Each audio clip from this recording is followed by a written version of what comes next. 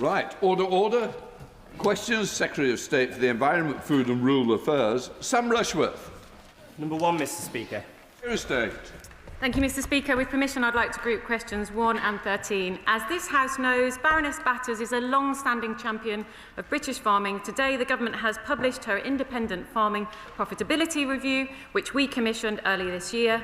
We will set out a more detailed response in the new year, but I can confirm today that following her recommendations, we are establishing a Farming and Food Partnership Board to give farmers a stronger voice in government. We will take forward sector plans to build profitability in sectors with great potential, and we will seek to boost private finance into farming.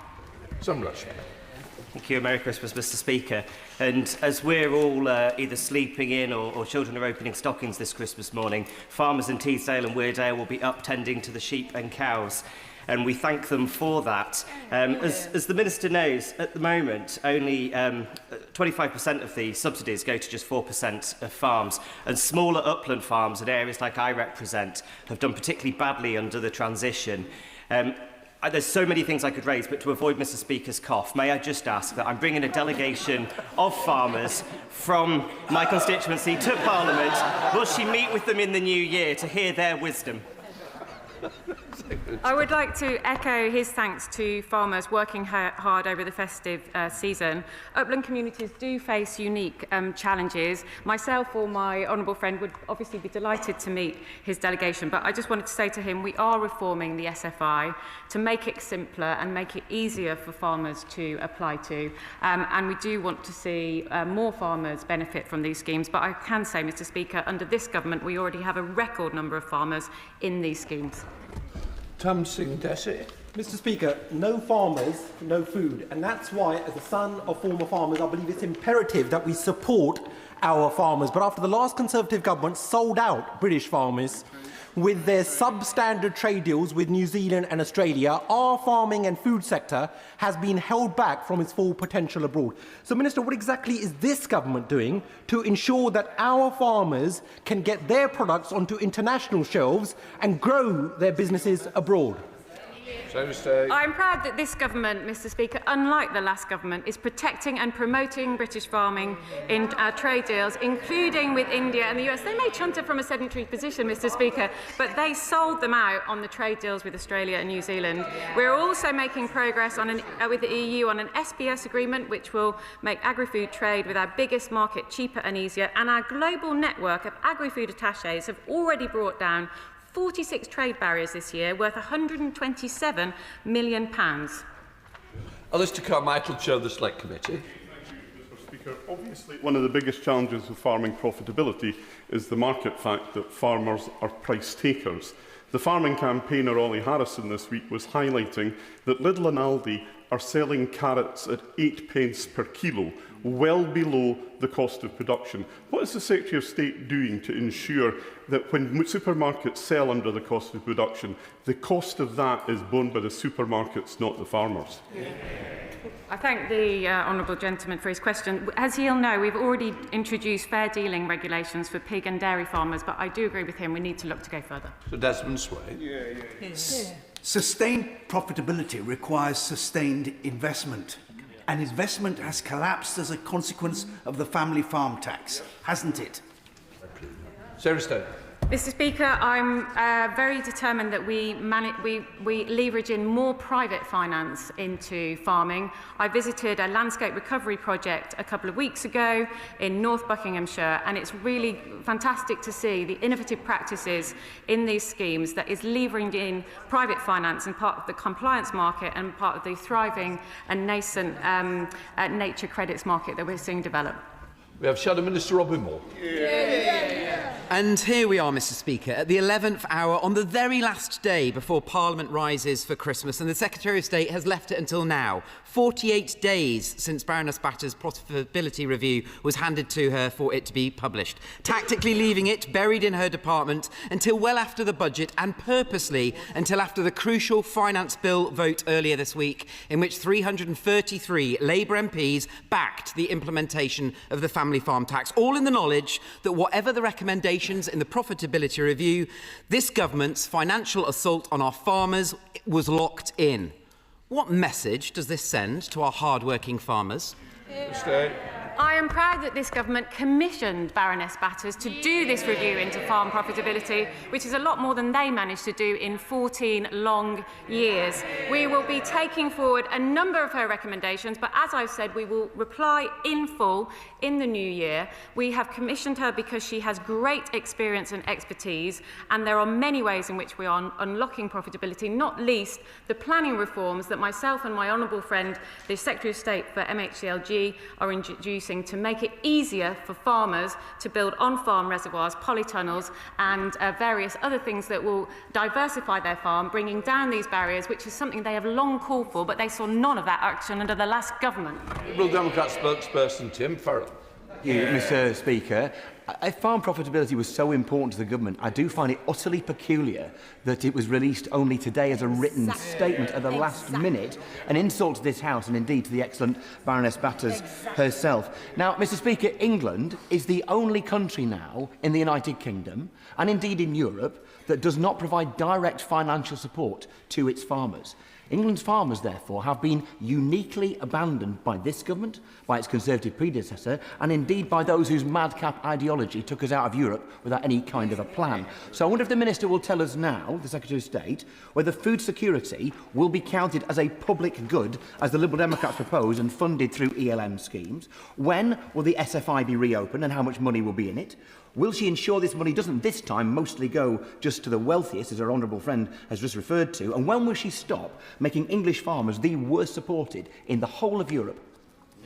Well, he's asked a number of very good questions. I have said that the new iteration of the SFI will be out in the first half of next year. Myself and my honourable friend are looking very carefully at how we get this right, and I can reassure him that we are looking at the distribution analysis of who's getting these schemes at the moment, and we do want to make it easier for smaller farms to gain access to these schemes. I can reassure him on that. Question number 2, Mr. Speaker. Minister. Thank you, Mr. Speaker. Poor air quality harms health and does not affect all communities equally. Our new environmental improvement plan sets a new target, cutting exposure to harmful particles by nearly 1/3 by 2030. We will deliver this by modernising industrial permitting, consulting on tighter standards for new wood-burning appliances, streamlining the assessment of harmful particles in the planning system, and exploring options to reduce emissions from small industrial combustion plants. Thank you, Mr. Speaker, and I thank the Minister for her response. And the government's policy to strengthen standards for new waste incinerators to receive planning approval was a step also in the right direction. However, this was no comfort for my constituents, whose health will be impacted by the massive new Edmonton incinerator currently being built. So please can I urge the government to take further action to reduce the incentives for waste authorities to continue to rely on incineration for decades to come? Minister. Well, of course, our future circular economy growth plan interventions will seek to go beyond recycling and drive circularity in our waste streams, reducing the amount of waste that is sent for incineration and, crucially, to landfill. This is on top of the reforms we are delivering to simplify recycling for all households and businesses, introducing food waste for all homes from next April, and to encourage reduced and recyclable packaging. Jim Shannon.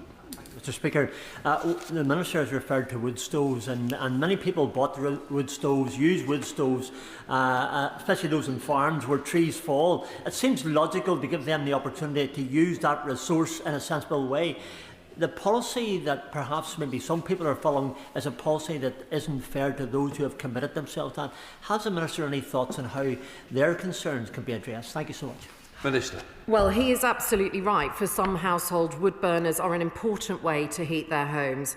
Our upcoming consultation will focus on tighter standards for new wood-burning appliances to help reduce health impacts. Rachel Taylor. Question 3, please, Mr. Speaker. Thank you, Mr. Speaker. May I wish you happy Christmas, because I may not get another chance, and everyone in the House and all the House's staff a fantastic Christmas. We are committed to promoting fairness across the food supply chain, including achieving a fair price for sugar beet that benefits both growers and processors. There's a well-established independent process in place to agree the sugar beet price. We continue to keep it and the regulatory framework under review. Rachel Taylor. Thank you, Mr. Speaker, and a Merry Christmas to you and all your staff. In the summer, I visited Bultby's farm in Baxterley in my constituency and met Andrew and his team. Like all farmers that grow sugar beet, they're obliged to sell it to British Sugar as the sole processor of British sugar beet in the UK. The CMO regulation exists to ensure fair negotiations on price, but British Sugar have sought to circumvent this. What is the government doing to strengthen protections for farmers like Andrew to ensure they get a fair deal in the combinable crop sector? Well, I thank my honourable friend for her question, and it's a very acute one. I agree that growers too often bear disproportionate risk, which is why the government has launched a public consultation on fairness and transparency in the combinable crops supply chain. The consultation is open for 8 weeks, and I encourage all interested parties to engage and share their views. Munira Wilson. Question 4, Mr. Speaker. Minister. Thank you very much, Mr. Speaker, and Merry Christmas to you and to all. And of course, in Team DEFRA, we are dreaming of a dry Christmas, but just in case we don't, we are investing a record £10.5 billion into our flood and coastal defences, and the Environment Agency has reprioritised £108 million into urgent maintenance, halting the decline of our assets.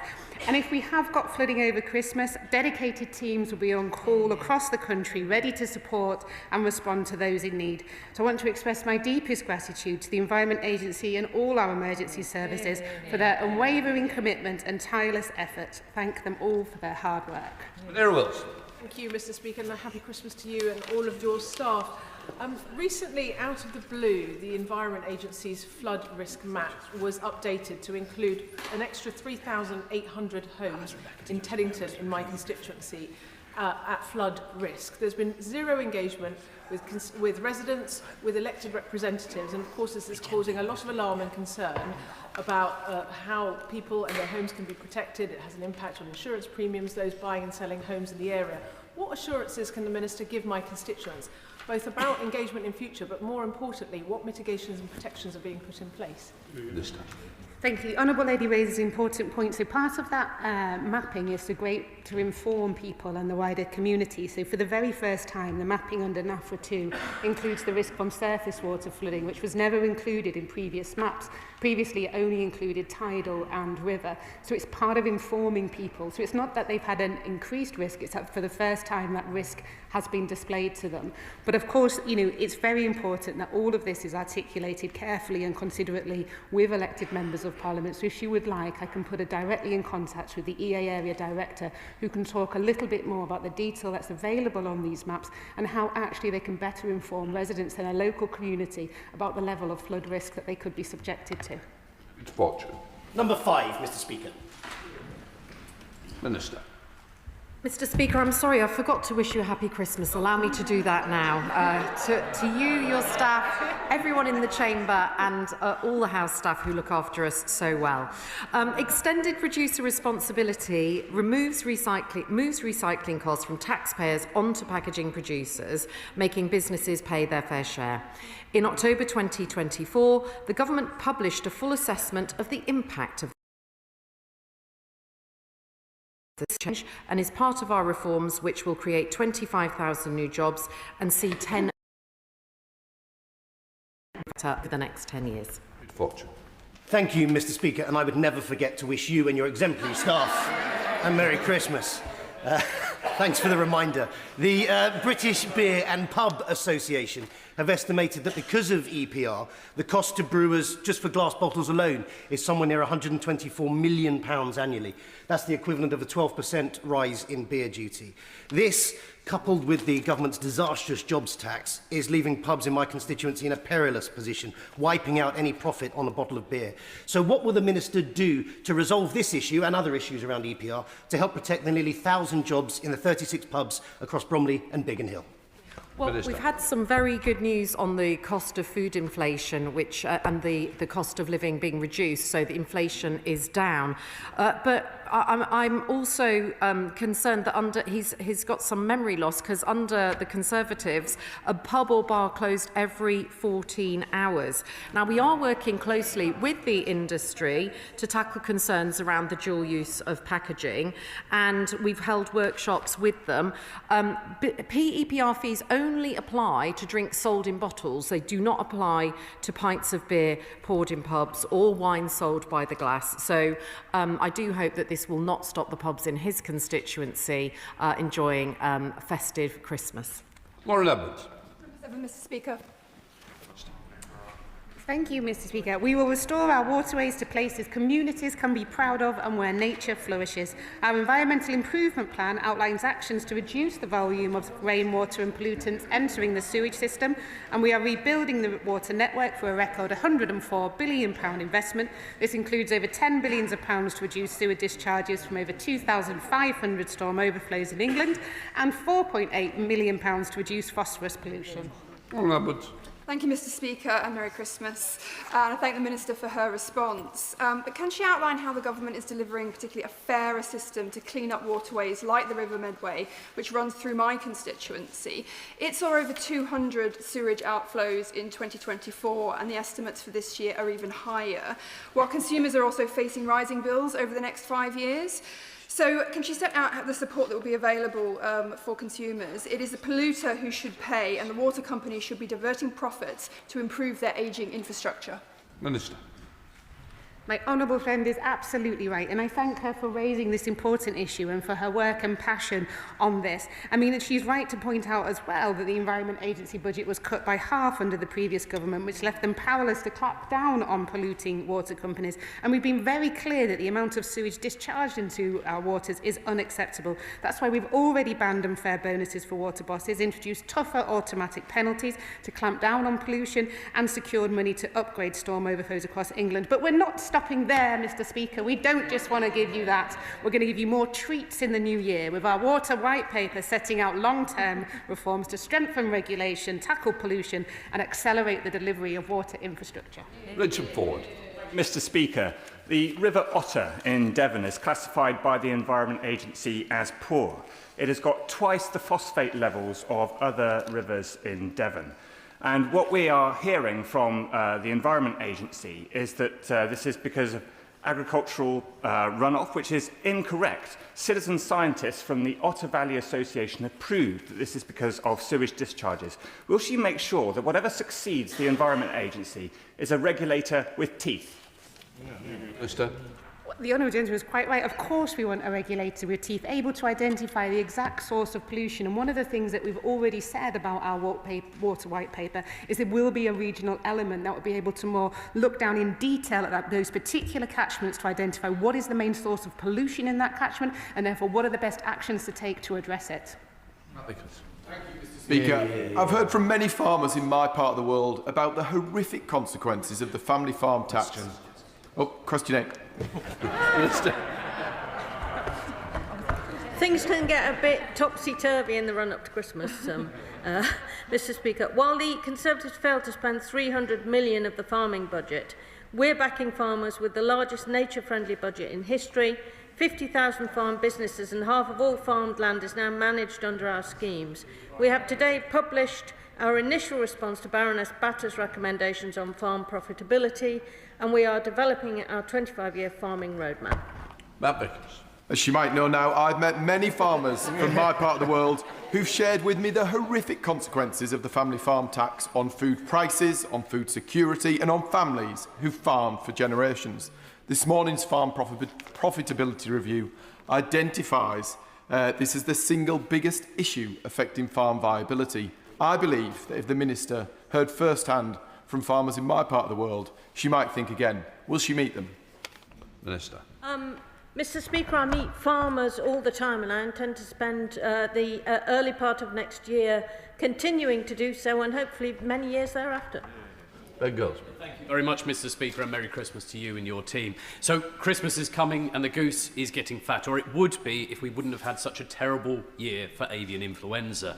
The poultry sector is worth 1.5 billion GVA to our UK economy. As much as I welcome the investment into Harlow on the National Biosecurity Centre, can I urge the Minister and can I hear from the Minister what action we're doing to make sure we've got more veterinary surgeons which are located in the area where the problems are being found? Minister. Well, Mr. Speaker, let me start by paying tribute to the farmers in his constituency and the awful situation they face. We are closely monitoring the outbreak and we've taken action to eradicate disease by putting in place control zones, tracing movements, and we've issued a proactive housing order. I can more than happy to talk to my honourable friend about what we can do to ensure that we have the appropriate level of veterinary response.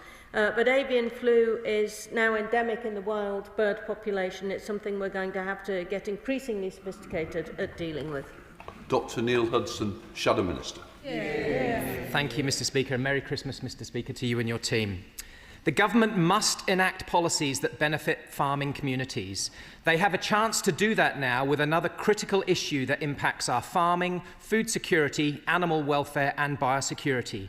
There has been a recommendation made this month by the Council of the School of Biological Sciences to close Cambridge University's vet school.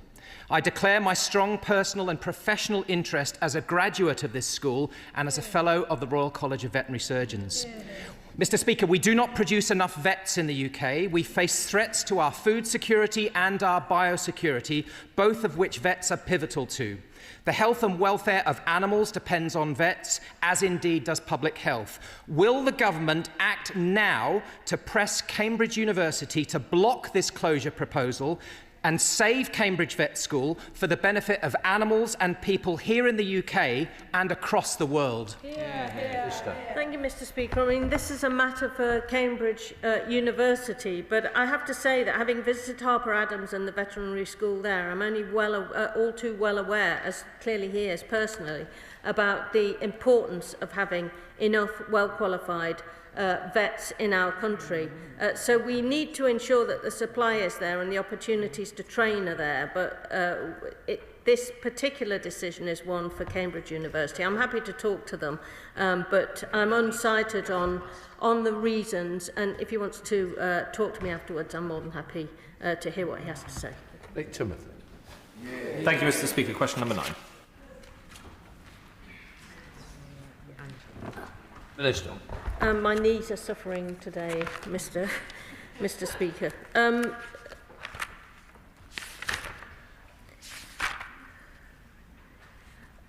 With permission, I would, Mr. Speaker, I'd like to group questions 9 and 11.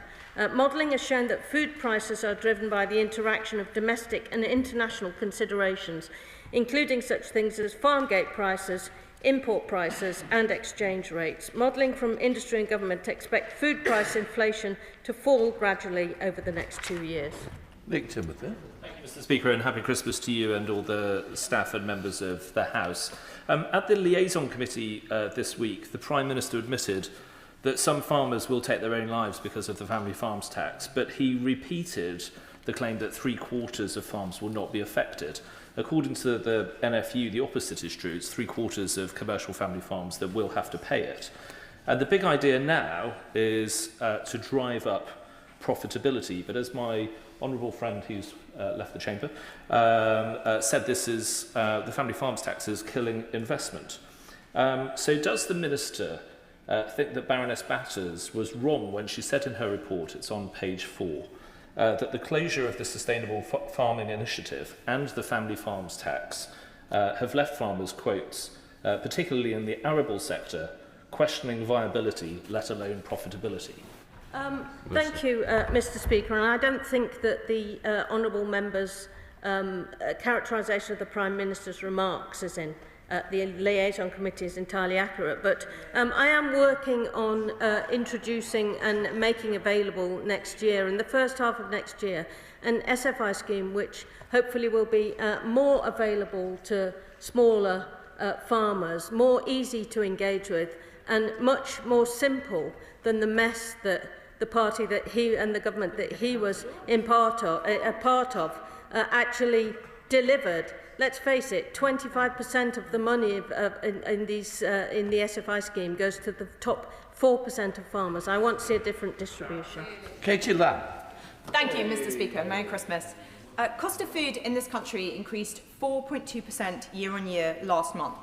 Yet farming profitability is on the floor and has been hit repeatedly by this government, whether that's in NICS increases, the family farm tax, energy taxes.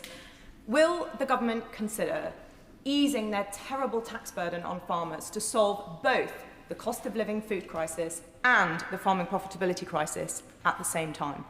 Minister. Well, I'm puzzled by the honourable lady's view that that somehow the issues she talks about are having a bad effect on food prices. Since yesterday's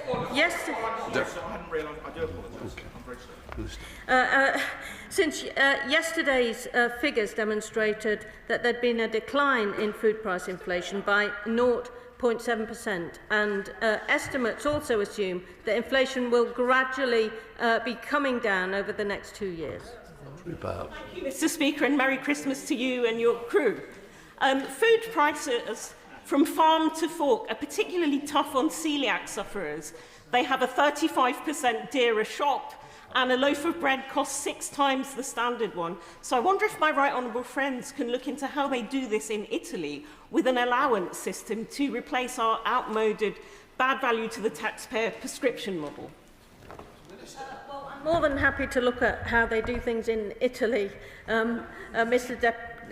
Speaker. I think it can be a bit of a double-edged sword, but I do sympathise and empathise with celiacs who have to deal with much higher prices. Some of this will be to do with production and ensuring that there's no cross-contamination of foods, and it may well be that it's more expensive to produce food that's safe for celiacs. But I absolutely accept the point she makes, and I'm happy to talk to her about how we can look at it. Secretary of State Victoria Rackins. Thank you, Mr. Speaker. On Monday, the Prime Minister admitted that farmers are considering taking their own lives for fear of the family farm tax, a tax he described as a sensible reform. The next day, I was given this letter for the Prime Minister from 90-year-old farmer and grandmother Mrs. Denton, and it contains one chilling question in it, which I expect the Farming Minister to be able to answer. Mrs. Denton asks, "My husband and I now need to know, as soon as possible, the date we need to die by to avoid the totally unfair inheritance tax that will be forcibly put on our offspring to have to sell or split up a food-producing farm, and do what?"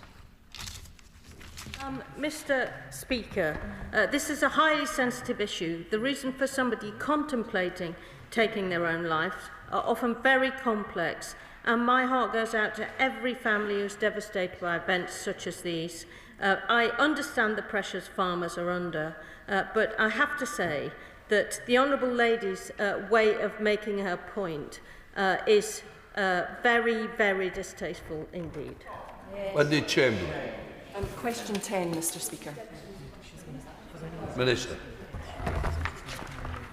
Dairy farmers are facing a difficult period of market adjustment. The new fair dealing regulations ensure fairness and greater transparency, creating a more resilient dairy supply chain that supports farmers and strengthens national food security. Wendy Chamberlain. Speaker, and happy Christmas to you and your staff and everyone here. Despite the agricultural supply chain adjudicator that the Minister refers to having remit over fair dealings for milk prices, it appears that these contracts are essentially a one-way street, with the milk processor dictating prices. A constituent of mine, a dairy farmer, has recently been notified of a 2 pence per litre cut. That equates to over £11,000 loss and no longer is viable for him to continue. What steps is the Minister taking to urgently redress this imbalance? Because I think one of the factors here is farmers are scared to speak out because it will have an impact on their contract. Minister. Well, I understand and empathise with the point that the Honourable Lady's constituent is experiencing. There's a global glut of milk at the moment which is driving prices down. Prices have gone up because there was an undersupply. So there are corrections going on in the market, but the Fair Dealing Obligations Milk Regulations 2024 now apply to all dairy supply contracts, and if the Honourable Lady's constituent feels that he's being unfairly dealt with, then he can contact the Agricultural Supply Chain Adjudicator, who was appointed to carry out enforcement of the Fair Dealing Obligation regulations. That now is something that he can do because those regulations have been in place since July of this year. Anna Dixon. Mr. Speaker, and to all your fantastic staff. I note that the member for Clacton has obviously got better things to do than to turn up and speak up for farmers. I want to speak up for tenant farmers, specifically dairy tenant farmers. Tenant farmers manage a third of all farmland in England. Farmers like Rachel at Low Springs Farm in Baildon, as well as running her dairy farm, she runs Baildon's Farmers Market and is the director of the Great Yorkshire Show. So can the Minister set out how this Labour government is implementing the recommendations of the Baroness Rock Review to help tenant dairy farmers like Rachel? Well, my honourable friend raises a really important point, and as she points out, a third of all farmland in England is managed by tenant farmers. So a fair and sustainable tenant farming sector relies on positive landlord, tenant and advisor relationships. And to help deliver this, we've appointed Alan Laidlow as England's first commissioner for the tenant farming sector, and we'll continue to look particularly at how tenant farming agreements are working to see whether there's any need for reform in the future. John Cooper. Thank you, Mr. Speaker. Merry Christmas to you and your tip-top team. Dumfries and Galloway is the land of milk and slurry. And we lack not for grass and we lack not for dairy cattle, but we do lack for people. We're heavily reliant on immigrants to milk the cattle. But the loss of Occupation Code 511 from the irrigation salary list is causing huge concern. Can my farmers count on the Secretary of State to speak to the Home Office and head off what appears to be a looming crisis? We have close relations with the Home Office, and I have old contacts there too. So I promise that we keep a very close eye on these things and look at what we can do about emerging shortages. It's also important, though, that given that we want to reduce the number of people who come into work into this country and create opportunities and job opportunities for people here, that the sector looks to see how it can train people locally to do these jobs. Amanda Hutt. Thank you, Mr. Speaker. I had the opportunity of meeting a dairy farmer in my constituency, and they explained just how financially challenging it's been. They've diversified, they've got a farm shop, they do raw milk vending, but it's simply not enough for them to make a profit on other activities to subsidise their milk production. Can the Minister outline how dairy farmers who are critical to a vibrant food and drink sector are going to be supported in the long term? Well, it is difficult when there's such a global glut of milk, which has led to instability in price when, as I was saying earlier, so much of our food prices are reliant on global markets. The first thing we've done is those fair trading regulations, and we'll be keeping a close eye on the sector to see what else we can do to ensure we continue to give support. Adrian Ramsey. Question 12, Mr. Speaker. Secretary of State. Thank you, Mr. Speaker. I'll come to, Our Animal Health and Welfare Pathway Scheme provides funding to farmers to improve the health and welfare of their livestock. It also supports veterinary visits to discuss health and welfare and capital grants for equipment and infrastructure to improve animal welfare, and I'm pleased that 7,000 farmers have already signed up to receive funding. Adrian Ramsey. Thank you, Mr. Speaker, and Merry Christmas. The Animal Law Foundation's report, The Enforcement Problem, shows that only around 2.2% of farms were inspected in 2024, and only around half of complaints about farmed animal welfare led to any inspection. And even where non-compliance is detected by local authorities, only 2% led to prosecution. Allowing these breaches is terrible for animals and terrible for the farmers who do comply with the rules. So how will the forthcoming animal welfare strategy ensure credible complaints are consistently investigated, that enforcement bodies have the resources and duties to act when animal welfare concerns are raised? I can confirm there will be further detail in the animal welfare strategy on this issue, and I thank him for raising it. And he's right that we do need to have a closer eye on the enforcement and work closely with councils to make sure there is better enforcement. Come to topicals, Sir John Whittingdale. Number one. Secretary of State. Mr. Speaker, we know how much you love your pets, and we are a nation of animal lovers. We intend to publish our animal welfare strategy very soon, taking forward our manifesto promises with the most ambitious reform in a generation. This commitment to animal welfare sits alongside our wider ambitions for nature. Earlier this month, we launched our Environmental Improvement Plan, which sets out how we will protect our environment for future generations. Finally, Mr. Speaker, I wanted to wish you, your family and your many pets, and indeed your staff and all House staff who look after us so well, and all members across the House, a Merry Christmas. But also, as many of us prepare to spend time with loved ones over Christmas, I want to thank the farmers, the emergency workers and many more who will continue their vital work through the festive period. Sir John Whitting. While wishing the Minister and indeed all members and staff a very happy Christmas, can I tell her that many of my farming constituents will not be celebrating as they gather with their families. The reason being that their hopes of passing on their farm to their children, just as their parents and their grandparents did before them, have been made impossible by Labour's family farm tax. She's already heard from Sarban when she and I did any questions in Essex a few months ago, but will she now once again try and persuade the Chancellor to withdraw this punitive and damaging measure? I think he meant to say. Thank him for his question, and we did debate this issue on the radio together. The reason that we are making these changes is that the top 7% of estates amount for 40% of inheritance tax release. That's £219 million for the top 37 landowners, and we think that is unfair. Jane Kirkham. Thank you, Mr. Speaker, and a Merry Christmas to everybody in the Chamber and beyond. I was very proud to stand on a manifesto that committed to end cruel practices like puppy smuggling and phasing out animal testing and banning fur imports. Will the Minister be able to update the House with a little more detail on the progress of the animal welfare strategy and maybe the dates that we may expect the legislation to follow? So stay. Thank you. I'm pleased to confirm that the Animal Welfare Strategy will be published before Christmas, and I'll have more to say about that shortly in the House, giving this country of animal lovers the legislation to match. And this strategy will set out our priorities until 2030 and take forward the manifesto commitments on which we stood on this side of the House. Shadow Secretary of State Victoria Wright. Thank you, Mr. Speaker, and may I wish you, the House staff and members across the House a very Merry Christmas, and also thank the farmers, the food producers, the pubs, restaurants, hotels and others who will look after us all and ensure that we enjoy a very Merry Christmas. We are, however, in a food and farming emergency with rising food prices, record farm closures and 2 pubs or restaurants closing every single day. A month ago, the Conservatives held an emergency summit to ask farmers, fishermen and food producers for the urgent solutions they need to survive the next 12 months. These included launching their SFI scheme, rolling over the fruit and veg scheme and setting up a scheme to ensure livestock farmers can afford to feed their animals over winter, as well as, of course, axing the family farm tax. I sent these solutions to the Secretary of State, hoping she would do something, but I've heard nothing back a month later. No action, no response from the Secretary of State to that letter. So, Mr. Speaker...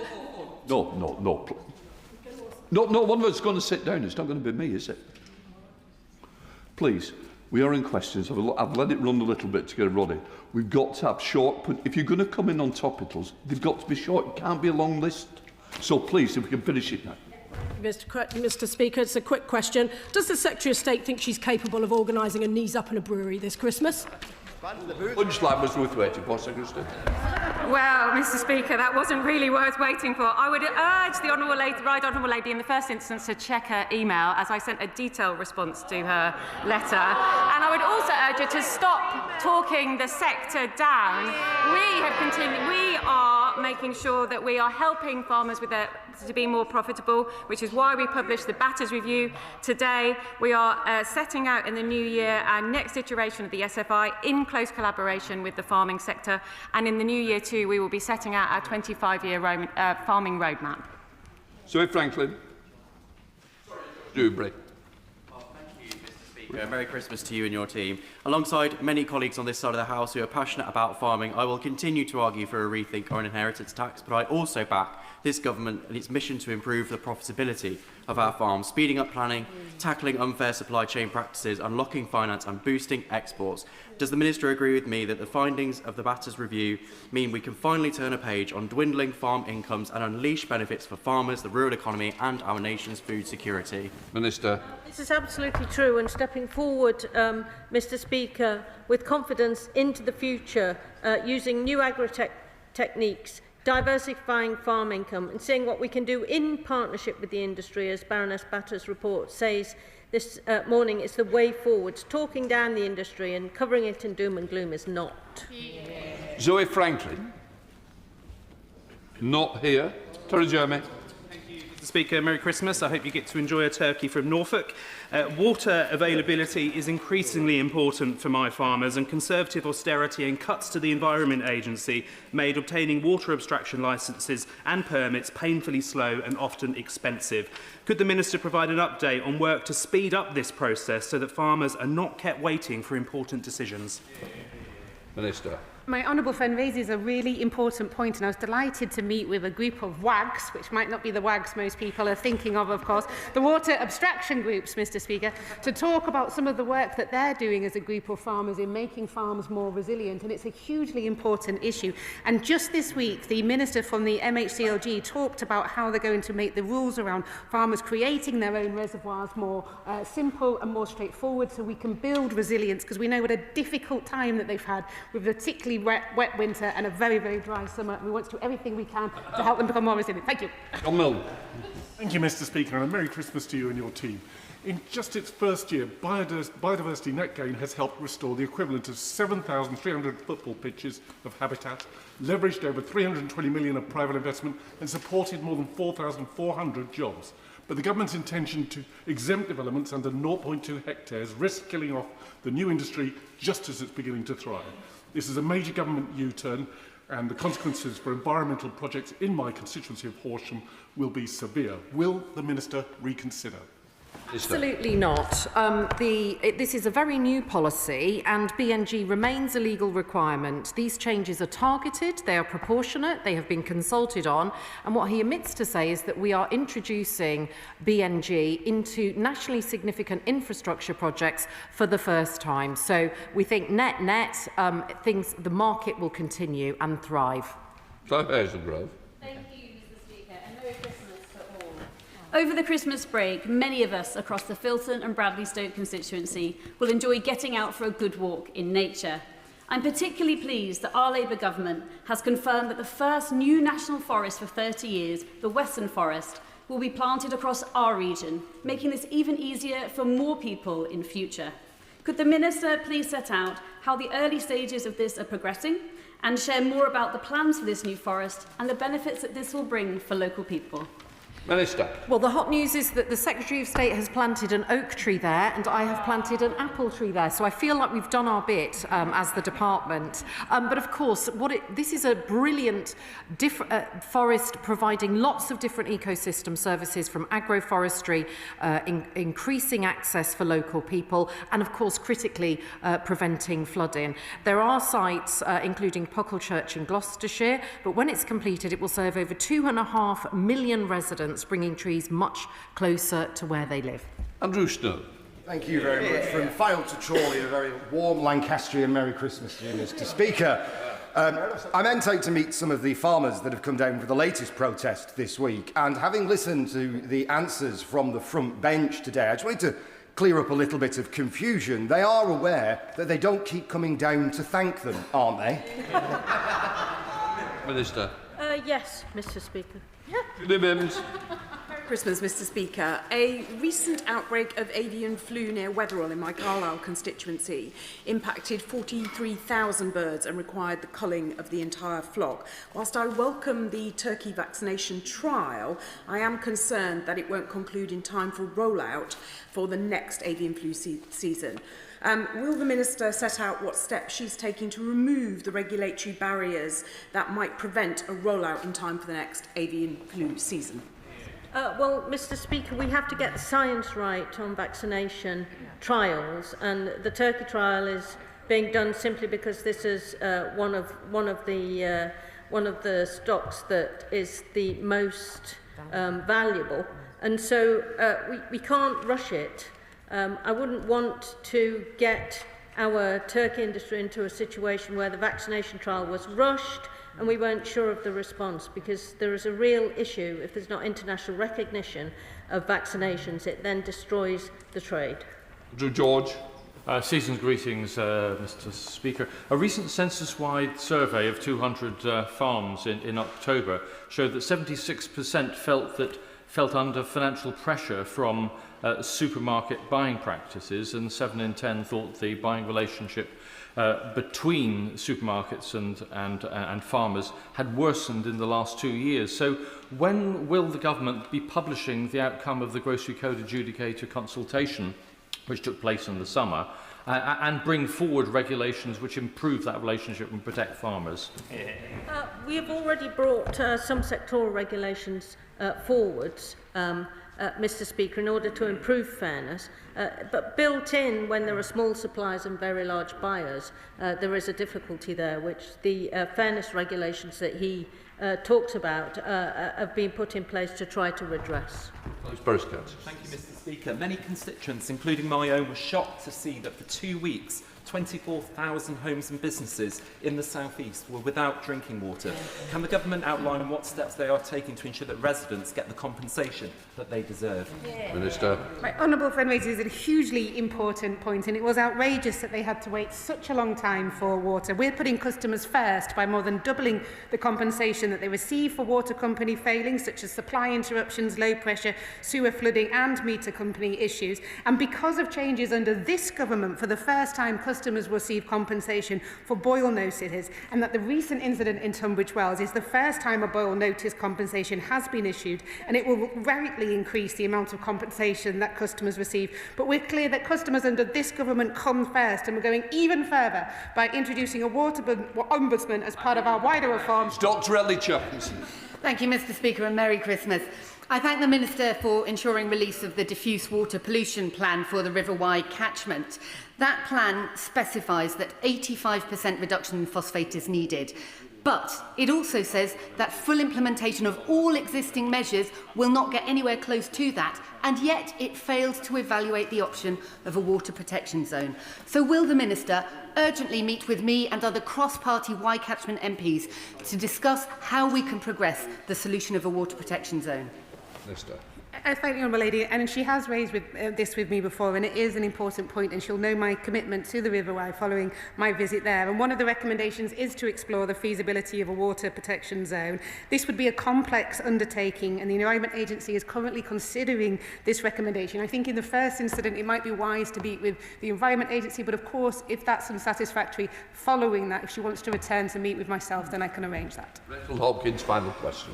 Thank you, Mr. Speaker. Last week I met with Ball Corporation, who are the leading global manufacturers of sustainable aluminium packaging, and their head office based in my constituency. So can I ask the Minister what steps her department are taking to improve recycling of prime aluminium in the form of cans here within the UK to help support jobs within the UK's circular economy? Well, of course, our Simpler Recycling reforms are all about creating clean streams of recycled material, and I was delighted to see some of the investment that is going in when I opened a new chemical recycling facility for plastics, which can produce food-grade plastics in Amber Valley. I hope there will be much more investment to come because, of course, aluminium is infinitely recyclable. Let front bench change over quickly.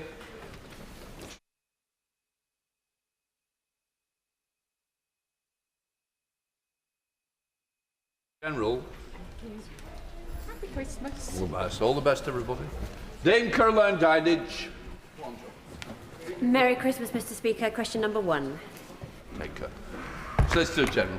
Merry Christmas, Mr. Speaker, and with your permission, I will answer questions 1, 4 and 7 together. This government inherited a justice system in crisis with a record caseload of 80,000 criminal cases waiting to be heard in the Crown Court. Doing nothing was not an option. Let me be clear, jury trials will remain a cornerstone of our justice system, but justice delayed is justice denied. Too many victims are being let down and too many defendants are denied a fair and timely trial due to the ongoing crisis in our courts. That's what these reforms are about. Thank you, Mr. Speaker. So the government's cancelled elections is now scrapping jury trials, and now we hear it's limiting the right to appeal to a Crown Court, despite the fact that these appeals have a 40% success rate. She talks about justice deprived, justice denied. Surely this is a case in point. Given that her job is to uphold the rule of law, would the Solicitor General push back against some of her colleagues' more authoritarian tendencies? Solicitor. Justice delayed is justice denied, and the previous Conservative government allowed this crisis to develop in our criminal courts, which now see rape victims wait for up to 3 years for their cases to be heard. In relation to the point about appeals, Sir Brian Leveson recommended a permission stage on appeal. That means that appeal claims with merit will absolutely have the opportunity to be heard. Francois. Merry Christmas, Mr. Speaker. I'm sure the Solicitor General is aware of Operation Nova, which is funded by the Department of Health and assists veterans who come into contact with the criminal justice system. So can I set her a theoretical challenge? Assume an Op Nova veteran who fought in Afghanistan goes out one evening and is assaulted in a bar, perhaps by someone who doesn't like soldiers very much. But the situation is confused and the soldier, the veteran, ends up in the dock. Shouldn't that person who fought for his country in a war zone, in this country's uniform, be entitled to put his defence in front of a jury of his peers? Solicitor General. Jury trials make up 3% of cases currently heard in the criminal courts. It's important for both victims and defendants in cases that they're not waiting years and years for their cases to get to court, which is frankly happening as a result of the crisis the previous government left us in. The most serious cases will, of course, still be heard by juries, for example, rape, murder, GBH cases, and it's important that justice is delivered and delivered swiftly. Nick Timothy. Thank you, Mr. Speaker. I'm going to do my best to get an answer, but I'm not sure I'm going to get one based on the two we've just heard. Without any kind of mandate, the government wants to do away with jury trials, and it wants to extend the powers of magistrates to sentence people for up to 2 years without any right to appeal, conviction or sentence. Can she confirm that last year, of 5,000 cases appealed from magistrates' courts, more than 40% were upheld? Is it the government's policy to simply live with this number of miscarriages of justice? Solicitor General. The honourable gentleman is wrong to say that we are getting rid of jury trials. I'll say again, less than 3% of cases are currently heard by a jury. Under these proposals, some cases would now be heard by a Crown Court bench or by the Magistrates' Court. When we're facing backlogs of up to 3 years, where rape victims are not having their cases heard, doing nothing is not an option. In relation to the point about appeals, Sir Brian Leveson has recommended introducing a permission stage for appeals. Not doing away with appeals. Appeals that still have merit will still be heard.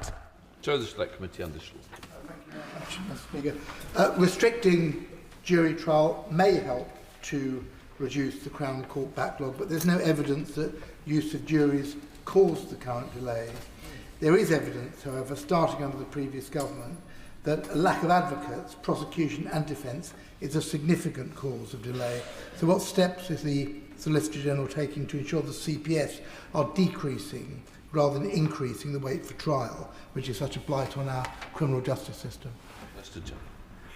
My honourable friend makes an important point, and he will know that Sir Brian Leveson in his report said that investment on its own was not enough. Radical reform is also needed. But this government has provided record funding for sitting days in the Crown Courts, 5,000 more this year, funded £150 million boost for court maintenance, and committed £34 million more a year for criminal legal aid advocate fees, as well as a package of support for victims. So reform and investment, hand in hand, will hopefully start to tackle the backlog left by the previous government. Rachel Taylor. Thank you, Mr. Speaker. Any victim of rape and sexual assault waiting years for justice to be delivered is horrific. The mental toll on victims unable to see their perpetrators have their day in court is unimaginable. It is a stain on our justice system. Can the Solicitor General confirm that victims will be kept at the heart of our justice system and this government will deliver timely justice for victims of rape and serious sexual assault? Solicitor General. I thank my honourable friend for that question, and I'm delighted that my honourable friend, the Minister for Safeguarding, will today be announcing a landmark cross-government strategy to halve violence against women and girls. But this is why this government is introducing these structural reforms, as well as investment, including £500 million worth of support for victims, including victims of rape and serious sexual assault, so that we can support victims and deliver swifter justice. Very good. The Solicitor General is absolutely right to say that justice delayed is justice denied. My constituent, Kesser Zara, has been on remand in prison now for over a year. Two of my other constituents, Heba Moresi and Louis Chiaramello, have also been on remand, awaiting coming to trial. They have been accused of offences, none of which are violence against the person, but all three are now on hunger strike. Would it not be much more sense, much more efficient for the criminal justice system, and quite honestly a humanitarian gesture, to allow these three to be released with tagging and appropriate monitoring to face trial in due course? Can I just help the Solicitor General? Because of sub judice, we've got to... The point's been made. I think it's on the record. What I'll now do is move on to Helen Grant, the Shadow Solicitor General. Well, thank you very much, Mr. Speaker, and may I also wish you and your brilliant team a very, very happy Christmas. The 2017 Lamy Review looked at prejudice in the criminal justice system. Our now Justice Secretary said, and I quote, "Juries are a success story.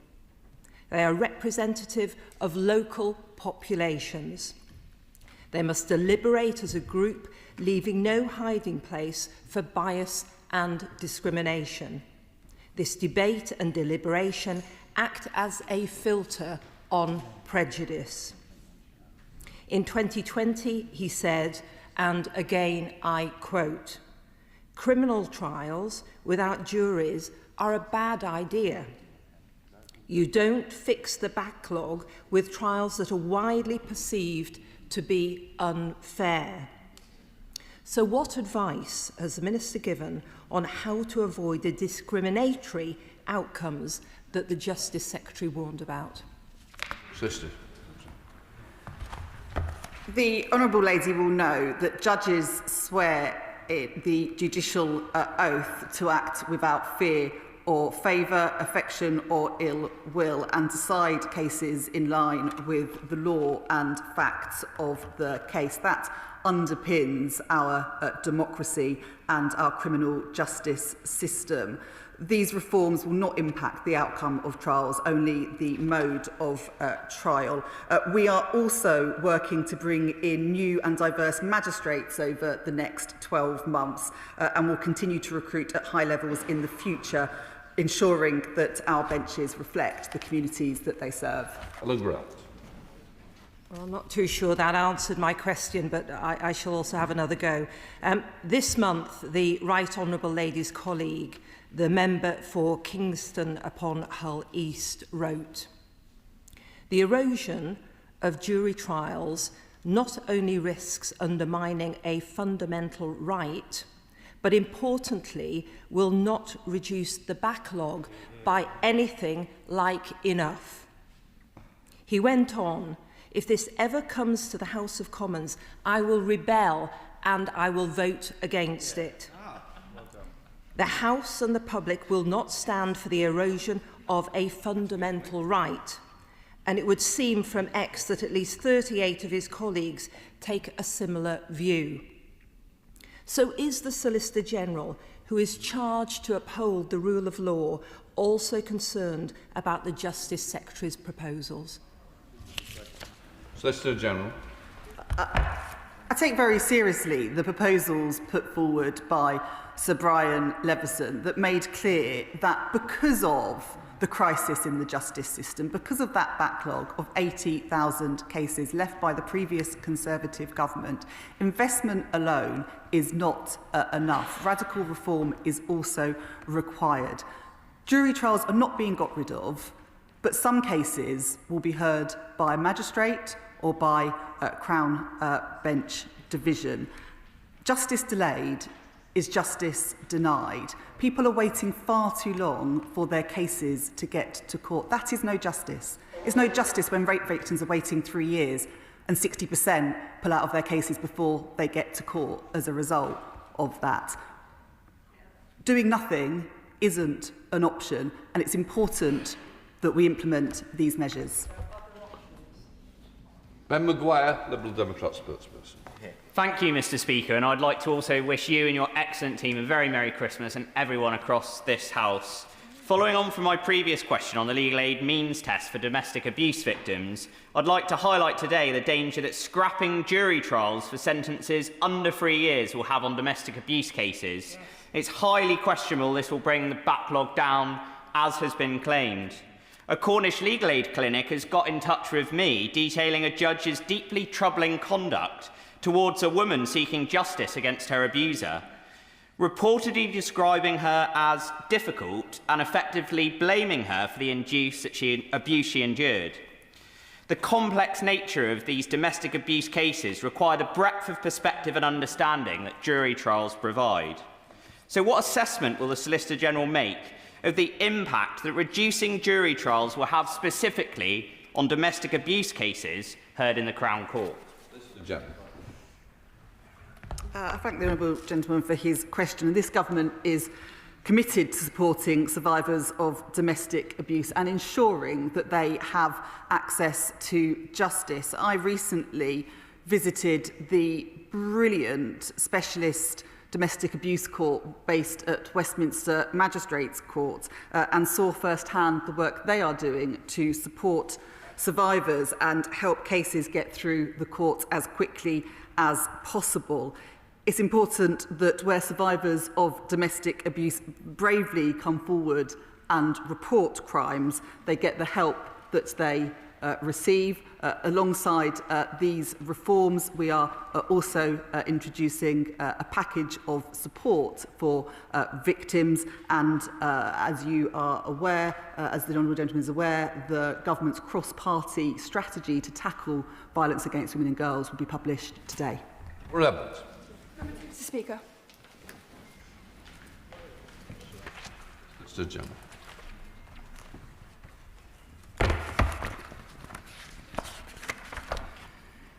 It's this government's ambition to halve violence against women and girls, and as I've said today, we are launching our cross-government VORG strategy. I won't preempt this, there'll be a statement in the House shortly, but I hope she agrees this national emergency needs a truly cross-government approach.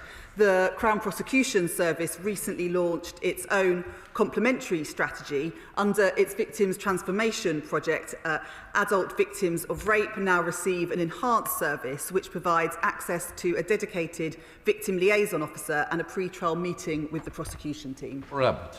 Thank you, Mr. Speaker, and I thank the Minister for her response. Earlier this week, I attended a local multi-agency roundtable on tackling violence against women to discuss how we can work together better to support victims.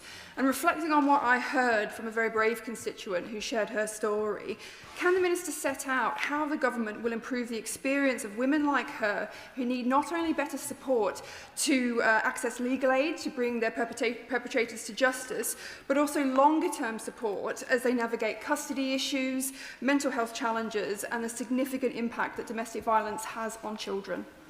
Solicitor General. Well, my honourable friend is right to highlight the devastating impact that VAWG has on victims and their families and can affect every aspect of their lives. And I commend her brave constituent for coming forward with her experiences. That's why the strategy being announced today adopts a truly whole system approach and unites action from every area of government, including the criminal justice system, as well as health, education, housing and more. But action must be backed with investment. That's why in May we announced an almost £20 million investment to provide vital support for victims of VAWG. Robin Moore. Happy Christmas to you and your team, Mr. Speaker. Earlier this year, I was successful in my campaign to increase the ridiculously short sentences handed down to 3 vile grooming gang members in my constituency. However, I spoke to at least one victim in my constituency who has told me that they didn't know that the sentences of her abusers could be referred as unduly lenient. So as the VAWG strategy is released today, will the Solicitor General meet with me to discuss introducing a new statutory duty on authorities mandating that victims of crimes must be informed about the ULS scheme? Solicitor General. I thank the honourable gentleman for his question. This year, I expect to have received in the region of 900 referrals to look at sentences under the unduly lenient sentence scheme. It is an important part of our criminal justice system that some cases can be referred for a review, and I'll be happy to meet with the honourable gentleman to discuss this issue further. Young. Thank you, Mr. Speaker. Question number 3. Solicitor General.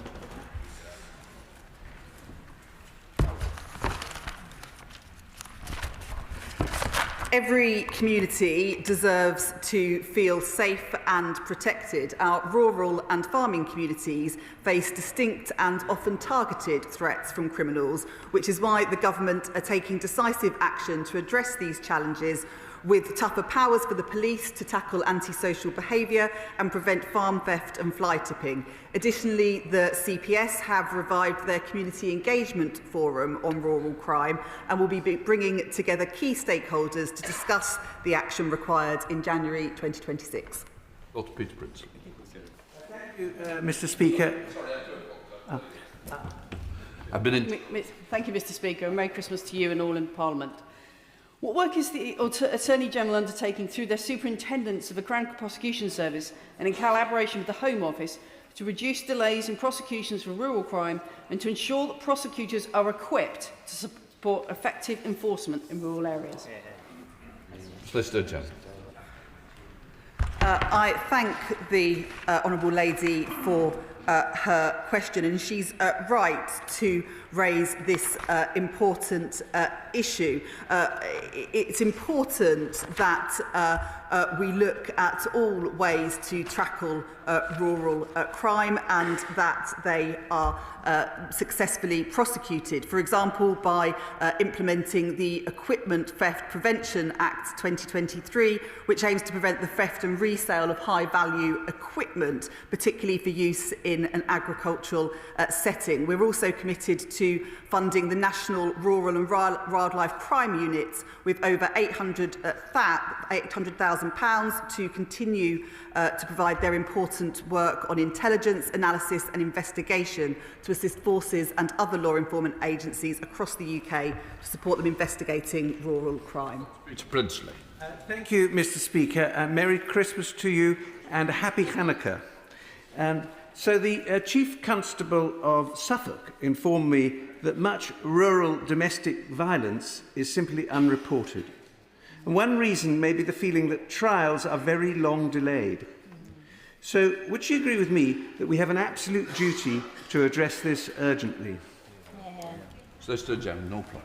I thank my honourable friend for that question. I know he is a strong advocate for tackling violence against women and girls in his constituency and beyond. He is right that we need to see swifter justice. That's why we are investing in the criminal courts, £500 million extra funding to support victims, 5,000 more sitting days, and a package of support and reform to ensure that these cases get to court quickly so that justice can be served. Question number 5, Mr. Speaker.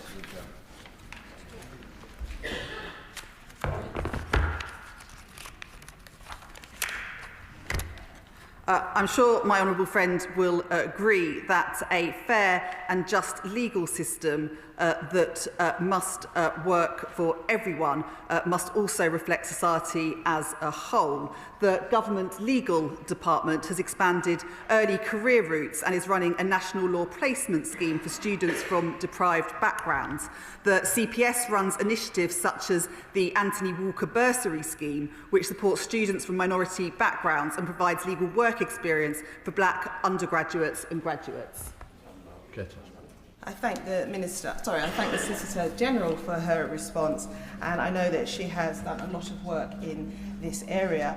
I need to put a quote out here in the chamber from the Lammy Review. A fundamental source of mistrust in the criminal justice system among black, Asian, minority ethnic communities is the lack of diversity among those who wield power within it. My question to the Solicitor General is, what impact will the proposed judge-only trials and the empowering of legal professionals have on the trust of underrepresented groups in our legal system? Solicitor General. My honourable friend makes an important point. It's vital that the judiciary and the legal profession continue to reflect the society which they serve. We're working to bring in new and diverse magistrates over the next 12 months and will continue to recruit. It's vital that our judicial benches reflect the communities that we serve. Judges swear a judicial oath to act without fear or favour, and I think that is a cornerstone of our justice system. Tom Hayes. Mr. Speaker. Solicitor General. The most granular data that I can provide is for Dorset Police, where the crime with the highest prosecution volume is shoplifting, followed by driving under the influence and then assault by beating. To keep communities safe over the Christmas period, the government has launched the Winter of Action. Police will use hotspot patrols, working closely with businesses and communities to clamp down on shop theft and street crime across hundreds of town centres, including Bournemouth. Tom. Can I wish you and your team a happy Christmas? It doesn't surprise me that that is the outcome of what Solicitor General has looked into. Chris has said that he can't stomach shoplifting, particularly at the Asda petrol station in Charminster. Jackie is putting up with antisocial behaviour from shoplifting at the Co-op and Christchurch Road. Does the Solicitor General agree with me that businesses need to have easier ways to report crime, but also that no shop worker or constituent should have to put up with the fear of harm or abuse on their high street? Solicitor General. My honourable friend makes a very good point, and I know he's convened a meeting in his constituency on retail crime with high street businesses and has been both vocal in the chamber and with me about the scourge of shoplifting. The government is introducing new measures in the Crime and Policing Bill to tackle retail crime, including the removal of the £200 low value limit for shoplifting, as well as introducing a new offence of assaulting a shop worker. That completes questions. I have to notify the House, in accordance with the Royal Assent Act 1967, that the King has signified his royal assent to the following acts and measures: Dogs Protection of Livestock Amendment Act 2025, Mental Health Act 2025, Planning and Infrastructure Act 2025, Space Industry Indemnities Act 2025. Well, that's popular, I thought. Employment Right Act 2025. Armed Forces Chaplains Licensing Measure 2025. Abuse Redress Measure 2025. Right, we now come to the... Let front benches just switch over. Yeah.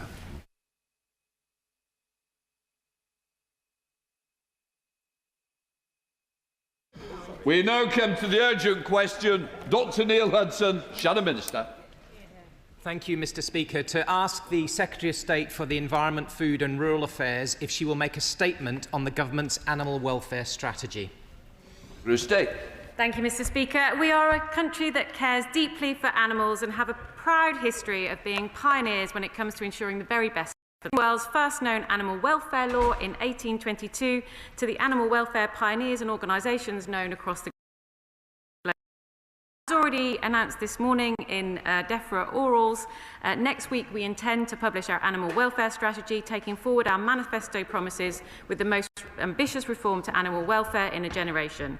This will be a comprehensive package of reforms which will improve the lives of millions of animals across the UK. It includes all of our relevant manifesto commitments, such as giving farm animals greater freedom and dignity and protecting our wildlife. By improving animal welfare standards, we're supporting healthier, more productive livestock that delivers better outcomes for farmers, farm profitability, food security, and the high welfare standards that British consumers expect.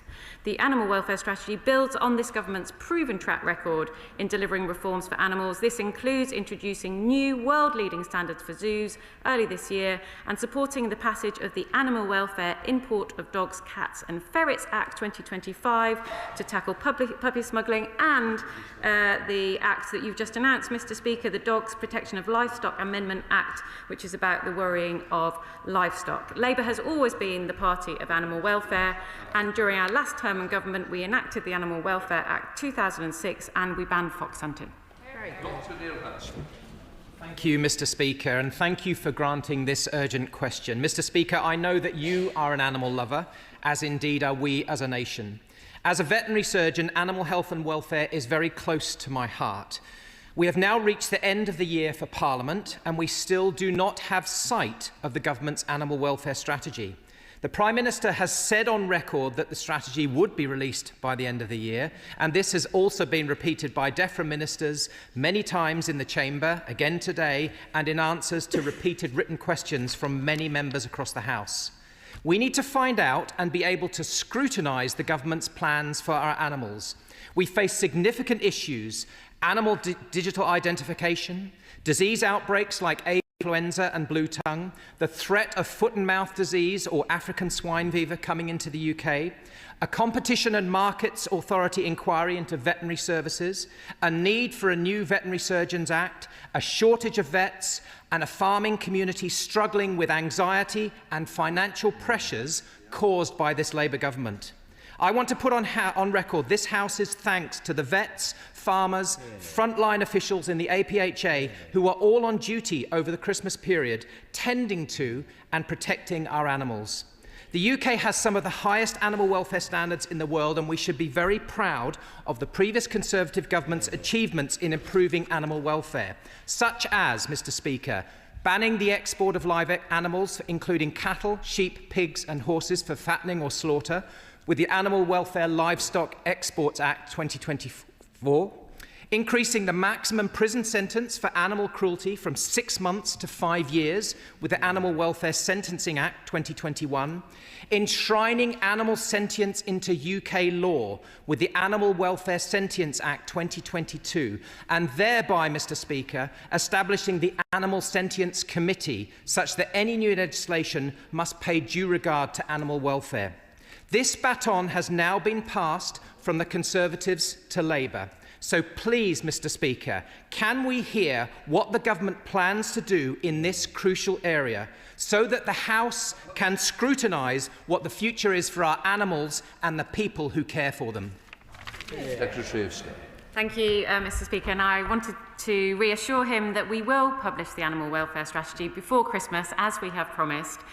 He is right that we face a number of significant issues, and we're going to be tackling these issues head on. I would disagree with him about his characterisation of our government. This will be the most ambitious animal welfare strategy in a generation. But I would also, one thing I would like to agree with him on is I'd like to echo his thanks to the vets, the farmers and the regulators for their work all year round, but particularly over the festive period. John Strickland.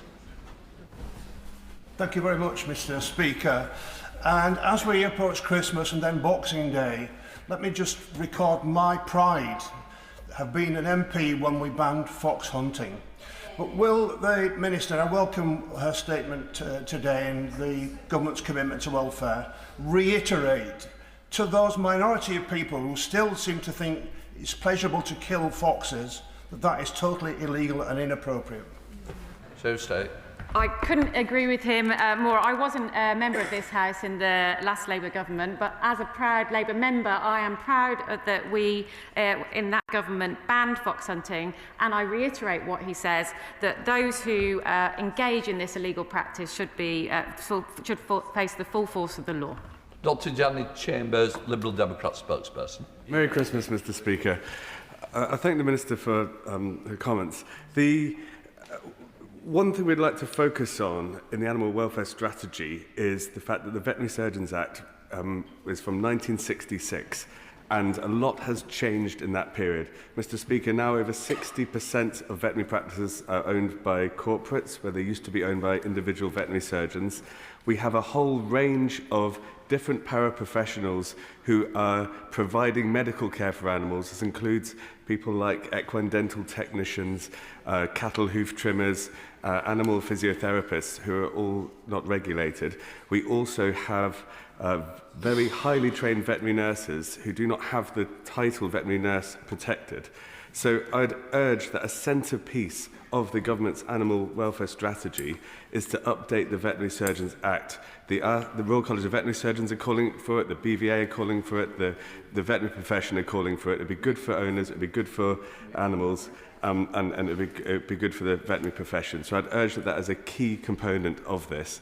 And finally, Mr. Speaker, I'm really excited that now I'm an MP, I'm not going to be on call for Christmas, as I've done many times. If I could remind everyone not to feed their dogs mince pies, chocolates, don't let them get hold of onion gravy. It's what keeps us really, really busy at Christmas. Thank you. Well, can I just thank him on behalf of the whole House for what he's just said and for his service before he became a member, and obviously since. Thank him for what he said. This is obviously a really important area. We absolutely appreciate that the Veterinary Surgeons Act needs updating, and we are continuing to pursue opportunities to do that, I can reassure him. Thank you, Mr. Speaker. All I want for Christmas is a generational boost to animal welfare. It doesn't have the same ring to it, but given the widespread public support for animal welfare, maybe we could give the Queen of Christmas a run for her money with that one. Our British farmers lead the way globally on high standards in farmed animal welfare, and they deserve great credit for that. Can the Secretary of State confirm that the animal welfare strategy will continue this trend and will work with farmers and their representatives so that they can reap the rewards and domestic production is safeguarded as we move towards higher standards? I can confirm that, and as I said in the oral statement earlier, there are measures already in place to provide funding to farmers to help them improve animal welfare standards, which includes visits by veterinary visits to help them improve their animal welfare standards and then continue to do so in the future. Father of the House, Edward Lee. We have some of the best animal welfare standards for farm animals in the world. And of course you can do much by regulation, but the best way to protect farm animals is to have contented and prosperous family farmers who love their animals and care for them. When I arrived in the House, farmers used to talk in glowing terms about Tom Williams, the Labour Minister for Agriculture in the Attlee government. This started 80 years of prosperity for our farmers. Now I beg the Secretary of State and the Minister, if they are really concerned about animal welfare and the welfare of our farmers, that they drop this absurd family farm tax. I would say politely to him, Mr. Speaker, that the time to raise these issues was earlier today. Joanna Baxter.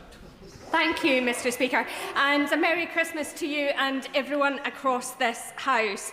Can I reiterate the calls that have been made by colleagues across the Chamber this morning about the importance of reforming the Veterinary Surgeons Act? It's now 60 years old and hasn't kept pace with modern medicine, new technology or the way veterinary practices are now run. And can my right honourable friend set out how the animal welfare strategy will tackle the extraordinary increase in veterinary fees, which is a massive cost of living issue in this country. And finally, just to thank the veterinary surgeons across the UK, particularly those at Glasgow University Veterinary Hospital, who I had cause to see rather more frequently than I would have liked this year. Those cats need feeding.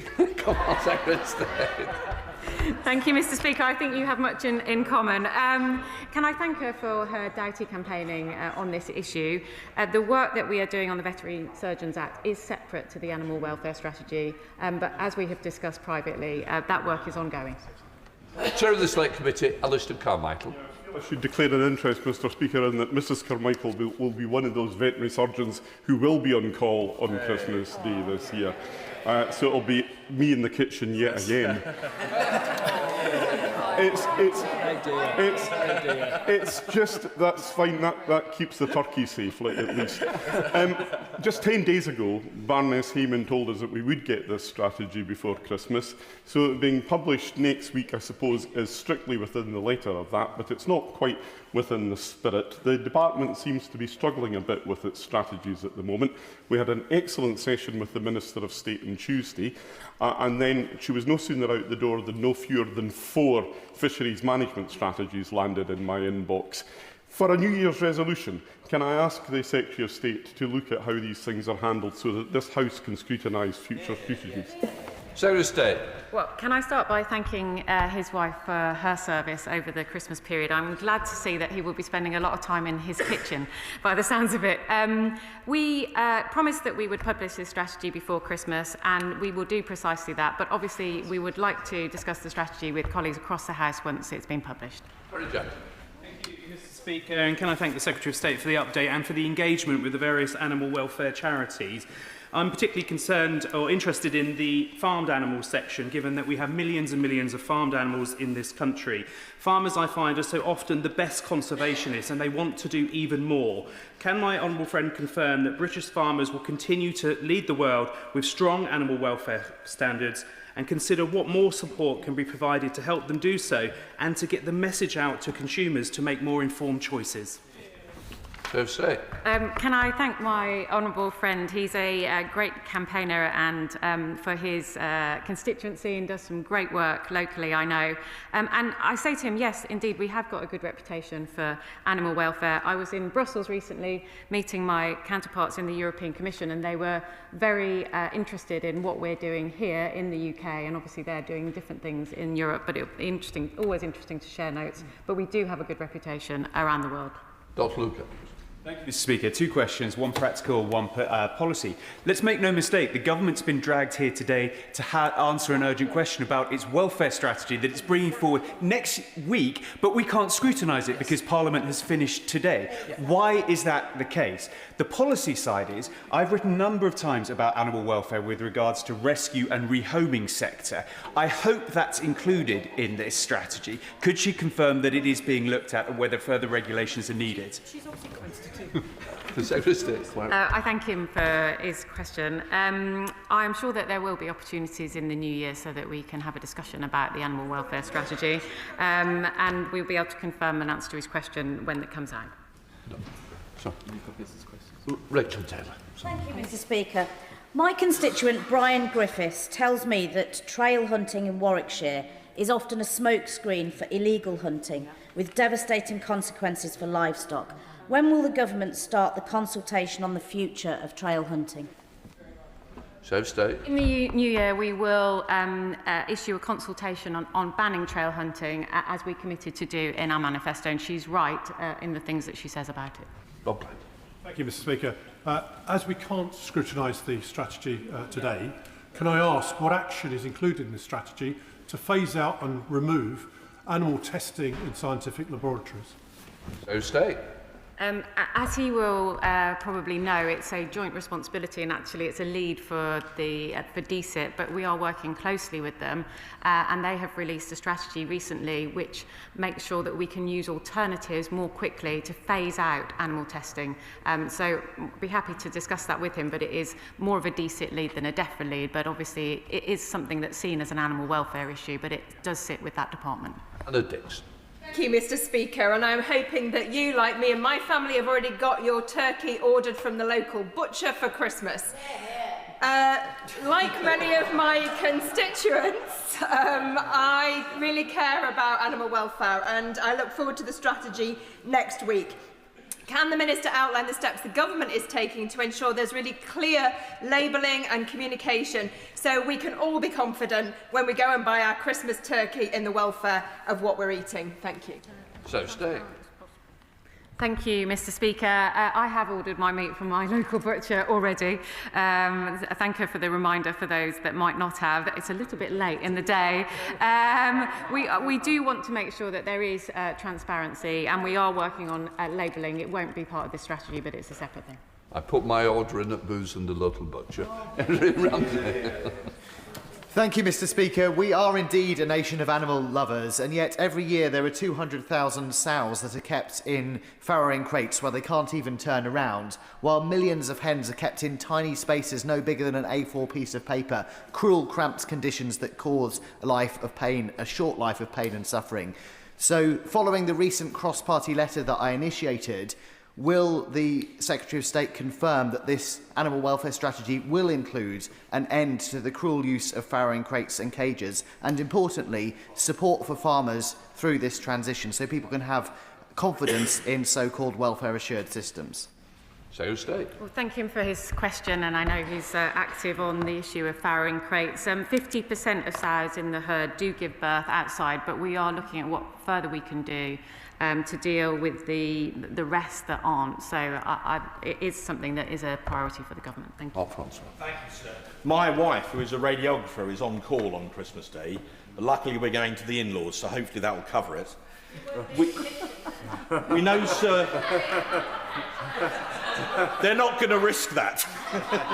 So we know you're an animal lover. The world knows that. But some may recall that our great friend Sir David was a passionate animal lover too. One cause that was very close to his heart was pig farrowing crates. Another was banning the import of foreign hunting trophies, an awful trade. There was a private member's bill in the last session which sailed through the Commons but ran into trouble in the Lords. Can the Minister confirm that the government are committed to banning the import of hunting trophies, and if at the moment they're not providing any private members' bill Fridays for other reasons, how in fact is that ban now going to be achieved? Can I just say, Mr. Speaker, that I found Sir David Amos to be a really good and generous friend. I went on a number of parliamentary visits with him, and I just wanted to thank him for what he said about Sir David. We are committed to banning hunting trophies, but it is a conservation issue, so it won't be in the animal welfare strategy, but we will be taking measures forward separately. Ben Goldsborough. Thank you very much, Mr. Speaker. So South Norfolk's farmers produce some of the highest quality pork products, poultry products in the world because they're so proud of the high animal welfare standards they have. Can I urge the Minister to work closely with DBT colleagues to ensure that we protect our farms from lower standards across the seas, which we've been doing brilliantly in these first 18 months? I can reassure my honourable friend that that is precisely what we are doing. We are protecting the high standards that we have here in the UK in the trade deals that we're doing with other countries around the world. Richard Ford. Thank you, Mr. Speaker. And specifically, the Australia and New Zealand trade deals signed by Boris Johnson's Conservatives undercut the standards that are demanded of British farmers, including on animal welfare. Will the government seek to renegotiate the trade deals with Australia and New Zealand? And additionally, will the government ban the import of food produced with antibiotic growth promoters? I know that one of my predecessors from the Conservative side has been very critical of the trade deals that the last government, Michael Gove, that negotiated with Australia and New Zealand, but he will appreciate it's very difficult to unpick trade deals once they're in place. Lawrence Turner. much, Mr. Speaker. Many happy returns, and also to all the staff of the House. There is no such thing as cruelty-free fur, as the last Labour government recognised when it banned the fur farming industry in the UK, and that's the case that the Honourable Member for Newport West and organisations like Respect for Animals have made powerfully. So beyond the animal welfare strategy, and when the Animal Welfare Advisory Committee reports, will full and favourable consideration be given to finally banning the fruits of this vile trade by ending the import of real fur products? So state. Can I reassure him that we are looking at this and there will be further details in the strategy? Thank you, Mr. Speaker. Merry Christmas. And first of all, may I thank you for signing the Christmas card of my young constituent. When I gave it back to her, she was the winner of our Christmas card competition. She was thrilled. Mr. Speaker, I had the pleasure to visit my Lush store in Bath. Lush has been a leading advocate for ending animal testing, championing cruelty-free science and cosmetics, and investing in innovative and humane alternatives. The Secretary of State has already partly answered the question around the strategy replacing animals in science strategy, but of course it will be very closely linked to the animal welfare strategy. So will the Secretary of State commit that any a strategy that is being published is actually backed up by primary legislation with legally binding targets and timelines for ending animal testing and cruelty? So state. I thank her for her question. As I said in response to a previous question, this is actually a DSET lead, not a DEFRA lead. But as a government, we're absolutely committed to phasing out, and we do work together closely with DSET, but as a Labour government, we are committed to phasing out animal testing as quickly as possible. But obviously, we need alternatives in place to do so. Adam Joby. Thank you very much, Mr. Speaker, and Merry Christmas to you and all colleagues across the House. Before my election to this place, I spent 5 years in the Shadow DEFRA team working with my old boss and now honourable friend, the member for Newport West and Isloin, and we had the animal welfare beef and spent many months and years on these issues, and so I welcome the strategy almost finally arriving. In Newcastle and Lyme and Staffordshire, we have wonderful farmers who work to the highest standards, British standards, Mr. Speaker. And so whilst it would have been helpful to have read the strategy today, can my right honourable friend assure me and my farmers back home that our strategy will support rather than hinder, be rooted in the highest of standards and be rolled out properly, speedily and proactively? The answer to my honourable friend, the short answer, and I'm sure you appreciate, Mr. Speaker, is yes. Will Foster. Thank you, Mr. Speaker. The top animal welfare issue raised by my constituents in Woking with me is the impact of fireworks, particularly ad hoc and unannounced displays on pets and their owners.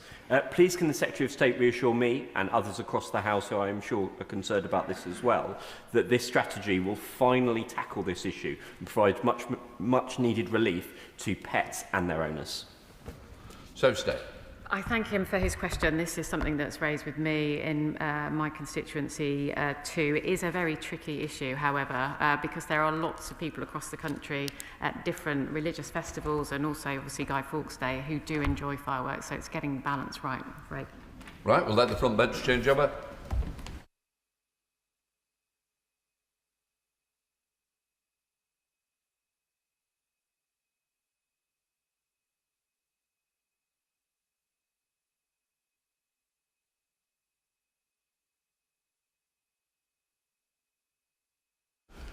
Can I just say to all members, can I wish them all the best, a restful Christmas, and let's hope for a more peaceful New Year. I'd also like to thank all the staff of the House, in particular my own team.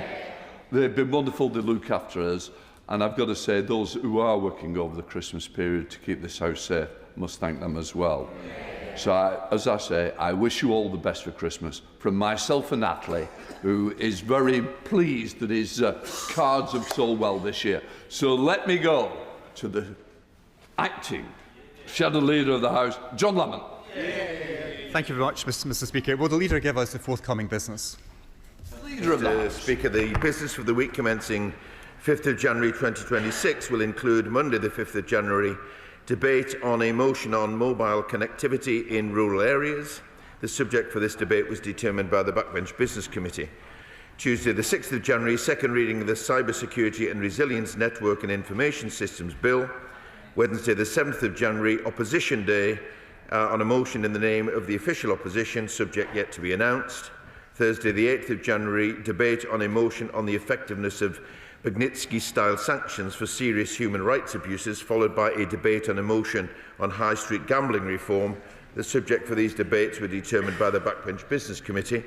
Friday the 9th of January, the House will not be sitting. The provisional business for the week commencing the 12th of January includes Monday the 12th of January, Committee of the Whole House of the Finance No. 2 Bill, Day 1, Tuesday the 13th, Committee of the Whole House of the Finance Bill, Day 2, Wednesday the 14th of January, remaining stages of the Public Offence Accountability Bill, Thursday the 15th of January, general debate on new towns, followed by a general debate on financial support for small businesses and individuals during the COVID-19 pandemic. The subjects for these debates were determined by the Backbench Business Committee, and Friday the 16th of January, the House will not be sitting. I thank the Leader of the House for the business for the start of the new year. Can I begin by expressing my deepest condolences and sympathies with the victims of the Bondi Beach attack at the weekend. I'm sure we were all horrified to see the events unfold as innocent Jews were murdered as they enjoyed Hanukkah in the evening sunshine. As the Leader of the Opposition said yesterday, we must do much more to tackle anti-Semitism and Islamic extremism around the world, but also here in the United Kingdom. Mr. Speaker, may I wish you, the Leader of the House and members, the doorman, the catering team and all parliamentary staff a very happy Christmas. Now, can I ask the Leader of the House if he will be making any New Year's resolutions? I know he respects this place and the important role that MPs and Parliament have in holding ministers to account. Can I suggest that his New Year's resolution should be to ensure that the 2,644 parliamentary questions that have not received a response get answered as soon as possible, please, and that all the many letters and emails from MPs to ministers that have not received the courtesy of a reply get dealt with as quickly as possible. Mr. Speaker, as we look ahead to 2026, I'm reminded that Dickens' A Christmas Carol is a tale not just of redemption, but of the perils of ignoring reality. Sadly, after only 18 months of this Labour government, it is already clear that no amount of festive storytelling can disguise what is happening to our country. If anyone needs a visit from the three ghosts this year, it is the benches opposite. Mr. Speaker, let us start with the ghost of Christmas past. In opposition, Labour promised everything to everyone: lower energy bills, shorter NHS waiting lists, kick-starting economic growth, safer streets, 1.5 million new homes and world-class public services funded apparently without raising taxes. The British people were sold a vision of transformation without the trade-offs. Now that Labour are in government, reality is catching up very quickly. The ghost of Christmas present shows us the consequences. Since the election, we have seen rising taxes on working people, a retreat from every major spending pledge, a benefits bill rising higher and higher, a cost of living crisis made in Downing Street, and economic growth going in the wrong direction. Labour promised an immediate plan to rescue the NHS. Instead, waiting lists have continued to rise. Militant doctors remain in dispute, resulting in 93,000 lost appointments and patients being told to expect a long, difficult winter. They promised a plan for social care. 6 months later, there is still none. They promised cheaper energy bills. Bills are up again. They promised 1.5 million new homes, yet planning reforms are already being bogged down by internal Labour rows. They promised 6,500 more teachers, but there are now 400 fewer teachers since the election. They promised to smash the gangs, but illegal migration continues to rise. And despite promising to restore trust in our justice system, Labour's early release scheme has seen offenders let out early, while police forces struggle with 1,316 fewer police. This is not the change the public were promised. Now, Mr. Speaker, to the ghost of Christmas yet to come. If the first 18 months are a sign of things to come, the future should send a winter chill through us all. Even more tax rises are due to hit working people thanks to the Chancellor's nightmare before Christmas budget last month. The family farm tax will take effect, which will decimate our rural economy and undermine food security. Departments told to brace for spending cuts after Labour admitted the money wasn't there. Councils warning of bankruptcy. Investment faltering as businesses grapple with mixed signals on planning, energy and regulation. And our liberties under attack with digital ID and trials by jury being scrapped. And a Prime Minister who talks endlessly about missions but is yet to deliver a single measurable improvement to the lives of ordinary families. Mr. Speaker, the lesson of Dickens' tale is that it is never too late to change course. For the sake of our country, we on these benches urge the Government to do exactly that.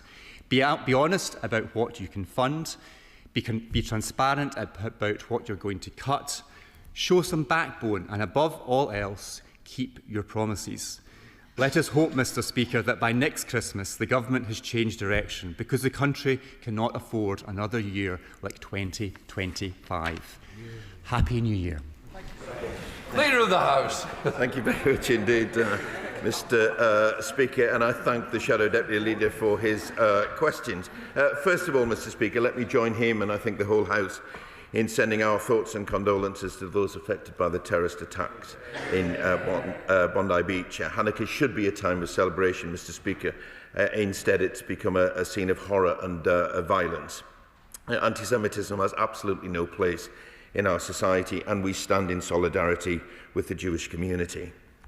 This is, Mr. Speaker, our last business questions of the year, so I'd like to echo thanks to you and wish you and members across the House a very Merry Christmas and a Happy New Year.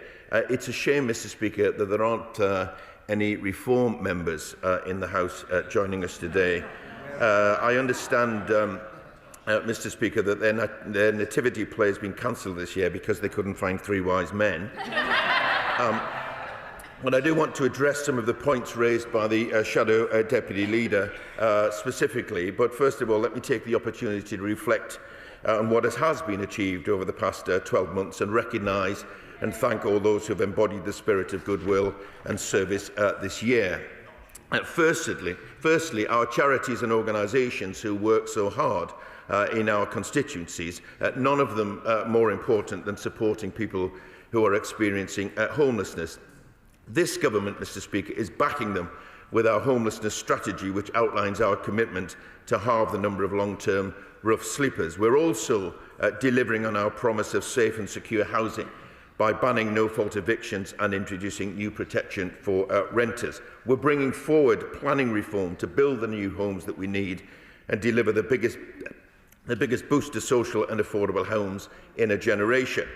We also need to recognise, Mr. Speaker, the contribution of charities and community groups in supporting the most vulnerable through the cost of living crisis, which is why we've extended the Household Support Fund to support struggling households.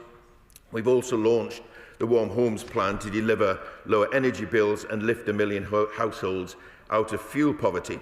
And we've published our Child Poverty Strategy, which will lift 500,000 children out of poverty.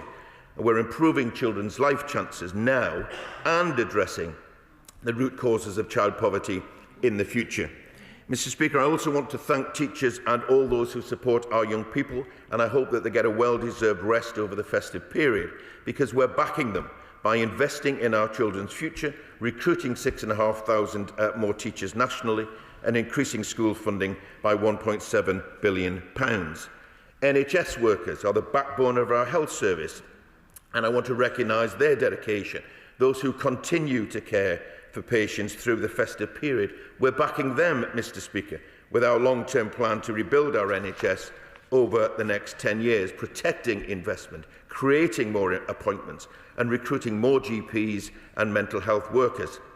We also need to recognise and thank local authority workers, postal workers, shop workers, who work throughout the festive period and keep our country running. And last but not least, Mr. Speaker, I want to recognise the dedication and the tireless work of our police and emergency services who keep our communities safe. We're backing them with the resources that they need to do their vital jobs, which is why we're publishing our provisional police funding settlement today, and will continue to ensure that money is directed to the right places, and look forward to delivering on our commitment to recruit more police officers in 2026.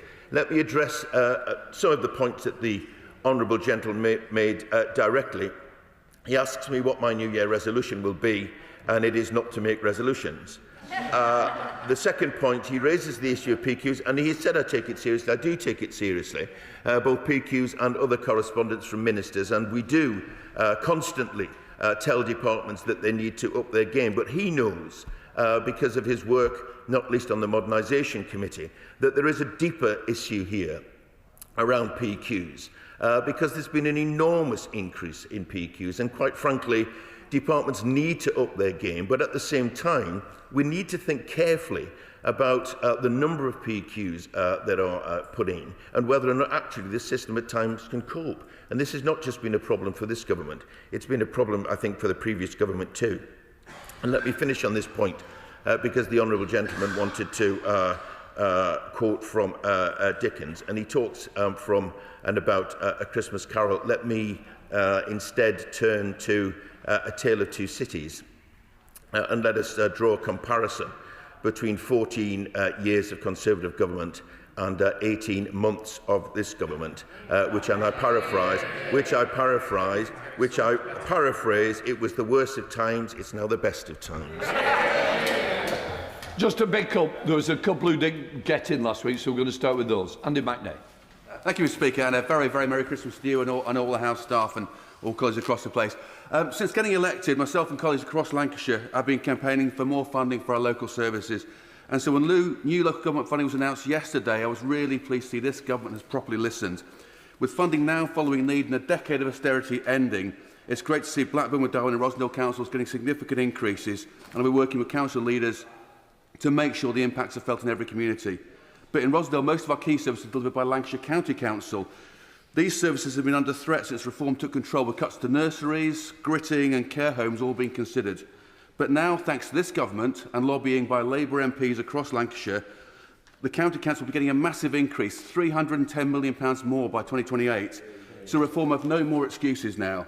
So would the Leader join me in calling on reform to stop the cuts and focus instead on delivering the services we all rely on? Thank you, Mr. Speaker. I certainly agree with my honourable friend that the callous words of the Council appeared to be completely nonsensical and in some cases outright dangerous in many issues that he raises, including questions about road safety, which he's raised in the past. The government takes these matters very seriously, which is why we are backing local authorities with increased resources. But I would urge reform-led Lancashire County Council to take these matters more seriously. Bobby Dean, Liberal Democrat spokesperson.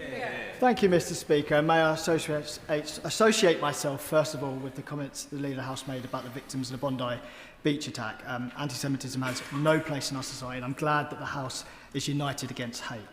Mr. Speaker, I also join in well wishes to you and all the staff of the House for Christmas time this year. The government's been engaging in another Christmas tradition this week, which is rushing out lots of statements in the final week before recess. I did a bit of a calculation, and I think we're up to double the normal rate, 13.5 statements per day this week. I'll let you, Mr. Speaker, decide what half a statement constitutes. But can I speak to him particularly about the local government statement yesterday? It seemed that there were many people on the backbenches of the government that had access to the figures for each local authority level in a way that it didn't seem like we had as our spokespersons and had in advance. Our spokesperson was actually searching the internet in advance for these figures and couldn't find them. So I'd ask him if he can get the Minister to clarify whether those figures were made available to Labour backbenchers in advance. Moving on to more serious Christmas matters, Mr. Speaker. The BBC reported this week that Father Christmas's pay has flatlined this year. There's good news for the elves. The elves' pay's on the up thanks to the national minimum wage increase. But this wage compression apparently is demotivating for Father Christmas, and some garden centres across the country are struggling to get Father Christmas to turn up. As it happens, he's also upset at the Employment Rights Bill because it's made it much more difficult for him to get the sack. Come on. Moving on to another important Christmas matter. We have the bitter dispute ongoing, Mr. Speaker, over Christmas films. Now, the Liberal Democrat Chief Whip insists that Die Hard is a Christmas movie. Yeah, she even has an advent calendar themed on Die Hard up in the Whip's office. And it's of course set at Christmas time, but some say that it's too violent to be a Christmas film. In my experience, violence is not absence from Christmas usually. And there's also been some controversy over Love Actually. And of course it is a film that's set at Christmas time, but some people have been calling for it to be cancelled for some of its dated romantic themes. I still like Love Actually, Mr. Speaker, and I encourage the Prime Minister to watch it this year because he may be inspired by Hugh Grant's character's courage, I would hope. And finally, Mr. Speaker, I'd like to make a slightly controversial point that I think that sometimes Christmas TV specials can be better than all Christmas films. I really enjoyed Gavin and Stacey last year. I'm looking forward to Amanda Land this year. And I think all this demonstrates that there's a lot to be settled when it comes to the matter of Christmas films. So will the Leader of the House allow a debate in government time on the matter of Christmas films? Before Leader, I've been very generous because it is Christmas. He's taken a minute over what his normal time should be. So hopefully in the new year, he'll get a new watch as a Christmas present. Leader of the House. Thank you, Mr. Speaker. In answer to his last point, my answer unfortunately is no. I won't be doing that. Well, I won't be. And I thought for a moment that the pantomime season had come early, but I would encourage him not to give up his day job. But he does raise a number. He does raise a number of matters. Let me deal with the question of statements, because this does arise from time to time, and I'm afraid the point that I'm going to make I've made before, which is the government is often in a lose-lose situation, because if we don't come to the House with statements, members demand to know what we're going to do about it. And if we do bring statements, we get criticised for bringing too many as well. And that includes putting down written ministerial statements too. Well, there's nothing new in this, because of course, as we break for any recess, there's often a flurry of both statements and written ministerial statements in order that the House gets to know what it needs to know before we break. But let me assure him on some of the issues that have been the subject, particularly of written ministerial statements this week, we will be returning in the new year to give MPs the opportunity to debate these matters, and therefore getting information out to them in a timely fashion is important, but it's also crucially important to local authorities too. We need, and police forces for that matter, we do understand the challenges that local authorities face, both in terms of higher demand and costs for critical services, which is why we are addressing the question of fair funding at this time, and we're bringing in the first multi-year settlement in 10 years. And it is important that local authorities get the earliest sighting of that, but also that members of Parliament get the earliest sighting as well, which is why we've done what we've done. And I will take up the point that he raises, and I suspect he knows the answer to this, but it is important that members get to hear of these figures, all members get to hear of these figures at the earliest opportunity. Julie Members. Thank you, Mr. Speaker. I took the opportunity a little earlier to wish you a Merry Christmas, so can I just echo your thanks to all of the House staff for everything they do all year round to guide us and keep us safe. I recently visited St James Carlisle Guides and Brownies, and I was reminded then, as I was by the recent death of my 100-year-old aunt, who was a guide leader and county commissioner for many years, of the important and invaluable support that volunteer guide leaders give to young women and girls. Next year marks 70 years of the Queen's Guide Award, and I wonder if the Leader of the House could consider how we might best celebrate and thank generations of guide leaders. Thank you, Mr. Speaker. My honourable friend is absolutely right that Scouts and Guides can have a huge impact on the lives of young people, giving the opportunity to develop new skills, character, and to engage with local communities. I'm sorry to hear of the passing of my honourable friend's aunt, but I commend her not just for getting to her incredible age, but for the dedication which she has shown to the guiding movement. And I think when we return, Mr. Speaker, because there's obviously agreement across the House on how important these matters are, that I'd encourage my honourable friend to apply for perhaps a backbench business debate and give others the opportunity to contribute to this issue. Which is perfect timing. Bob Blackburn, Chair of the Backbench Committee. Mr. Speaker, and I thank the Leader for announcing the backbench business in the Chamber for when we come back, and congratulations on being briefed immediately, given that the offers weren't accepted this morning. In addition, the business in Westminster Hall on the 6th of January, Tuesday the 6th of January, will be a debate on less survivable cancers. On Thursday the 8th, the Liaison Committee have taken up the option for a debate on the Scottish Affairs Committee report, and on the second debate will be on Myanmar religious minority persecution. And on Tuesday the 13th of January there will be a debate on potential merits of a statutory duty of care for universities. There are offers outstanding for the Thursday which we're waiting to hear from. Now, Mr. Speaker, I join with others in condemning the terrible atrocities at Bondi Beach and indeed expressing sympathy for the victims and their families. It has always been the case that chants such as globalise the Intifada, death to the IDF and indeed from the river to the sea have been deeply anti-Semitic. They should be arrestable offences and there should be prosecutions as a result. However, yesterday the Metropolitan Police Commissioner and his counterpart in Manchester released a statement that in future those chants will now be arrestable offences. But this begs a number of questions. Does that apply only to London and Manchester? What about the rest of England? What about Scotland, Northern Ireland and Wales? And what is the Home Secretary doing in terms of issuing guidance to the police on what action should be taken against those that chant these sort of anti-Semitic tropes? So could the leader encourage the Home Secretary or one of the Home Office ministers to come before the House immediately we come back, or indeed this afternoon if necessary, to actually make clear what the position is so that people understand what they can say and what they can't say and what will happen to them as a result of chanting those anti-Semitic tropes. Leader. Thank you, Mr. Speaker, and let me thank the honourable gentleman and indeed the whole committee for their invaluable work. As he has said, all forms of hatred are completely unacceptable and they have no place in our community. And inciting violence and hatred are already illegal in this country. The Prime Minister has made clear that there is no other interpretation of calls to internationalise the Intifada than as a call to violence against Jewish communities and therefore entirely unacceptable. Free speech is and always will remain an important right in this country wherever you live, and it cannot however extend to inciting hatred or harassing others. When guidance is issued, Mr. Speaker, it is important that it is clear guidance and that it is understandable violence. So I will draw the honourable gentleman's comments to the attention of the Home Secretary and ensure that there is clarity going forward on this really important matter.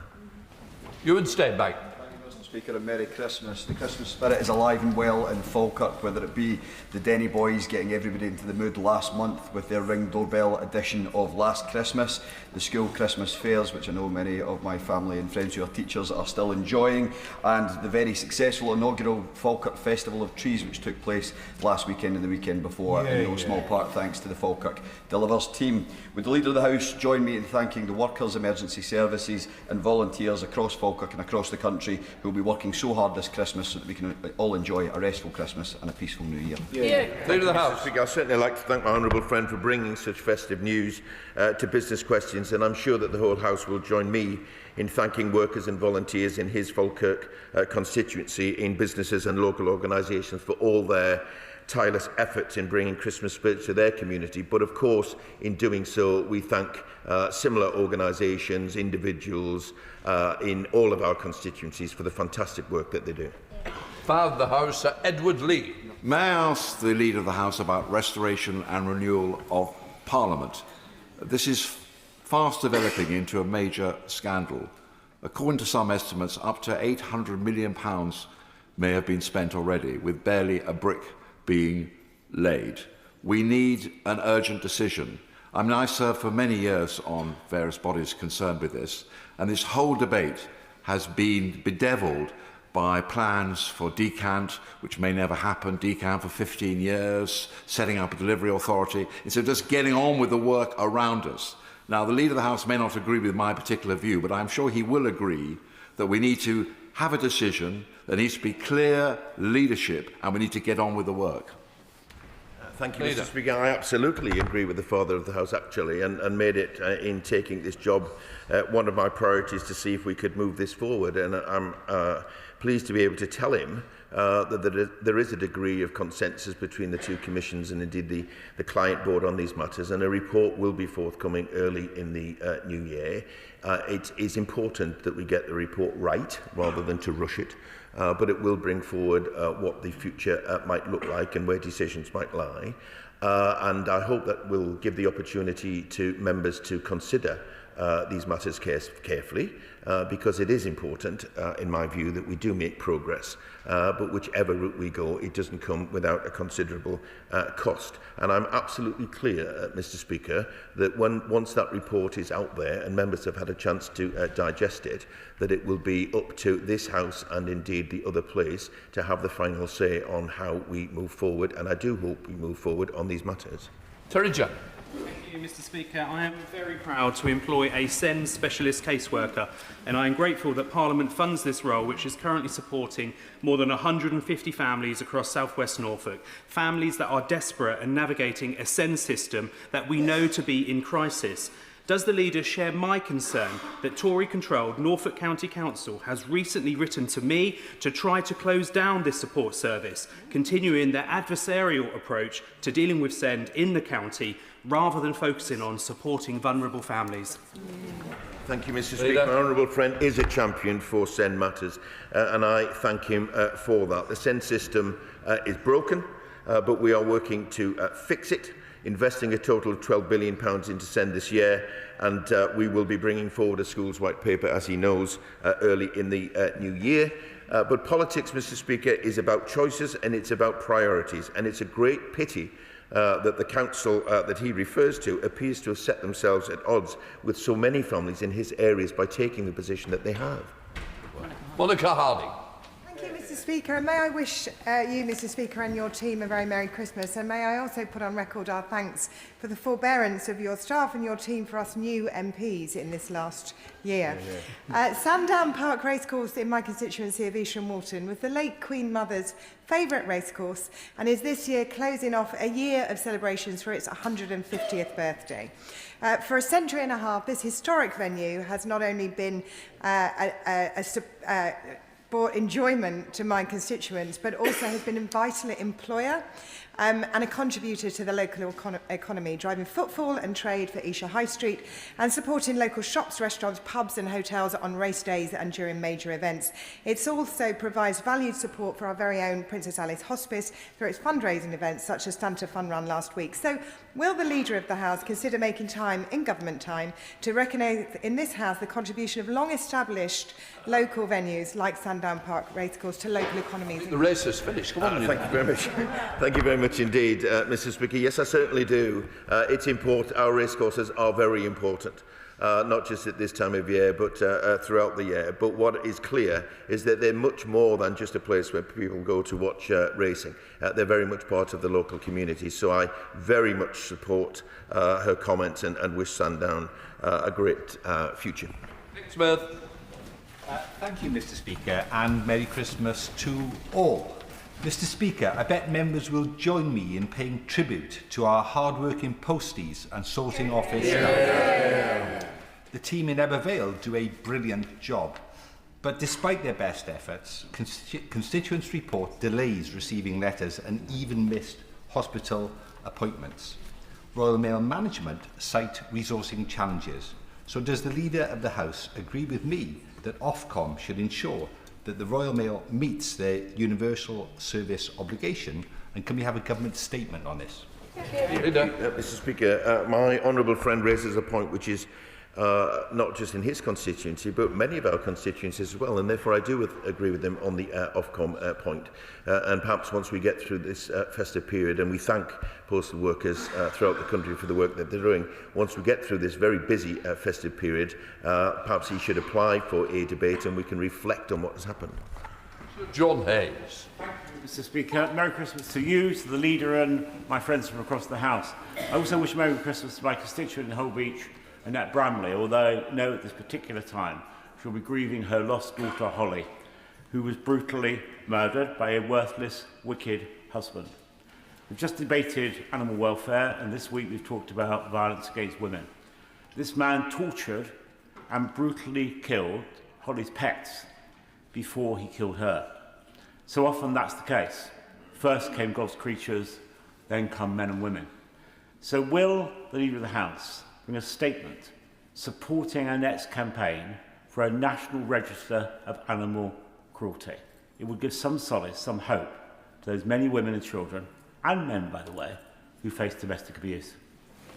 Yeah, Mr. Speaker, he's absolutely right that the early signs of abuse against partners, often or women and girls, actually do occur in violence towards pets. He raises a very interesting point, as he knows we will be bringing forward the violence against women and girls strategy, which will be debated at some point. And I would invite him to raise the points that he does at that moment, but I'll certainly raise it with the relevant Secretary of State.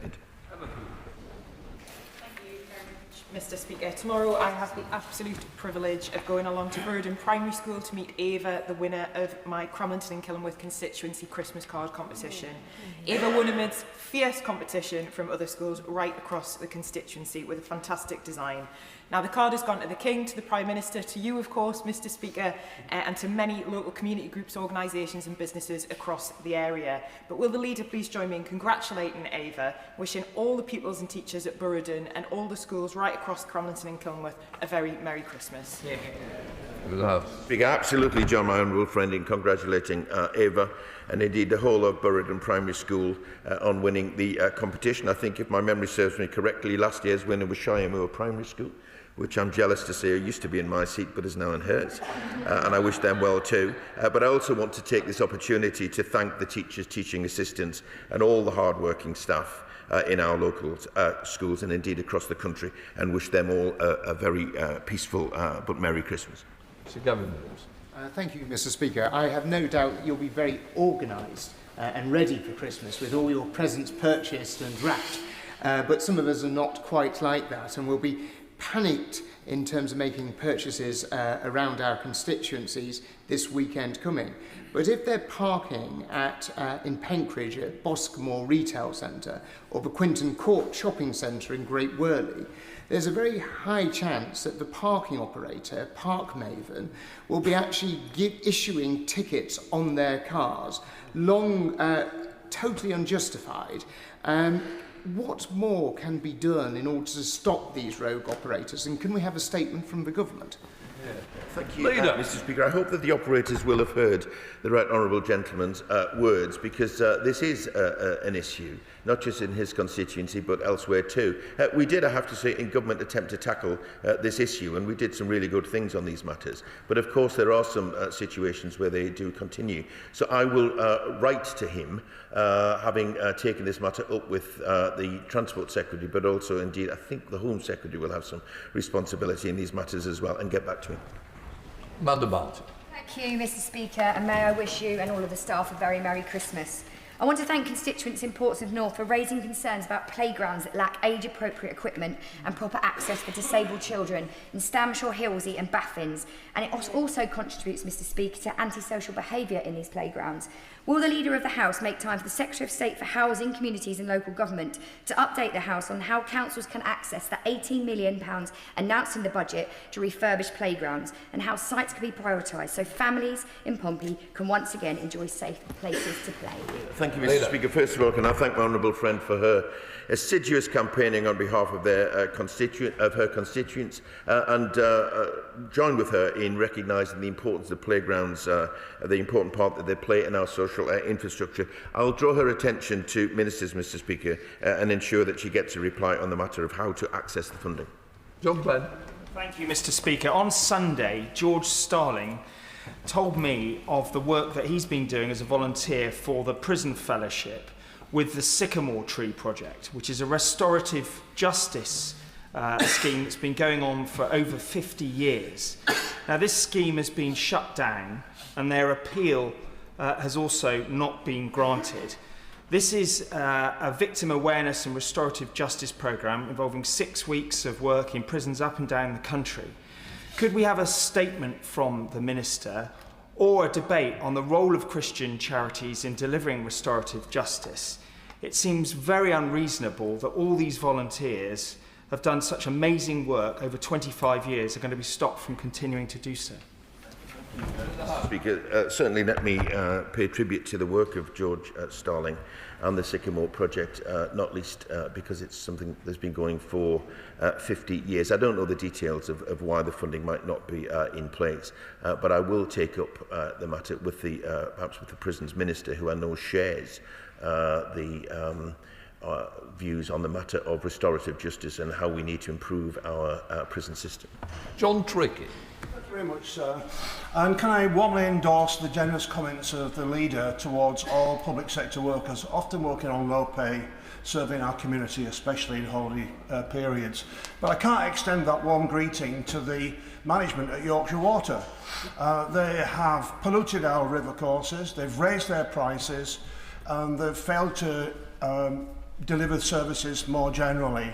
And now today we learned from the BBC that the chief executive, who earned 1.7 million over a 2-year period, was paid 2 secret further payments of 660,000 to each. Can we have a debate about the scandalous levels of high pay in corporate Britain, particularly those which are kept secret from the public? Thank you, Mr. Speaker. My honourable friend will know that the government is bringing forward a series of measures on how to improve the water industries, which was in a dire state when we came to government, and that includes looking at the role of the water ombudsman and others about how to protect customers from the sort of practices which my honourable friend describes. And let me take the matter up with DEFRA, Mr. Speaker, and if he wishes to meet ministers, encourage them to meet with him. Kirsty Blackman. If I could crave your indulgence for a brief moment to thank yourself and your deputies for all your service this year, to thank all House staff, particularly those who keep us safe and those who will be working over Christmas, and also to all member staff who will, in many cases, continue to be front line helping people over Christmas. So thank you to all of those. Mr. Speaker, in Aberdeen, the fiscal situation means that a number of people are losing their jobs in the oil and gas industry. The government, DWP and the Treasury measure this by looking at how many people are claiming unemployment benefits like universal credit. This misses a very key point that many people are moving abroad, retiring, or simply moving out of the workforce completely but not claiming benefits. Could the Leader of the House speak to the DWP Secretary and the Treasury to ask if there's a better way to measure this that can accurately capture the jobs that are being lost? Mr. Speaker, I'll certainly draw the honourable lady's remarks and concerns to the attention of the relevant minister and make sure that she gets a response. Thank you, Mr. Speaker. May I join with many others in wishing you and the staff of the House a happy Christmas, and also wishing a happy 5th night of Hanukkah to all those who are celebrating. May I also thank the opposition leader for reminding me of my favourite version of that Dickens classic, The Muppets Christmas Carol. But if I may ask the advice and support of the Leader of the House, Kessa Zira is currently undertaking a hunger strike, and understandably for her next of kin who are my constituents, they are very worried about her welfare and desperate for information about her current condition. As her MP, I have sought to find that information because I believe whatever one may think of what someone has done who might be incarcerated, welfare is a reasonable request for a next of kin to require. I would ask the advice and support of the Leader of the House about how we can improve those channels of communication with the Ministry of Justice in these circumstances, so especially at this time of year and especially with some of the reporting on this issue, those members of next of kin can get accurate information, and whether we can have a debate about how we support families in those situations. Thank you, Mr. Speaker. Welfare of both prisoners but also welfare of their families is of paramount importance to the government, and we do continue to assess prisoners' well-being and will always take the appropriate action when necessary. The Deputy Prime Minister has responded to, in fact, in this House, and will continue to respond when appropriate, and that includes correspondence on these matters as well. But as she points out, it is important that members on behalf of their constituents are able to get the information that they require, and I'll draw her comments to the attention of the Deputy Prime Minister. After Bradley. Thank you, Mr. Speaker, and can I also wish you, your team and members across the House a very Merry Christmas. With the significant demand for new homes, my constituency of Chester South and Eddisbury has seen a large number of developments in recent years. However, some developers are building and selling homes, then moving on without completing the work, leaving residents in limbo with roads unadopted and water companies unable to take on sewage systems. Yet these developers continue to profit from further building on our green spaces. Developers such as Vistry Group, who do not attend meetings and rarely reply to correspondence, are failing residents in areas like Satan Camp and Winbury. Will the Leader of the House make time for a debate on this issue so that members across the House can consider mechanisms to hold these developers to account? Thank you, Mr. Speaker. I'd invite the Honourable Lady to seek a debate perhaps now obviously in the new year on these matters, because they've been raised during business questions and elsewhere on a number of occasions. But I would have expected that local planning authorities might take into account some of the situations that she describes as far as possible when they are giving permission in the future. But on the question of unadopted roads, the government is absolutely clear about the difficulty of these matters for people who move into these new estates, and we will be bringing forward proposals on how to hold developers to account. Judith Cummins, or if not...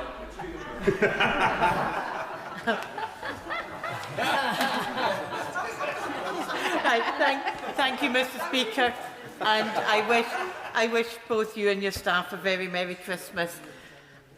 Yesterday, my constituent Liz Buchanan stood down after 15 years as chairperson of Cumbernauld Seniors Club. During Liz's tenure, the club has become a safe place to meet friends, chat, have a hot meal and enjoy countless activities and celebrations. Lizzie's fellow committee members say that this is down to her enthusiasm, determination, wit and amazing powers of persuasion.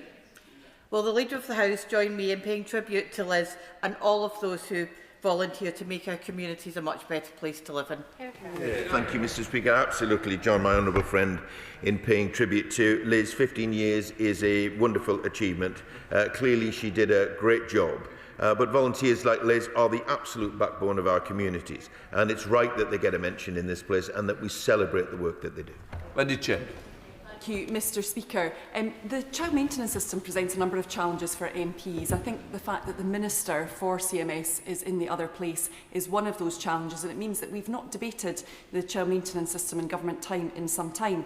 But from a Scottish perspective, it's also a challenge because it doesn't seem to work properly with the Scottish process of sequestration and has no power to compel needed information. I have a constituent currently owed £40,000 despite the CMS involvement over 5 years, and I want to commend the work of Fife Gingerbread and Fife Young Carers in promoting the fact that in Scotland children themselves can apply for child maintenance support, which takes some of the challenges that we sometimes see in the system out of it. But given those challenges that I've outlined, can the Leader of the House schedule a debate in government time so we can talk about something that causes such sadness at Christmas, no matter what side of the parental divide people are on? I'll certainly give the Honourable Lady's request due consideration. It's not just a question of Scotland, of course, but it's a question across the country, and many of our surgeries will be testament to that. I'll raise her concerns straight away with the department as if we get an answer on some of these points. But I'd gently point out to her that just because a minister might be sitting in the Lords doesn't mean that there's not a minister in this place that's responsible. And therefore it ought to be the case that if there's a statement to be made to this place or questions to be answered, that they're made here. Merry Christmas, Mr. Speaker, to you, all the House staff, and in particular my Slough constituents who keep re-electing me as their Member of Parliament. Mr. Speaker, many of my Slough constituents have again contacted me concerned regarding the release of British Sikh national Jagtar Singh Johal, who, according to the United Nations Working Group on Arbitrary Detention, has been arbitrarily detained in India since 2017. I know many right honourable members across the House feel very strongly about this issue, and I personally have raised this matter on several occasions. So can the Leader of the House confirm what personal recent steps have the Prime Minister and the Foreign Secretary taken with their Indian counterparts to ensure consular access and swift action on this important grave issue? Can I praise my honourable friend because he's right, he has raised this matter many times in this chamber. We do remain committed to working for faster progress on Mr Jahal's case, and the Foreign Office continues to support both Mr Jahal but also his family. And I can reassure my honourable friend that the case has been raised directly with Prime Minister Modi. And we continue to raise concerns around Mr Jahal's continued prolonged detention with the Indian government and tell them again and remind them again about the need for prompt resolution. Speaker, 16-year-old Leo, a boy in my constituency, has just received the best news that he could before Christmas. He's a leukemia patient who's been searching for a donor to alleviate his cancer, and after a search that saw 700 people come forward, he's finally found an anonymous donor. This is fantastic news. Will the Leader of the House join me in wishing Leo a very Merry Christmas and a prosperous and healthy New Year, and will he also arrange for a statement in early 2026 on funding for leukemia research and development? Mr Speaker, certainly wish Leo well, and it's great news that he is to get the treatment that he needs. But also let me place on record thanks to those who sign up to donate, but also often in tragic circumstances, families who are faced with a decision and recognise that out of that tragedy some good news can come. But I'll certainly draw his remarks to the attention of the Health Secretary and see in the new year if we can have a debate, because it's of such importance. Tracy Gilbert. May I extend a very Merry Christmas to you, the team and colleagues across the House. I've been contacted by a number of constituents who feel that they have been sacked by Rockstar, the company behind the game Grand Theft Auto, for using their right to organise in the workplace. Along with fellow Edinburgh MPs, I've met with the company and will continue to support affected workers. Does the Leader of the House share my concerns over these dismissals? And given reports in the Scotsman that suggest that Rockstar claimed over to 70 million in tax relief through the video games tax relief scheme, will he raise this with the Chancellor and schedule an oral statement on the video game tax relief scheme? Hear, hear. Thank you, Madam Deputy Speaker. I certainly thank the Honourable Lady for raising this important issue once again, because it is of huge importance to her constituents. Let me reassure her that ministers are currently looking at the case of these dismissals and will keep my honourable friend updated. But should she seek a meeting with ministers in order to put the case herself, then I will arrange that. Josh Babbering. Thank you, Madam Deputy Speaker. Merry Christmas to you, to the House staff, to the doorkeepers, but also a massive thank you to the likes of Andy, to Helen, to the Speaker and other staff for helping to facilitate a very big question that I was able to ask in Parliament a matter of weeks ago to my now fiancée. My question is on behalf of the people of Sovereign Harbour in Eastbourne. Thousands of homeowners in Sovereign Harbour are forced to pay hundreds of pounds a year to support the maintenance of sea defences. And it's an anomaly because in no other harbour in the UK, or we think in Europe, does such a charge exist in this way. So will the Leader give us a debate in government time on the fairness and also transparency of this arrangement, so that the people of Sovereign Harbour can get the answers and the justice that they deserve? Thank you, Madam Deputy Speaker. I have to admit, even though I'm a coastal MP myself, I've never come across that situation, but there are often some historic anomalies of where people are held responsible for such matters. I'll certainly raise the question with ministers on his behalf, because, of course, through some of the legislation that we're bringing forward, we're acutely aware of the cost to homeowners of the buildings in which they live in, and therefore it's an apt opportunity to raise what I hope is an anomaly and that something can be done about it. Chris Webb. Madam Deputy Speaker. My constituent, a senior NHS nurse and single mother of 3, faces severe hardship due to her ex-partner deliberately withholding financial support. She is solely responsible for her children's care, yet CMS has rejected her claim and failed to enforce arrears. With no payments coming in, she's now forced to rely on food banks and borrow from family just to get by this Christmas. This demonstrates systematic systematic failings that leave vulnerable families unsupported. Will the Leader of the House allow time for a debate on the CMS system and its enforcement? I thank my honourable friend for raising this matter. The CMS has a range of enforcement powers to ensure parents meet their financial responsibilities in full and on time. And I know understand it will be a worrying time for his constituent and her family, and indeed others across our country. So I will ensure that the Minister writes to him as a matter of urgency, but it is already a pattern emerging here. This is the second time it's been raised this morning, and therefore we need to give some consideration how best to air these views more fully. Martin Vickers. Thank you, Madam Deputy Speaker. I have here my ticket and that of my late father for the 1966 World Cup final, which was the price was £1.05. I'm sure the Leader of the House would acknowledge that that is better value than the FIFA price, the ridiculous FIFA prices. Can the Leader confirm that DCMS ministers have made known the views of the Prime Minister, who has also been critical, to the FA to feed into this ridiculous organisation called FIFA? Thank you, Madam Deputy Speaker. And just to remind the House, of course, the only time in which we have won the World Cup was under a Labour government. But yes, I will take the matter up with DCMS. The reality is, in some ways for good, but in many ways not so good, the world is a different place in international football terms. And therefore, however, it is important that fans are able to access matches and at a reasonable cost. So I will raise the matter with DCMS ministers and see what representations they have made to FIFA to see some sense on these matters. Anna Dixon. Speaker, and a very happy Christmas to you.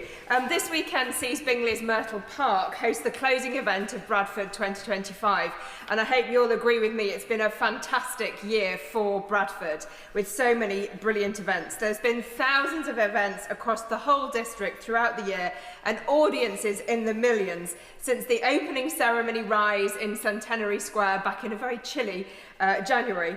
So will the Leader of the House join me in congratulating all those involved in making the City of Culture such a success and grant time for a debate on the legacy of Bradford 2025? Hear, hear. Deputy Speaker, I'm delighted that my honourable friend has raised this matter of Bradford 2025 City of Culture, which I know, Madam Deputy Speaker, is close to your heart, and the fact that it has been a tremendous success. City of Culture has historically been a driver of local growth and indeed pride. But apart from Cities of Culture, we look forward next year to Towns of Culture as well. And I'm sure there'll be an opportunity in the new year for my honourable friend and others to debate these matters and see what further progress we can make. David Mundell. Thank you, Madam Deputy Speaker, and can I wish you, all members and House staff, a very Merry Christmas and a good New Year when it comes. I have the honour to represent one of the largest rural constituencies in the United Kingdom, where the ability to drive is essential for many people, particularly at Christmas, where they want to get out and see family and friends. So can we have a debate in government time on the operation of the DVLA and its associated agencies? Because not only do we have the long delays for driving tests, rural test centres being overwhelmed by people from outside the area, we now have very significant delays for people with medical conditions applying to renew their driving licences. Thank you, Madam Deputy Speaker, and I thank the honourable member for his question and absolutely agree with him about the importance of being able to drive in areas, particularly in areas such as his. And I know that DVLA does aim to process all applications as quickly as possible, but he will know from the NAO report, I think this week, into driving tests, that the situation is far from acceptable and delays can affect the lives of our constituents. So I'll make sure that the Minister does update him on what steps the Department are taking to make sure that the performance of the DVLA is improved. Barry Gardner. May the blessings of Christmas be with you, Madam Deputy Speaker, and all who serve in this place. Few of us can imagine the extraordinary difficulty of studying for your university exams in a war zone. So I was delighted, and I commend the government for setting up the scholarship scheme for those students who had won places at UK universities from Gaza. These are some of the brightest students of their generation who will rebuild that war-torn place. But the Leader of the House will know that the scholar scheme is due to end on the 31st of December, and there are still some students trapped in Gaza who still need to be evacuated with their children. Perhaps the Leader could speak with the Home Secretary and ask her to set out in good time what provision she will make to ensure those students and their children are not left behind, and that we honour the commitment we've made to them by extending the scheme beyond the end of this month. Madam Deputy Speaker, I know that Gazan students face huge challenges often in taking up their places, and we are carefully considering solutions for those yet to arrive. We do want them to be able to take up their places and to continue their education in the United Kingdom. It will be good for them, but frankly it will be good for our universities too. So I will ensure that he gets a response from the Home Secretary on this issue as a matter of urgency. Robbie Marr. Madam Deputy Speaker, can I wish you a very, very happy Christmas, and indeed all members across the House. Like thousands of my constituents, I've recently been sending Christmas cards, and can I use this opportunity to congratulate Leo from Oakworth for creating such an excellent design for my Christmas card this year. But I am very sorry to say that hundreds of my constituents have raised their concerns about the continued and unacceptable delays with partial and no delivery of mail, particularly within the Worth Valley area, which has been going on for months now. This is resulting in missed doctor's appointments, hospital appointments, missed bills and urgent correspondence. So can we have a debate in government time to discuss the importance of this issue and make sure that Royal Mail are held to account? Thank you, Madam Deputy Speaker. This has again been raised previously in this session, and I hope that Royal Mail have heard this, because it's a story which has been repeated in many parts of the country. It's not acceptable, not least the question of timely delivery of Christmas cards, but as he rightly points out, things like hospital appointments too. So I will raise it with the appropriate minister and make sure that Royal Mail is held to account. Rachel Taylor. Thank you, Madam Deputy Speaker, and a very Merry Christmas to you. My constituent Sam is a fibre engineer. He spends his days climbing ladders, fixing lampposts and repairing Wi-Fi for people across North Warwickshire. He has glycogen storage disease type 1A, which is a very rare liver disorder. Despite his GP and hospital consultant telling him that he should have a blood monitor to check his blood sugar levels, Coventry and Warwickshire ICB have refused to fund this. So Sam's having to pay for it himself at a cost of £100 every month, so he can continue working. Would the Leader of the House refer my constituent's case to the Department for Health and Social Care and make time for a debate in government time about NHS support for people living with rare conditions? Deputy Speaker, I thank my honourable friend for raising such an important case, because we are committed to improving the lives of those with rare diseases like Sam. Integrated care boards have a responsibility to commission these services to meet the needs of those in their care. So I will refer the case that she refers to the Health Department to ensure a meeting for her, if she wants one, to see what progress can be made on these matters. Andrew Rossendale.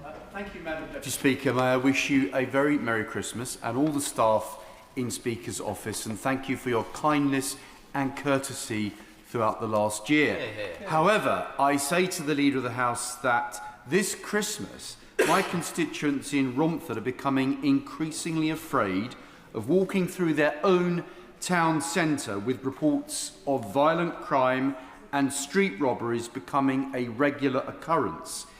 Yet despite the huge precept, an average of £500 a year per household that we pay to the Mayor of London, we simply do not get the police we pay for.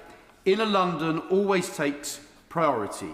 Indeed, the whole of Greater London region has become plagued with small theft, shoplifting and violent crime, especially on TfL services. So, will the Leader of the House make time for a debate on the pressing issues that affects the daily lives of my tax-paying, law-abiding constituents in Romford. Madam Deputy Speaker, the Honourable Gentleman will know through the Safer Street Summer initiative that the government takes this very important matter seriously and applies additional resources, and we're doing that in the winter as well, particularly for town centres. So there should be no excuse for inactivity in these areas in the run-up to Christmas, or indeed beyond that. And our commitment is absolutely to making sure that we have increased numbers of police officers, because quite frankly we inherited a system which was chronically underfunded, and we are bringing forward the police grant, which will be debated in the new year, and I'd encourage the Honourable Gentleman to make the case, the strong case that he makes during that debate. Jen Craft. Thank you very much, Madam Deputy Speaker, and a Merry Christmas to you and everyone who works in the House. Last Sunday, I had the absolute pleasure of joining the Mardyke Valley Rotary Club and volunteers from Re-Engage on their annual Santa run through Averley. Now, while I was assured that the Santa that accompanied us on that run is the real one, and he is a constituent of mine, and he's open to suggestions as to who should be on the naughty and nice list, this is just one of over 1,000 Rotary clubs in the UK who are up and down this country who will be doing similar things throughout the Christmas season, bringing festive joy to young children and raising thousands and thousands of pounds for local good causes. So will the Leader of the House join me in offering our thanks to all of those who give up their time on cold wintry nights to go out and raise money for their local community? Madam Deputy Speaker, and certainly Rotary Santa is very much part now of the Christmas tradition. And I absolutely join my honourable friend in thanking volunteers for their fantastic work and generosity, particularly during the Christmas season, but not exclusively during the Christmas season. Rotaries play a really important part in our local communities across the country, and I pay tribute to her for championing them. Clive Jones. Thank you very much, Madam Deputy Speaker, and can I wish you and everyone else who works in Parliament a very Merry Christmas and Happy New Year. Wokingham in Need in my constituency is an amazing local charity that provides support for homeless and the most vulnerable in Wokingham, and it does it all through volunteer-led projects. Most recently, Wokingham in Need created a sensory garden for Wokingham Hospital to provide much-needed respite for its patients and staff. Will the Leader of the House join me in congratulating Wokingham in Need, and in particular its founder, Sue Jackson, for receiving the King's Award for voluntary service this year? I will indeed, Madam Deputy Speaker, thank Wokingham in Need and Sue Jackson on her award, which is an incredible achievement. And I do thank them for all of the work that they're doing, but extend that to volunteers across our country that are involved in similar good actions. Rachel Hopkins. Thank you, Madam Deputy Speaker. In Luton, we have the brilliant Noah charity working to support those who are homeless or rough sleeping with food, meals, laundry, shower facilities, 365 days a year. There'll be a lifeline for many over this festive period. So would the Leader of the House join me in thanking all at Noah and indeed volunteers and charities everywhere supporting those who are homeless and in need, particularly over this Christmas period?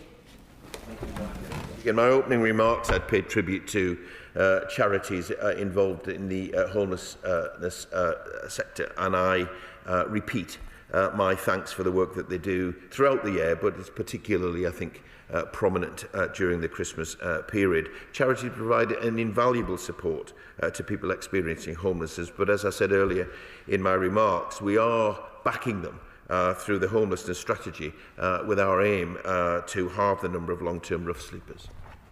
Peter Fortune. Thank you very much, Madam Deputy Speaker, and a Merry Christmas to you. Last month at my surgery in Bromley, I spoke with my constituent Rhonda Josephs, whose 11-year-old son Alexander has been diagnosed with a brain tumour. His ongoing care is currently spread across 5 different hospitals, leading to delays in communication between different teams and increased stress on Alexander and his family.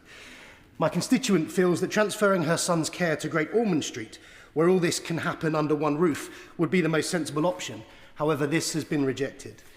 Can we please have a debate on ensuring joined-up care in the NHS so that we do not see more cases like this, putting undue stress on patients, particularly young children, and their families? Thank you, Madam Deputy Speaker. If the honourable gentleman gives me the details of the case afterwards, then I'll certainly take that up with the Health Secretary. The Health Secretary takes these matters really seriously, not least because of his personal experience. But one of the things which is very clear is that communications across the NHS are not always joined up. And it's one of the priorities of what the Secretary of State is trying to do to make sure that these situations don't arise in future.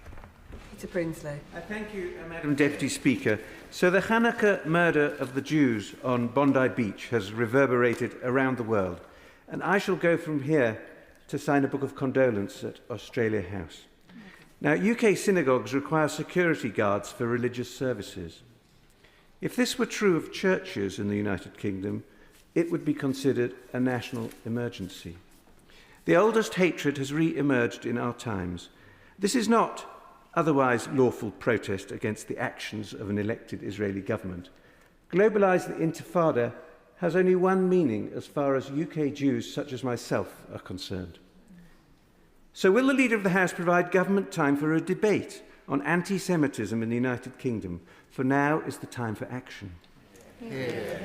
Madam Deputy Speaker, we are all responsible for driving out anti-Semitism wherever it occurs, because it has no place in our society.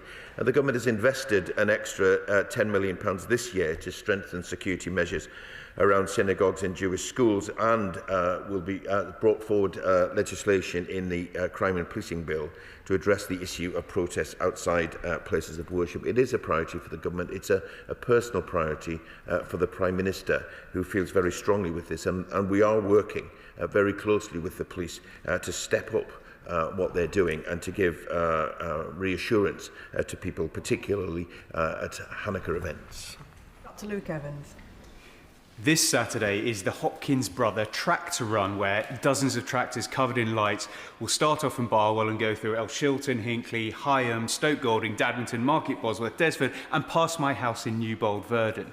Now, it was set up by Liam after the tragic loss of his brother Kieran, who committed suicide in September 2022. Since then, they've raised over £30,000 for mine, and Liam won the Voluntary Action Leicestershire Fundraiser of the Year award in October. So would he thank Liam for what he does? Would he thank the farmers as well for putting on such a show through our community? And would he encourage all my constituents to come out and see the lights this Saturday when they pass by? Deputy Speaker, and I thank the Honourable Member for raising such a worthy cause, an issue which I know he's been a great campaigner on.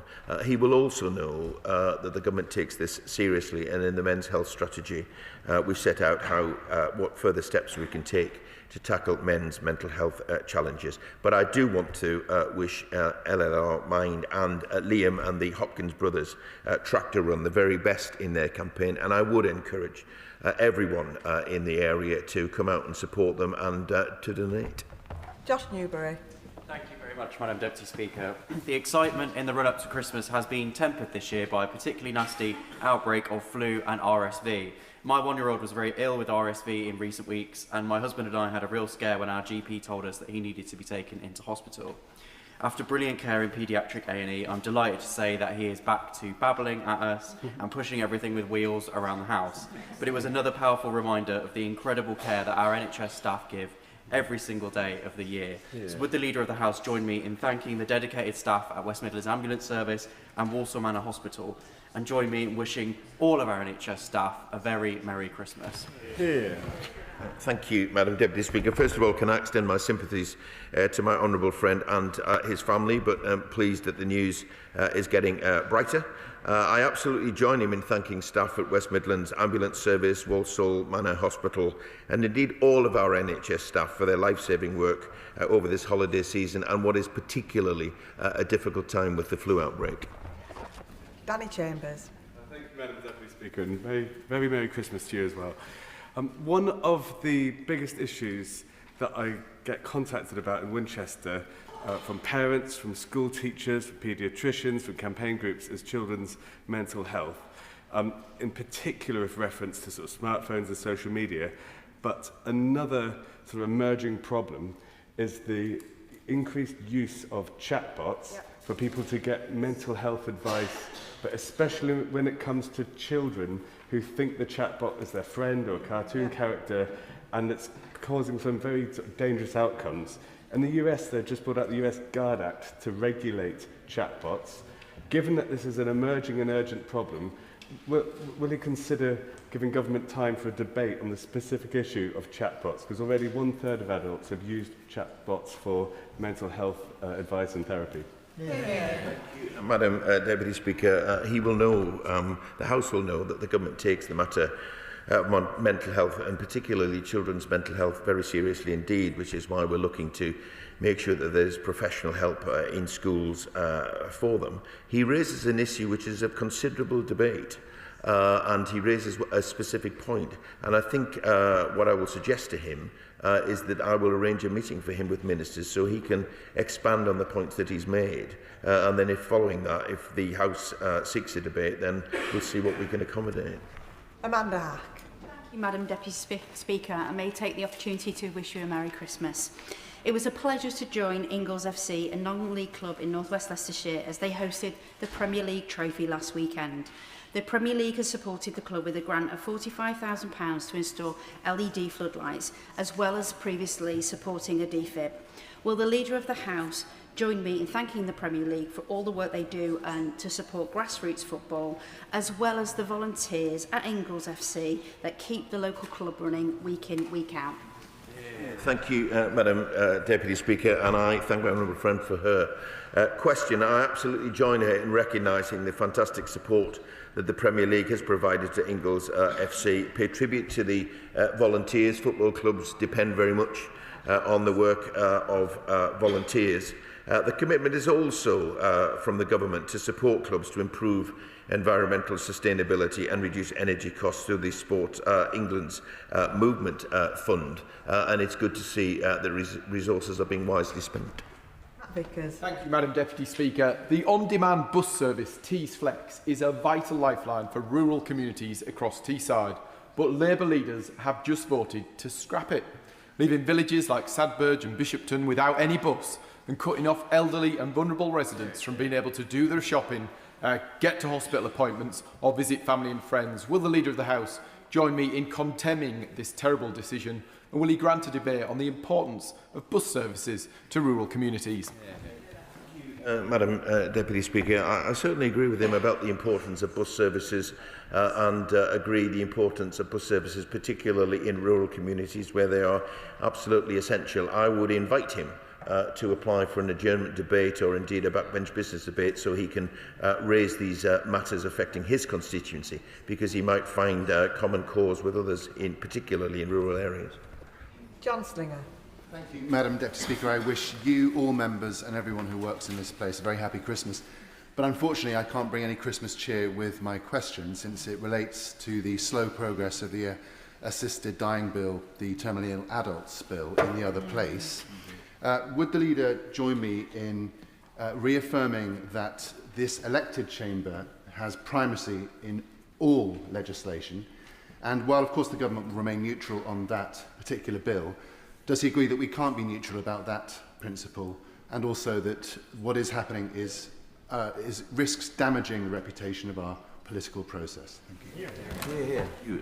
Madam Deputy Speaker, and this matter has been constantly raised in previous sessions, particularly more recently when it's clear what is happening in the other place. As I've said previously, Madam Deputy Speaker, nobody benefits from legislative deadlock. The other place has a duty and a responsibility to scrutinise legislation. They have the right to scrutinise legislation, clearly, but they have a duty and responsibility too, and there are conventions about the way that they do so. So I would urge the other place to do everything that they can to expedite these matters and respect the view, the clearly expressed view of the elected chamber.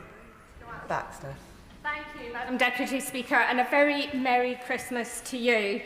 My constituents in Paisley and Renfrewshire South would have been forgiven for thinking that Christmas had come early last weekend, because we were treated to not one but two major sporting achievements. So will the Leader of the House join me in congratulating Stephen Robinson and everyone at St Mirren Football Club for their historic achievement in winning the Scottish Premier League Sports Cup after their 3-1 victory over Celtic, the first club in the UK to win a major trophy under fan ownership, and also congratulate Johnson Borough in their excellent 2-0 victory over Renfrew in the Scottish Communities Cup. Thank you, Madam Deputy Speaker, and I will join with my honourable friend in congratulating St Mirren Football Club and also Johnson Borough FC for their achievements. But I hesitate to go further because what I'm quickly learning in this job is to tread carefully where the often tribal matters of local football are concerned.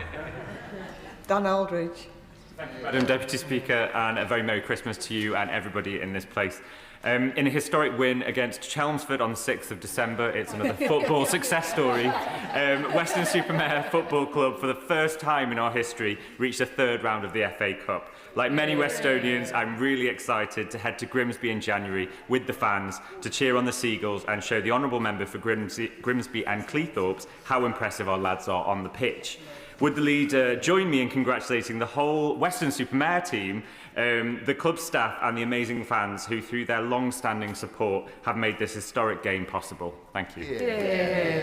I certainly respect the huge achievement of getting through to the third round of the FA Cup for the first time. That is a massive achievement, and it's good that that is on the record. So I want to wish both the Seagulls of Weston-super-Mare and the Mariners of Grimsby Town the best of luck when they come together for what will be a coastal derby in the new year.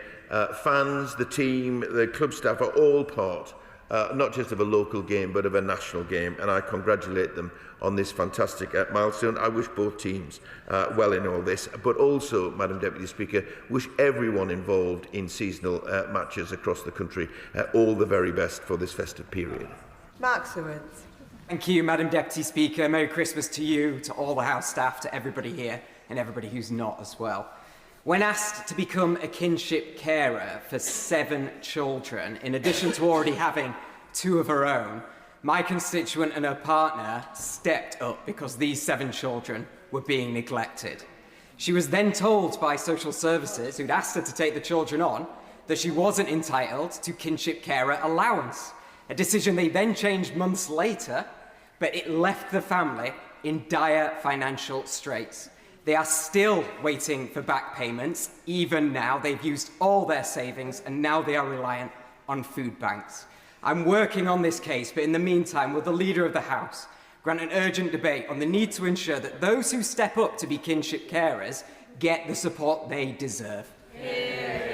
Madam Deputy Speaker, and I thank my honourable friend for raising the work of his constituent and the importance of kinship carers, who are selfless in their attitude but also do so at considerable cost, and that is certainly not helped when there's any delay in making sure that they get the support that they need.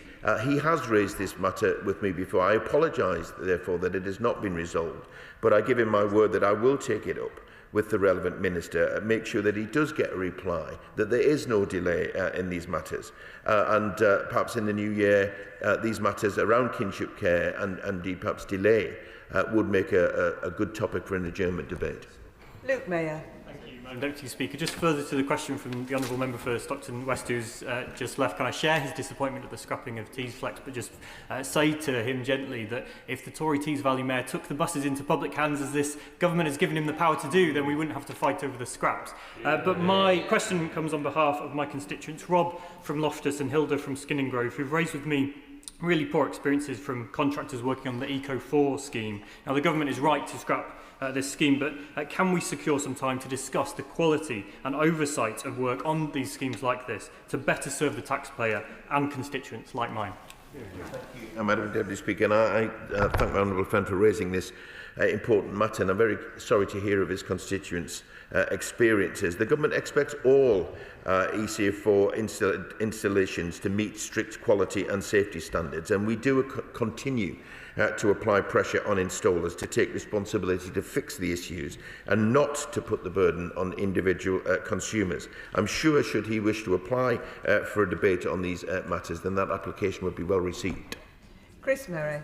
Thank you, Madam Deputy Speaker, and can I wish everyone a very Murray Christmas.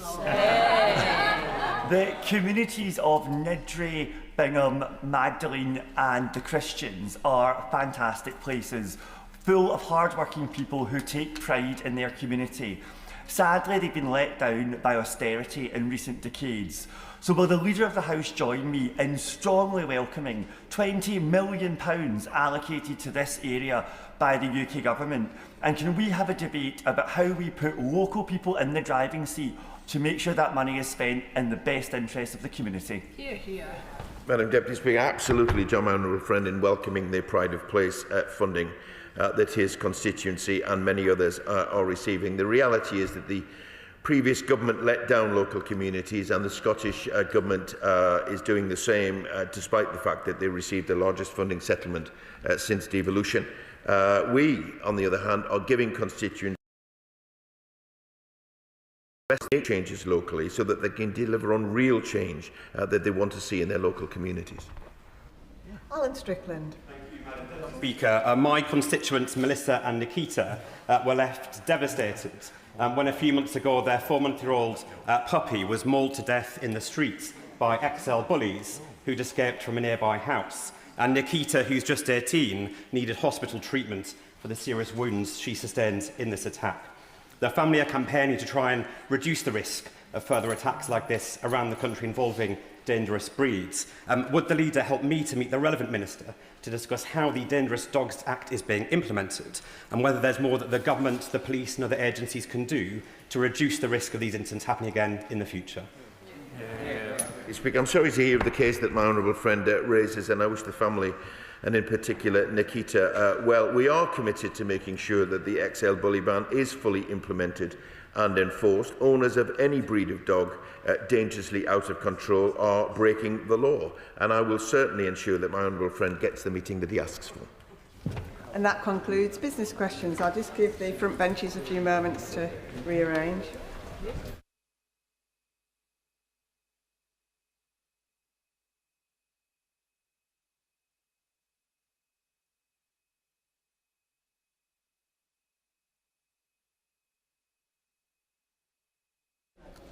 Statement, Minister Jess Phillips.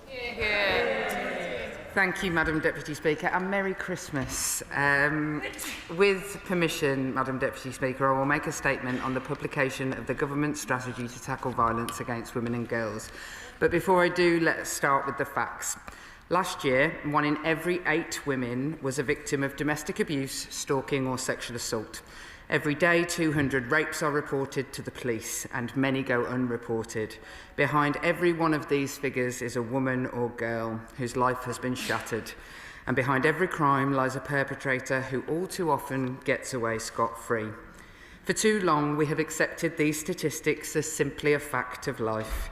Today, this government says no more. We are calling violence against women and girls the national emergency that it is. We are committing to halve these horrific crimes within a decade, and today we publish the strategy that sets us on that journey. This strategy does something that none before it ever has. Until now, responsibility for tackling violence against women and girls has been left to only the crime-fighting departments, working so often in isolated ways, providing support that is vital, but often too late to truly change the story. This strategy is different. It deploys the full power of the state across national government and local government.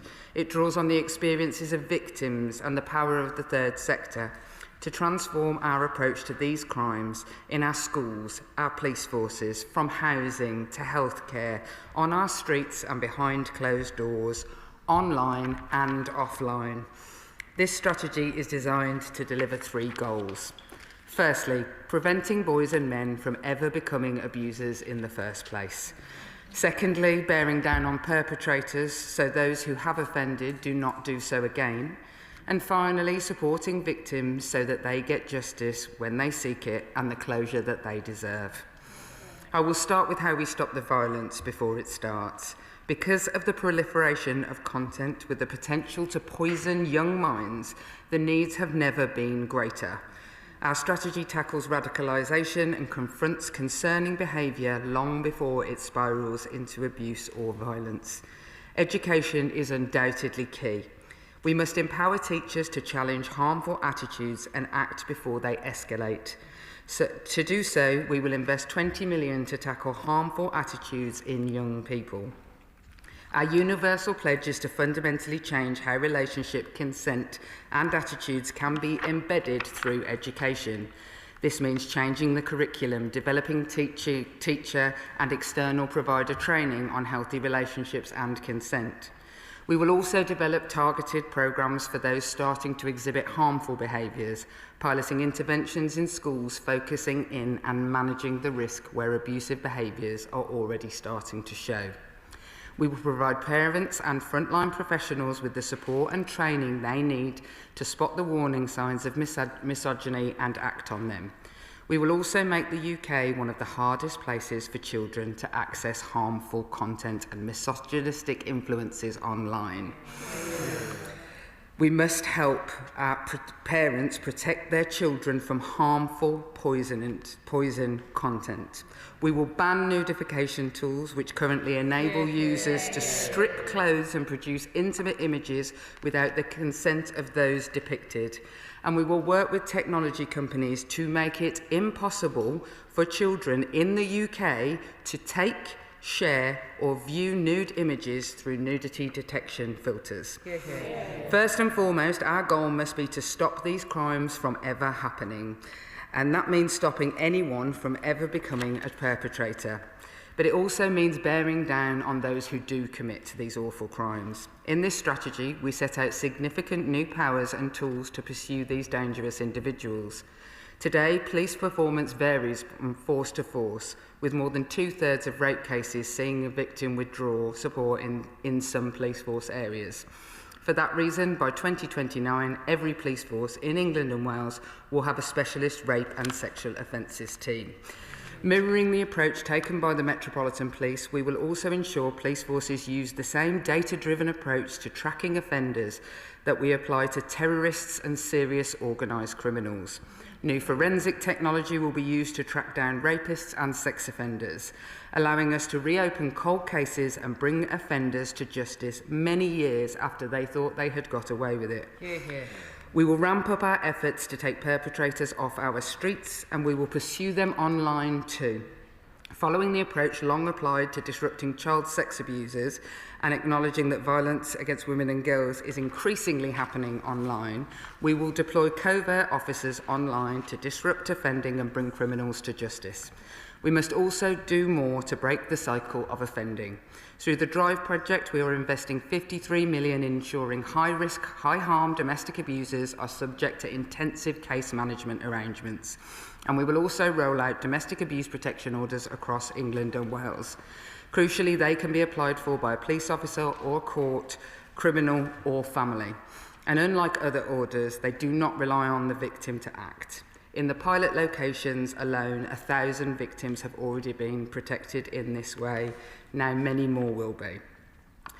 Where crimes are committed, it is essential that we help those who have suffered get the justice they deserve, and as much closure as ever can be possible.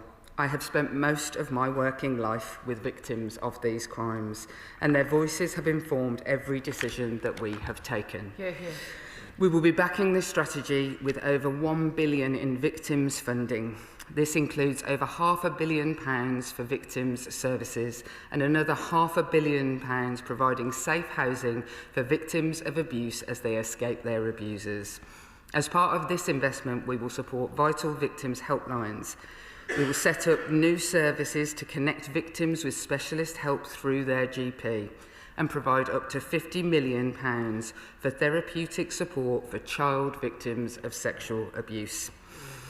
In the short time I have today, I have only touched on a fraction of the measures in this strategy, one that signals in its entirety a transformation in the government's response. A government that is rising to the challenge of a national emergency that we face. But, Madam Deputy Speaker, before I finish, I would like to take the opportunity to thank all of those who have helped us get to this point. I am particularly grateful to my counterpart, the Victims Minister in the Ministry of Justice, in her integral role in developing the strategy, as well as to the Home Secretary, her predecessor, now Foreign Secretary, the Deputy Prime Minister, and last but absolutely by no means least, the Prime Minister and the team at Number 10. They have stepped up to the plate with leadership and ambition, and I thank them all. I would also like to thank all of those across government in different departments who I may have been slightly annoying towards at times, but have stepped up admirably, from the National Health Service to police forces, to all of my colleagues sat beside me on the front bench today. They have worked incredibly hard, and the incredible dedication of the third sector, who have long rightly called for the government to do more. Most important of all, I would like to thank the victims of these awful crimes, those I have met and worked with for many years, whose bravery and determination have and always will inspire me, and kept me going through what seems like a very long career when it too often felt like change was impossible. Without their support, this strategy would have been impossible. It is above all else for them. Madam Deputy Speaker, may I end by imploring those here and far beyond these walls, this strategy is more than a document. It is a call from a government that recognises this as a national emergency, a government that is willing to back up its words with action. Ending violence against women and girls is the work of us all. Those who might spot a young boy at risk of turning down a darker path, those who might see troubling signs of behaviour in their friends, or perhaps even themselves. It will take all of society to step up and end the epidemic of abuse and violence that shames our country. The challenge is great, but I have never felt more confident that we can rise to it than I do today, because change is coming. We can make women and girls safe at last, and I commend this statement to the House. Katie Lamb. Thank you, Madam Deputy Speaker, and I wish you a very Merry Christmas. I'd like to start by thanking the Minister and the colleagues she has worked with for bringing forward this strategy today. Tackling violence against women and girls is a deeply noble aim, and one we very much share on this side of the House. Women and girls face particular threats, both in the home and at the hands of strangers. Previous Conservative governments fully understood this, which is why we took steps like setting up the Grooming Gangs Task Force, introducing measures to make it easier for victims to pre-record evidence in rape cases, and rolling out 700 more independent sexual violence advisors to support and work with victims through the police and court process. I'd like to pay particular tribute to my right honourable friends, the members for Louth and Horncastle and for Staffordshire Moorlands, for their work in leading the efforts of previous governments on this issue, and to my honourable friend, the member for Rutland and Stamford, who I know is looking forward to working collaboratively with the government on next steps after she returns from maternity leave. But the work of keeping us all safe is never done, so I would like to further welcome the steps taken in this strategy to continue and enforce a lot of that work, particularly those steps to ensure national coverage of specialist rape and sexual offence police teams, to apply new forensic technology to cold cases, and to roll out domestic abuse protection orders. Truly protecting women and girls demands that we have difficult and sometimes awkward conversations. Conversations about sex and consent, about private lives and criminality in the home, and about who is committing these crimes and why. Relationships between men and women, relationships between parents and children are delicate, particular, and shaped by long-standing norms and beliefs. Not every country and culture in the world believes, as we do, that women are equal to men, with personal, bodily, and sexual autonomy. And where people from those countries and cultures come here, this can be dangerous. Do not take my word for it. The Defence Counsel for Isra Niazal, an Afghan asylum seeker convicted of raping a 15-year-old girl, argued that Niyazal did not understand the age of consent or the concept of consent more broadly, because no such concept exists in Afghanistan. If we cannot be honest about this, we will fail to achieve the first of this strategy's goals, preventing men and boys from becoming abusers. Despite repeated attempts by my Conservative colleagues to secure the release of comprehensive data on migrant crime, the government still refuses to publish the full breakdown. The indicative data that we have suggests shocking variations in crime rate by nationality and immigration status. According to data from the Ministry of Justice, foreign nationals make up a third of all convictions for sexual assaults against women, despite making up between 11 and 12% of the population. Afghans and Eritreans, the nationalities which made up the largest number of small boat crossings this year, are more than 20 times more likely to be convicted for sexual offences than British nationals. Each and every case of sexual assault is wrong. Perpetrators must face the full force of the law, regardless of nationality. And it remains the case that, statistically, the most dangerous place for a woman to be is in her own home. But we must be able to have an informed and honest debate about whether mass migration is making this problem worse, particularly when a large number of recent migrants come here from countries where attitudes to women are very different from our own. The Minister spoke rightly of the importance of a data-driven approach. So will she work with her ministerial colleagues to release the full data on crime by nationality, including as it relates to violence against women and girls, so we can fully understand this problem in order to tackle it?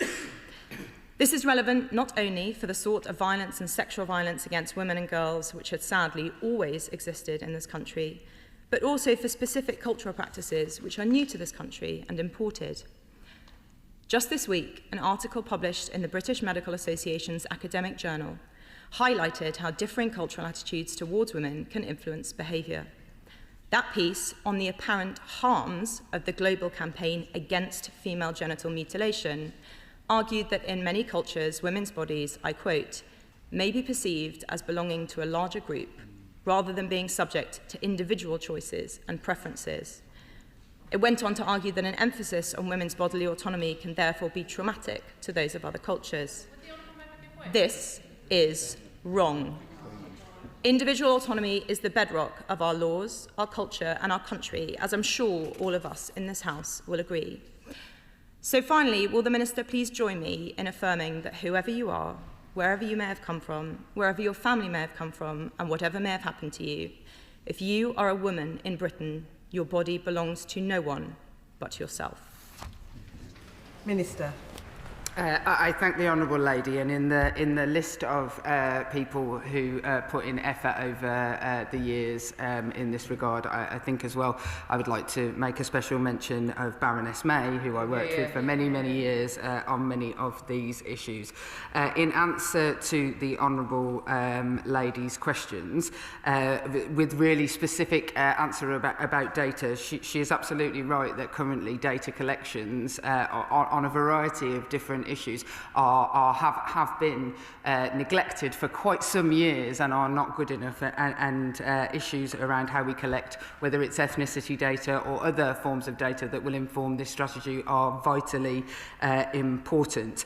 And as somebody who has been a pro-choice member of Parliament and a pro-choice advocate my entire life, I am more than happy to stand here and say that it is a woman's right to make any decision, and I hope that always the Honourable Lady and anyone would join me in telling anyone from anywhere, including when they are of our own ranks and our own communities, that it is nobody else's business what I do with my body. And so I'm more than happy to say that. What I would also say to the Honourable Lady is that this government has deported an increased number of foreign national offenders, 12% increase since her government's period in office, and has passed much stronger laws, for example, on the rights of asylum seekers. For example, I believe that members opposite voted against the bill that contained this, to not be able to claim asylum in our country. country. But what I would also say to the honourable lady was, if the only crime that I had to concern myself with halving was that was committed by people who arrive in our country, my job would be considerably easier, because the vast majority of the data that I am talking about is around people who were born in our country, abusing other people who were born in our country, from every culture, from every creed. There is absolutely, I have yet to come across any community where violence against women and girls does not happen. Sarah Owen. Thank you, Madam Deputy Speaker, and I of course welcome the new Borg strategy and thank both the Victims Minister and the Safeguarding Minister, who have worked so hard and are wholly committed to ending harm against women and girls. On specifically training for teachers, will this be co-designed alongside girls and boys, so it's well received and up to date with the latest technology? Because big tech has a huge role to play in tackling misogyny. Children online are constantly targeted with information including violent pornography or hateful content. And we say, don't look, but the algorithms are screaming at them to look.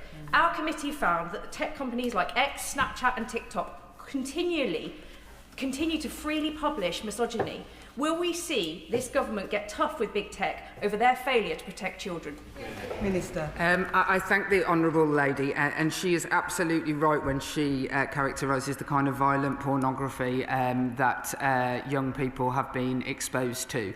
And I am part of the strategy will be to ban strangulation in porn, amongst other things that I'm sure when everybody goes away today and reads the strategy around some of the guidance that comes from the review that was undertaken into pornography and exactly what we have to do. I am very pleased to say that since age verification came in July, that Pornhub has seen a reduction of 77% in its traffic. My heart bleeds for them. So we are seeing actually the green shoots of this, but she is absolutely right. The strategy tackles head on how we have to work with, and whether that's regulation and or collectivism with tech companies, to make sure that the kind of vile crimes that we see happening to children in our country cannot happen anymore. Liberal Democrat spokesperson Marie Goldman. Thank you, Madam Deputy Speaker, and I'd like to thank the Minister for advance sight of her statement today. Madam Deputy Speaker, I warmly welcome the Government coming before the House today with this much anticipated violence against women and girls strategy. It's essential that we tackle this issue head on, and to do that it's vital that we don't just talk about dealing with the horrific consequences of violence, as the Minister has said. That alone is not good enough. We must not accept a system that tells women and girls to expect violence and abuse, but promises support after their lives have been irrevocably harmed. Training for teachers is a welcome measure, but unless it's also accompanied by steps to properly moderate online content, there is no doubt in my mind that it will fail. As long as violent, misogynistic content continues to reach children and adults online, this crisis will persist. I have no doubt that the Minister knows this. I would ask her to go further and faster in tackling the devastatingly harmful effect of online content right now. Children are being harmed right now. We need tougher action right now. We were told that the Online Safety Act would make a difference. It has not. Now Ofcom has released guidance that we are assured goes further, but this is voluntary and any strengthening will only come in 2027. That is too late. Without clear legal enforcement, social media companies will continue to put their profits first. So I ask the Minister, will she commit to holding social media companies properly to account? And will she ensure that Ofcom's guidance on violence against women and girls becomes mandatory, with enforceable duties and real consequences for failure now, not in 2027? And finally, for this strategy to succeed where multiple others have failed, it must also include ring-fenced funding for specialist services, including for older victims. It must work comprehensively across government departments, recognise minority women may experience violence differently, and have clear accountability if progress stalls. Can the Minister set out how this strategy will deliver on each of those points? Minister. I thank the honourable lady, and actually I think that she will see from the strategy that yes, absolutely, the issue of tech is undoubtedly in there, and I agree with her that assessing how well things are going seems quite a long time to wait till 2027. I can absolutely guarantee her that I will hold tech companies accountable, as I think it's quite famously known that quite a lot of them aren't that keen on me, that I will hold them accountable for their behaviours and work, but also work with them in what is possible. Like to the previous question that I was asked about it, whether we make sure that what teachers know is to adapt to a modern world, I have to say we're going to also need big tech brains on that as well. And so whilst I will hold them accountable, it is also going to be very important to work with them. There is absolutely ring-fenced money that is really specifically about targeting both domestic abuse and sexual violence within this. And one of the things in the strategy is absolutely to commit to how we give the standards of commissioning when we give out money from the centre down to areas, to look at exactly the issue she is talking about with regard to buy and for in whether that's older people, veterans support for black and minority ethnic groups. All of these buy and for groups will have to be taken account of. Stella Creasy. Thank you, Madam Deputy Speaker. Can I thank all the ministers for all their collective hard work working with the Safeguarding Minister. It has been worth the wait for this strategy. She will know that for too long it's been an occupational hazard for women in this country that they get hassled wherever they go and whatever they are doing. So can she confirm that as part of this strategy, the Protection from Sex-Based Harassment in Public Life Act will be come into force in April next year, meaning for the first time ever, the law will recognise that misogyny causes crimes against women and girls, and the police and courts will be able to do something about it. She will know that Citizens UK, the brilliant Sue Fish, Our Streets Now, the former member for Tunbridge Wells, Greg Clark, and the current member for Tunbridge Wells, and I have been pushing for this for over a decade because we want to see women and girls as free as men and boys to walk our streets. So can you tell us how we can now feed into the police guidance on this matter, please? Minister. Absolutely, I can confirm that, I'm more than happy to meet with the Honourable Lady and others that she has mentioned about exactly what goes into the guidance.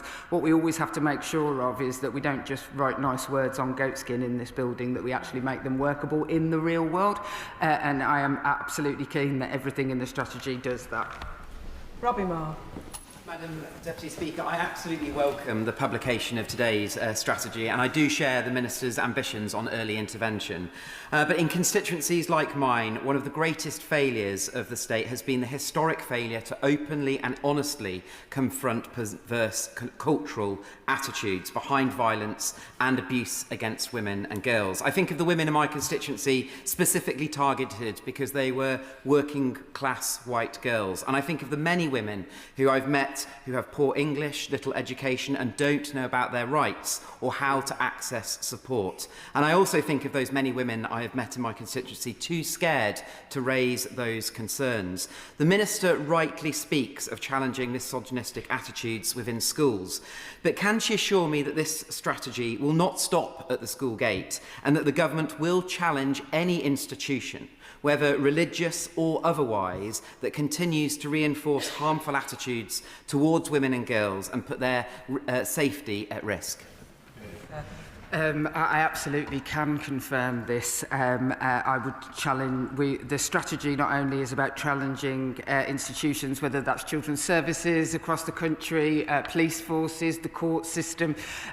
We have tried in the strategy to look at wherever a person might come forward or have previously been failed, and look at ways that we can seek to improve those. Now, that you don't undermine, frankly, millennia of patriarchy overnight. But if only I'd do it if I had a magic wand. But I absolutely, I don't care what it says above the door of your establishment. If you are not working with us, you are working against us. Jessica Satter. Thank you, Madam Deputy Speaker. I would like to make the House aware of my appointment as the VORG Advisor to the Secretary of State for Health, and it is the commitments made by the Department for Health in this transformative strategy that I wish to raise. Will the Minister confirm that the rollout of the Child House model represents a significant step in delivering against Recommendation 16 from the Independent Inquiry into Child Sexual Abuse, and that the introduction of Steps to Safety service, which will embed specialist support workers across groups of GP practices, will play a huge role in better identifying victims of domestic abuse and sexual violence through these settings? Minister. I absolutely will confirm that, and first and foremost welcome my honourable friend. I don't really need to welcome her to the party. I'd say for about a decade she and I have been in the same meetings together before she was in this house working in the sector. I absolutely can confirm this, and I think that, you know, government departments standing up and saying we're going to put so and so million into this. The thing that I want to highlight about the measures that are in the strategy that she has spoken about is the cultural shift that has come from the idea that not just ministers saying it's everybody's business, but the Health Secretary with other members of the Cabinet going, OK, what does it's everybody's business mean? And I thank the Health Secretary for making that mean that he understands that if you are raped, if you are stalked, if you are harassed, if you are domestically abused, that makes you sick, and that they have a responsibility to deal with that. And the idea that every child in the country will now, where they live, have access to what can only be described as a gold-plated system that currently exists in Camden and some other places across the country, frankly, makes my heart sing. Dr. Luke Evans. Thank you, Madam Deputy Speaker. And I've long argued in this House when it comes to mental health or physical health, it's women and men, not or, and that's really important. So can I welcome this strategy coming forward, but I also bring a sense of caution, because terms like toxic masculinity, labelling men or young boys is potentially a real problem, because they see themselves that they are destined to cause some problem, and already some of the reporting today is enhancing that. So what is the government doing to make sure that we are not already criminalising socially young men and boys for having feelings about good masculinity? That's a really important definition the government needs to get right, and I'd appreciate her answer on that topic. I totally agree, and I'm not a fan of the term toxic masculinity. As somebody who has raised two men, I used to be able to say I had children, but I have raised two men. They're very tall, and I have watched over the years, since the Me Too movement started to occur, then the death of Sarah Everard, and a real pouring out of emotion by women in our country that didn't include men and boys in the conversation, and so they went somewhere else to get their information. And so much of the strategy is about inviting those young men and boys in, but also men and boys who are victims of these crimes. Today they're in the news, the terrible cases of sextortion for all to see. And my honourable friend will be holding a Men and Boys Summit, and there is a Men and Boys section to statement as part of the strategy. It is vitally important that we get this right, because we've tried the alternative before and it didn't work. Yeah. Andy Slaughter. Thank you, Madam Deputy Speaker. We're all aware of the delays in the criminal justice system. These can occur at any stage, but are particularly severe when cases move from the police to the CPS and then to the courts, each under a separate Department of State.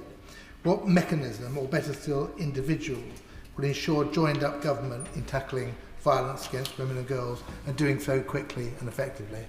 Minister. I thank the honourable gentleman, and actually the backlog in our courts is one of the stickiest, most difficult issues, and covers across lots of different government departments to get this absolutely right. And it is, I would say, it's probably the thing that the problem that drives our collective work almost more than anything else, because there are We are due to have 100,000 in the backlog by 2028 if we do not do real radical change, and keeping at the heart of that radical change the experiences of women and girls. And there's things in the strategy around legal advice for victims, around greater support for independent sexual violence advisors, all those sorts of things are there, but this is going to take a radical change. Monica Harding. Thank you, Madam Deputy Speaker. Can I pay tribute, first of all, to the Minister for her work on violence against women and girls? Can I also welcome what she said to my honourable friend about her commitment to holding tech companies to account for their behaviours?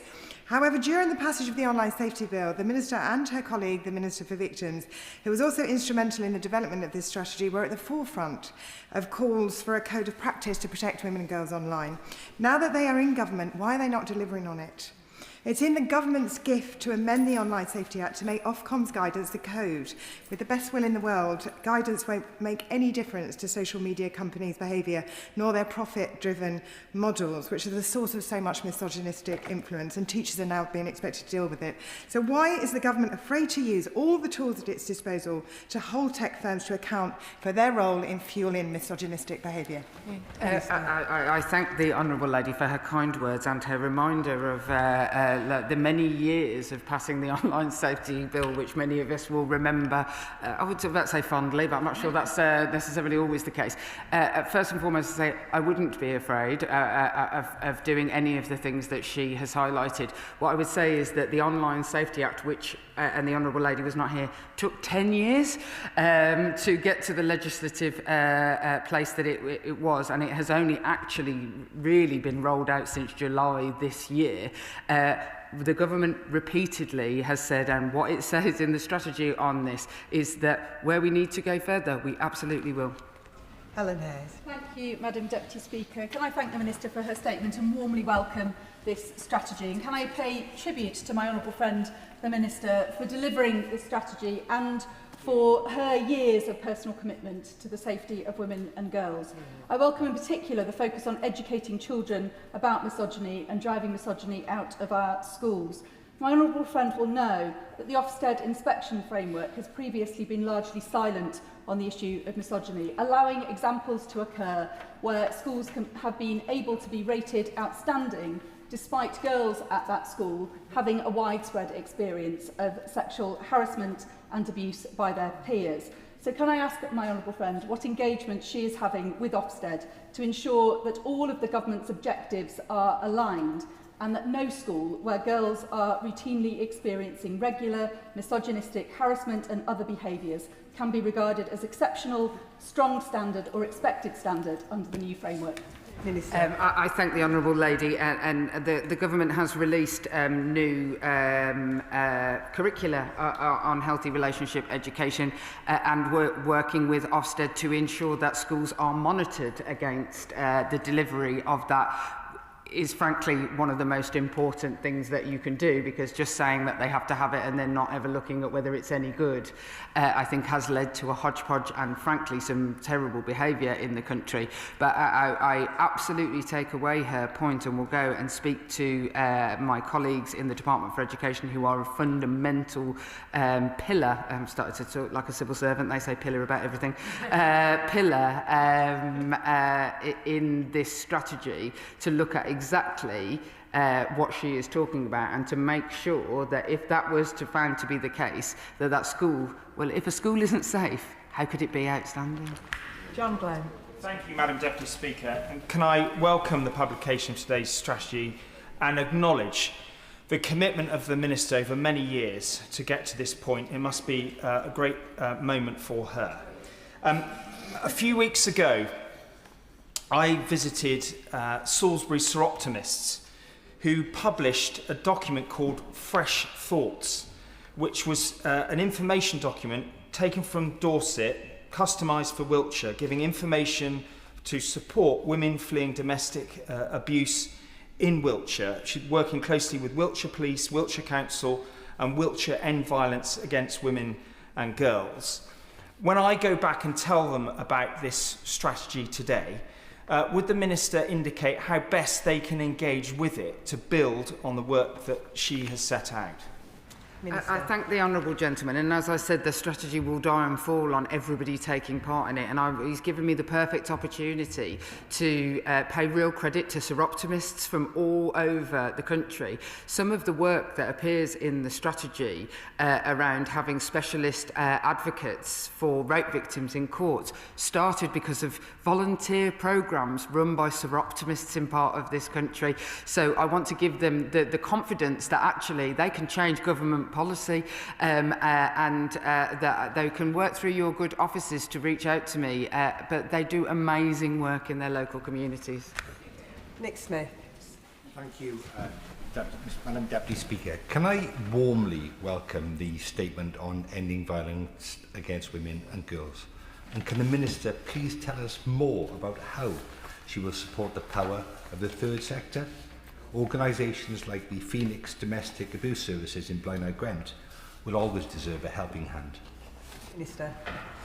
I thank the honourable gentleman, and what I would say is, you know, again, poacher come gamekeeper, that making sure that the voluntary sector are well placed to deliver much of what is in this strategy, not just the classic victim support models of funding either nationally or locally that have previously gone on, but there is going to be new opportunities with new different schemes, whether that's in our employment services, whether that's in our health services, and I absolutely want to make sure that where those are being operated locally, that voluntary sector agencies have the capacity to make sure that they are part of that.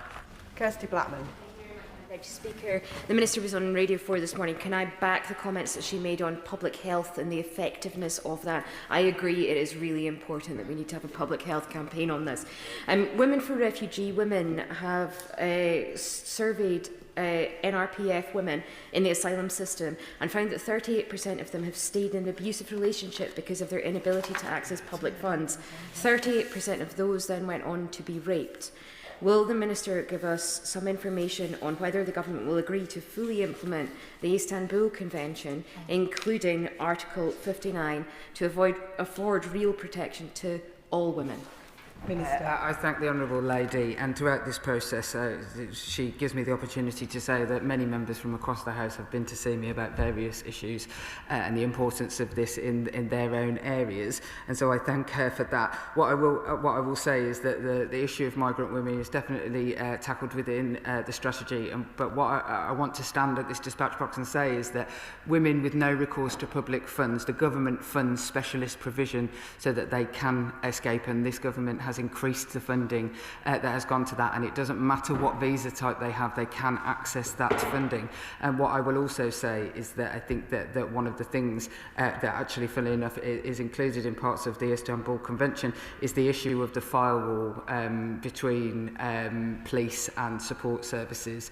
That I'm very pleased to say that is in the strategy, and we will be looking to implement that as soon as possible. Rushanara Ali. Thank you, Madam Deputy Speaker. I want to commend my honourable friend for her tireless work in tackling violence against women and girls.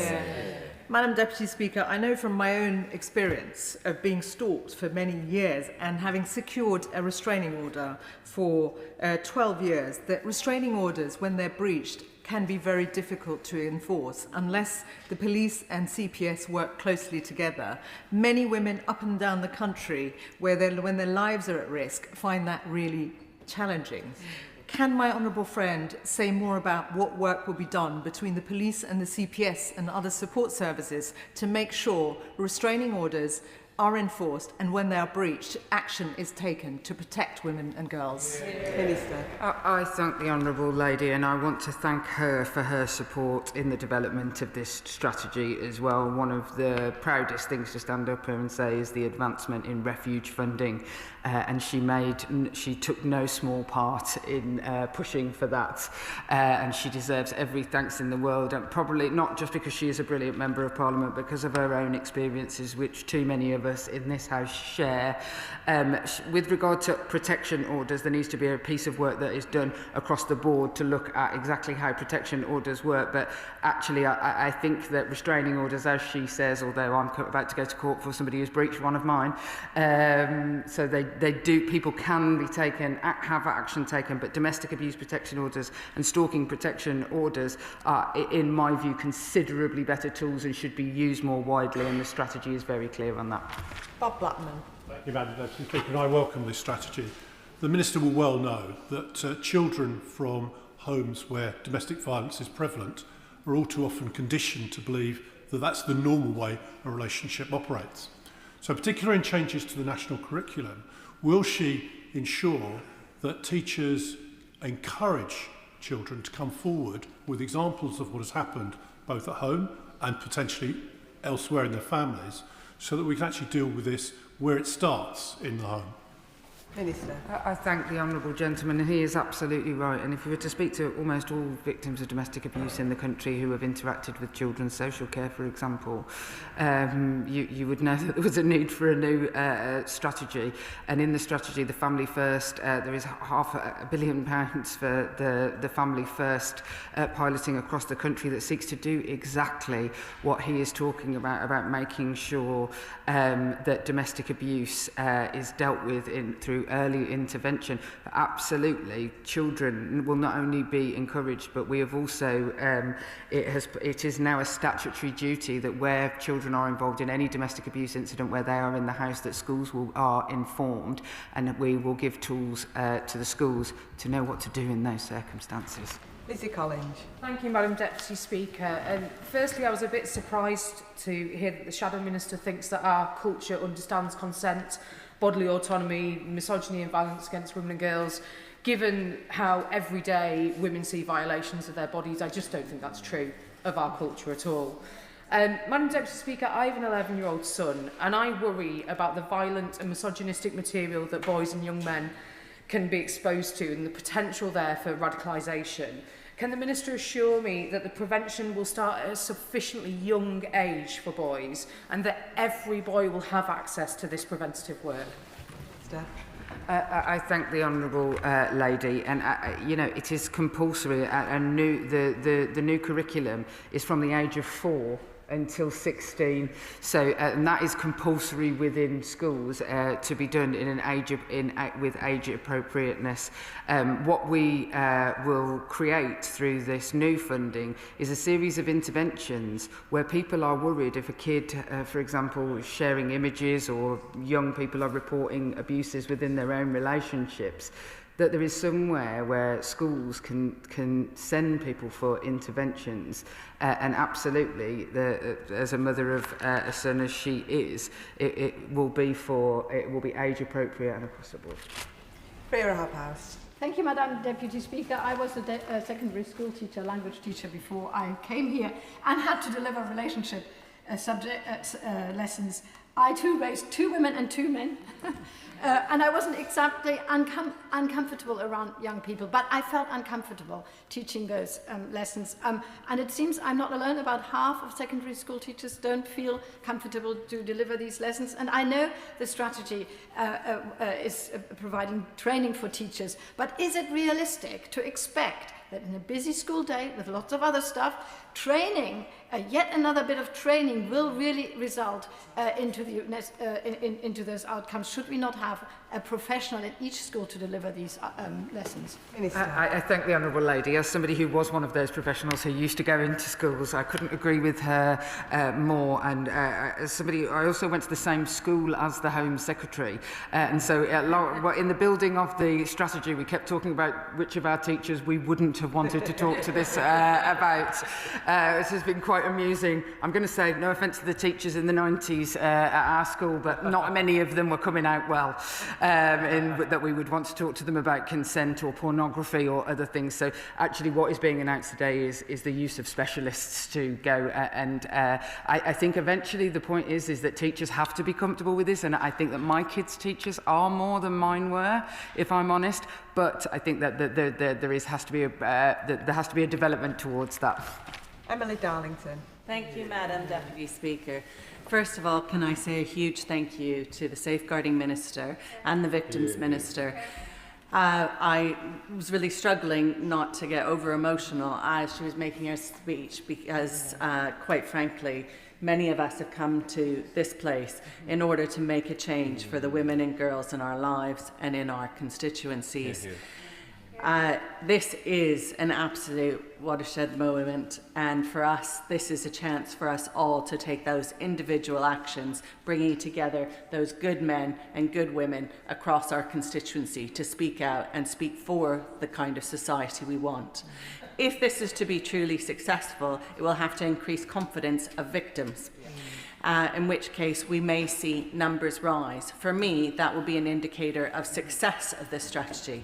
But one of the ways to increase confidence is to make sure, no matter how profile you are as a self-declared misogynist, that you are held to account and brought back to this country to face criminal charges that are here. Does she agree with me that this government should be doing all it can to make sure, pursue every single rapist, abuser, perpetrator, stalker, and that will be the only way to make sure that women and girls feel confident in both our police and our court system? I thank the Honourable Lady in her diplomatic manner in which she is very, very clearly representing cases within her constituency. High-profile cases are, and I absolutely agree. And it goes to a number of points that, whether it came from the opposition front bench or from herself, is I don't care who you are. I don't care how important you are. I don't care if you ran a big department store. I don't care if you're a movie mogul. I don't care which country you come from. If you do this in our country, we will come for you.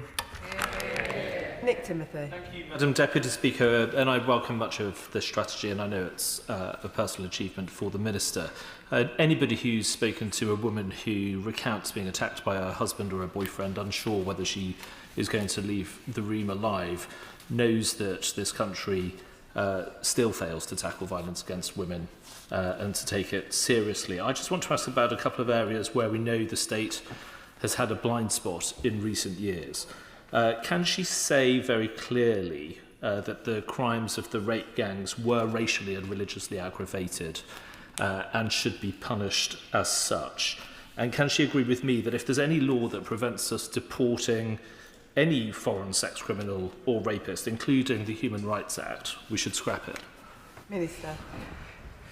I thank the honourable gentleman, and no doubt in his tenure working for Baroness May was heavily involved in some of this work, so I suppose I shall thank him for that as well, for some of the things that he did in that time. What I cannot say, and what I will not do from this dispatch box, is affect any case by saying that any case is aggravated by one thing or another. I am very proud that this government will aggravate on the basis of grooming for the first time, that will make become an aggravated offence. But on individual cases, I cannot say without seeing all of the evidence. But what I know from my years of working with grooming gang victims is that there is absolutely no doubt about issues of that have been talked about, and as the Home Secretary has said, where women were targeted for being white working class girls. That is absolutely, I have seen it with my own eyes. And I will not scrap the European Human Rights Bill, but we don't need to deport sex offenders. We should have been doing it for a lot longer. Amanda Martin. Thank you, Madam Deputy Speaker, and I want to pay tribute to the Minister for her statement and for hers and the Victim Minister's hard work for what has been a truly cross-government effort to leave Vogue offenders nowhere to hide. For far too long and far too often, justice for victims of domestic abuse must be sought by parents like Sharon Holland and groups like Project Resist because the system let their daughters down. Tragically, Madam Deputy Speaker, this strategy is too late for two young women from Portsmouth, Chloe Holland and Skye Nichols, who were driven to take their own lives because of coercive control from vile partner perpetrators. Can the Minister explain how the new VOG strategy will ensure that these deaths are recognised for what they are, manslaughter, and how it will tackle systematic institutional failings and support our third sector to prevent future tragedies? Minister. I absolutely agree with the Honourable Lady and want to pay tribute to Sharon Holland, a woman I've met a number of times who campaigns fiercely on behalf of her daughter Chloe. Suicide is a fundamental part of the strategy with regard to how we end domestic-related deaths and femicide, and to call it what it is, that is what it is femicide. So a number of different things appear in the strategy, and whether that is around the risk assessment and how well our risk assessments for domestic abuse look for issues of mental ill health. Often they are looking for incidences of homicide rather than suicide, and the issue of manslaughter, my honourable friend the Victims Minister empowered the Law Commission to undertake the review that looks at the exact thing, and we await their findings. Caroline Burden. Thank you, Madam Deputy Speaker. Firstly, I welcome this strategy, and I would like to commend the Minister for her tireless work on supporting victims and trying to reduce violence against women and girls. And I welcome the cross-governmental approach and the focus on prevention and public health promotion. We know that boys as young as 9 or 10 are being spoon-fed hardcore violent pornography on social media, even when they're not looking for it. Access to this type of content leads to violent sexual acts being normalised and the way they view relationships with women becoming warped. Now, the head of a boys' school that has completely banned mobile phones from their estate has spoken powerfully to me about the effect of being able to have conversations with boys before they start seeing this content online. And while schools are part of the answer, asking teachers to combat the tidal wave of indoctrination, radicalisation and normalisation that these algorithms is causing is unrealistic. The misogynistic, violent attitudes must be stopped at source. So as part of this work, what action will the government take to ensure social media companies comply with the Online Safety Act, make Ofcom guidance statutory, and push her colleagues across government to legislate to get smartphones and their misogynistic content out of our schools? Minister. Thank you. A 9-year-old looking at any pornography on any social media site or any site in the UK is illegal. And if there are instances of that, then they should be reported. We have seen a case recently where a pornography site did not have age verification. They were by Ofcom fined £1 million and then put age verification, but they will be blocked from being able to be seen in the UK if that is the case. So that is already the case. Now, it's going to take time, but I asked the Honourable Lady to get her schools to report those particular issues, and we will raise them absolutely with Ofcom. I also think it's important to say that misogyny existed before the internet as well. That tackling misogyny is something that has had to be done for quite a long time. I absolutely agree with her that we need to support teachers in how what young people are seeing inside and outside of school, and the strategy absolutely deals with that. Gurinder Singh Josan. Thank you, Madam Deputy Speaker, and can I first of all thank the Minister and all those in government who worked so hard to bring this strategy. Whilst the Shadow Minister, through her rhetoric, does her best to demonise whole communities, the Minister is right to recognise abuse occurs in all communities. However, the Minister will be aware of the need to be sensitive to cultural differences experienced by women from different communities and girls from different communities. The Minister has already recognised the value of by and for organisations working to provide culturally sensitive support for women and girls, and I trust that support for by and for organisations will continue. But one area where progress needs to be made is in relation to honour-based abuse. So will the Minister commit to support calls from Karma Nirvana and around 60 other organisations, including Sikh Women's Aid, for a statutory definition of honour-based abuse, to recognise honour as an aggravating factor in criminal sentencing, and to require multi-agency guidance to identify and respond to honour-based abuse? I am very happy to say that the making a statutory definition of honour-based abuse and working with the organisations that he has identified on that statutory guidance is very much in the strategy. I am very proud to do that, because absolutely we do need to have cultural sensitivities, but within the services that we provide, and we need to listen to the voices of the women in those services. It's an honour to work with those organisations, and I will continue. Ben Oxyjecti. Thank you, Madam Deputy Speaker. I just wanted to address another aspect of this strategy, and specifically how it relates to male survivors of crimes considered to be violence against women and girls. My 10-minute rule bill earlier in the year called for a dedicated strategy to tackle interpersonal abuse and violence against men and boys, so that male survivors of rape, sexual assault, domestic abuse, forced marriage and honour-based violence receive the justice and support they deserve. I recently met with the Minister, and I thank her for her time. Discussions were very positive, I felt. I've also spoken to the Victims Minister about how to shape the strategy to support male survivors. So could you just outline what provisions are included to support male survivors in this strategy, and whether a dedicated strategy to help male survivors be published next year? I thank the honourable gentleman. I really thank him for his approach on this and to working collectively with us. There is a specific statement that goes alongside the strategy that is specifically targeted at men and boys, that has some specific support services and things that are and policy that is for male survivors. But of course, anything that is in the strategy, any of the legislation, any of the support services, they are and the commissioning, it is also for men and boys who are victims of this. But as he and I said, what we actually need is a piece of work done to see we can't just paste what women have also always used onto men. And so at the Men and Boys Summit that my honourable friend, the Victims Minister, which I'm sure he will be able to be part of, we will be looking at exactly what that is, and that will be early in the new year. Kevin Bonavia. Thank you, Madam Deputy Speaker. Can I add my own personal tribute to the Minister?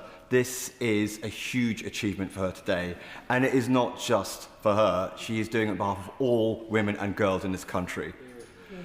Now, in her statement, she said we all have a role to play. That's individuals and organisations across this country. Now, in Stevenage, she will recall we have an amazing charity called Survivors Against Domestic Abuse. And one of the challenges they face is that many victims there keep going back and back again because the justice system isn't strong enough for them. So I'm sure that SADA will welcome domestic abuse protection orders, and will the Minister explain to SADA and other organisations how this government will help them provide that support to women and girls who need it? I thank the honourable gentleman, and organisations like SADA are absolutely vitally important both in how we roll out new perpetrator schemes, so that it isn't those victims who have to do the work, and actually it is offender management of their perpetrators with support alongside them. There are lots of new national schemes that will be rolled out as part of this strategy over the next 3 years, and I would very much welcome and will work with all the organisations across the country to get that right in local areas. Josh Babarinde.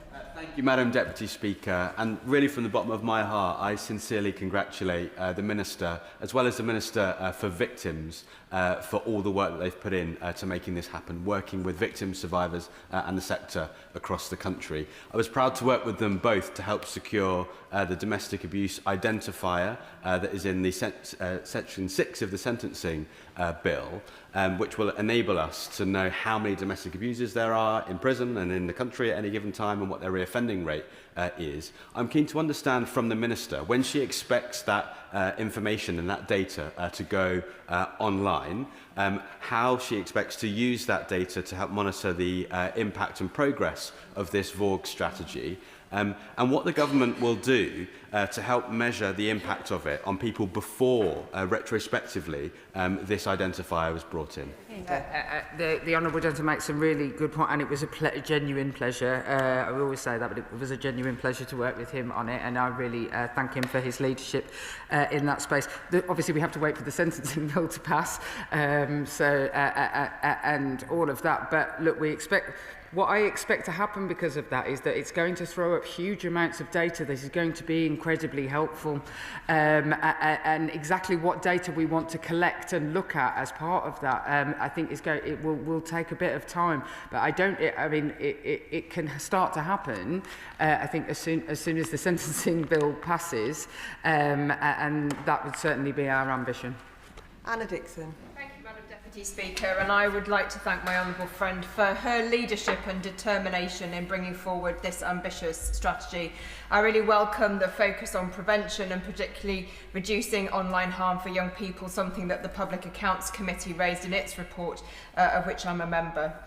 Bradford rape crisis and staying put provide vital support to women and girls in my Shipley constituency who've been victims of violence against women and girls, and I hugely welcome, I think, the £1 billion, if I heard right, in the statement that's going to be invested in victim support and safe refuge. Will the Minister explain how these funds will help victims of domestic abuse in my Shipley constituency to get support and a safe place to call home?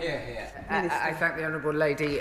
With regard to her rape crisis, there is literally a specific amount of uplift that will come to the ring-fenced budget that goes to rape crises in the country. I think Rape Crisis England and Wales asked for a 15% uplift, and not from, funnily enough, from health service funding, which is the cultural change that I am talking about, making it their business. We expect to see those uplifts, so that they will hopefully benefit from that. With regard to domestic abuse, the extra, compared to under the previous government, the £130 million a year in refuge and housing support and the support that sits around that, there will be over the 3 years 109 million extra, and I hope that the commissioning process, which we will redesign to make better and over a longer period of time rather than doing it every year, that her organisations will be able to access. Richard Ford. Thank you, Madam Deputy Speaker. A recent Ofsted inspection of children's services in Devon found that they, quote, share a determination to improve services for care leavers. How will the new strategy to end violence against women and girls pay particular attention to preventing harms to care leavers, to care experienced people, and how will it build on improving practice that we see in local authorities, such as in Devon? Look, it is absolutely a vital part of this puzzle, and working with the Children's Minister in the Department for Education on, like we said, the family first part of this strategy, the bit of the strategy that is about children's social care. Care leavers, if people, often talking about grooming gangs, and you cannot talk about grooming gangs without talking about care experienced children as well, and the interactions of those. It is a vitally important part of the puzzle to get right, and the government also has a children in care strategy that it will work towards that, and I sit on the board of that. Chris Webb. Madam Deputy Speaker, I know in my time as a former Deputy Police and Crime Commissioner that there's been a growing trend in violent patterns for younger people, especially young boys in Blackpool and beyond. So can the Minister set out the plans to engage with young people, particularly young boys and men, to tackle this? Minister. I thank the honourable gentleman. I think that we have not done anywhere near enough to engage with young men and boys about their feelings about this, and to devise a system that is best for them. I mean, other than saying 6, 7 like that, what do I know about what it's like to be a teenage boy? Not even my children are teenagers anymore. And so, of course, what we will test a number of models, and that will have to be done in concert with young people. Tracy Gilbert. Thank you, Madam Deputy Speaker, and can I welcome this strategy and thank my honourable friends and the ministerial team for their tireless work in tackling violence against women and girls. To meet the government's targets of cutting violence in half, we must end the demand for commercial sexual exploitation, whether that be in pornography or prostitution. Can my honourable friend outline what steps the strategy will take across government departments to eradicate this demand? I thank the honourable lady, and I think she will be pleased about the government action that the strategy proposes with regard to the as she quite rightly points out, some of the commercial sexual exploitation that occurs within pornography, and based on Baroness Burton's review, I'm sure she will be pleased to hear, but actually much more broadly, the real need to properly integrate the idea of adult sexual exploitation into what we consider as violence against women and girls, and to properly have robust measures to deal with that is a fundamental part of changing that, and that includes some of the terrible commercial sexual exploitation. And the final question, Mark Sewards. Thank you very much, Madam Deputy Speaker. I welcome the strategy set out by the Minister today. I commend her and everyone around her for their tireless work to get to this point, often lifelong work too. When I speak with the charitable sector, third sector organisations like Leeds Women's Aid in my constituency, They've worked in the space for years, and one of the things they keep telling me is that the funding period for grants are often far too short, come up for review far too frequently. Now, factoring in the cost of applying for these grants, as well as the staff time that they spend applying, they tell me that long-term strategic decision-making within their own organisations becomes really, really difficult. So can the Minister assure them that the strategy will address this common challenge? As a previous Women's Aid alumni, I can absolutely, and that one of the strongest things that came from the sector, especially the domestic abuse sector, is how crackers it is that you have to apply for your funding every year. So obviously we can't commit funding for longer periods than comprehensive spending reviews, but we are committing to long-term funding going out of our door into that door under a set of standards and commissioning models that we in the government will work to, because there's also quite a lot of complaints about localised commissioning as well, and that is a fundamental way of allowing those organisations to grow because they can breathe again. And that concludes the statement, and I'll allow for the front benches to quickly swap over to start the next statement.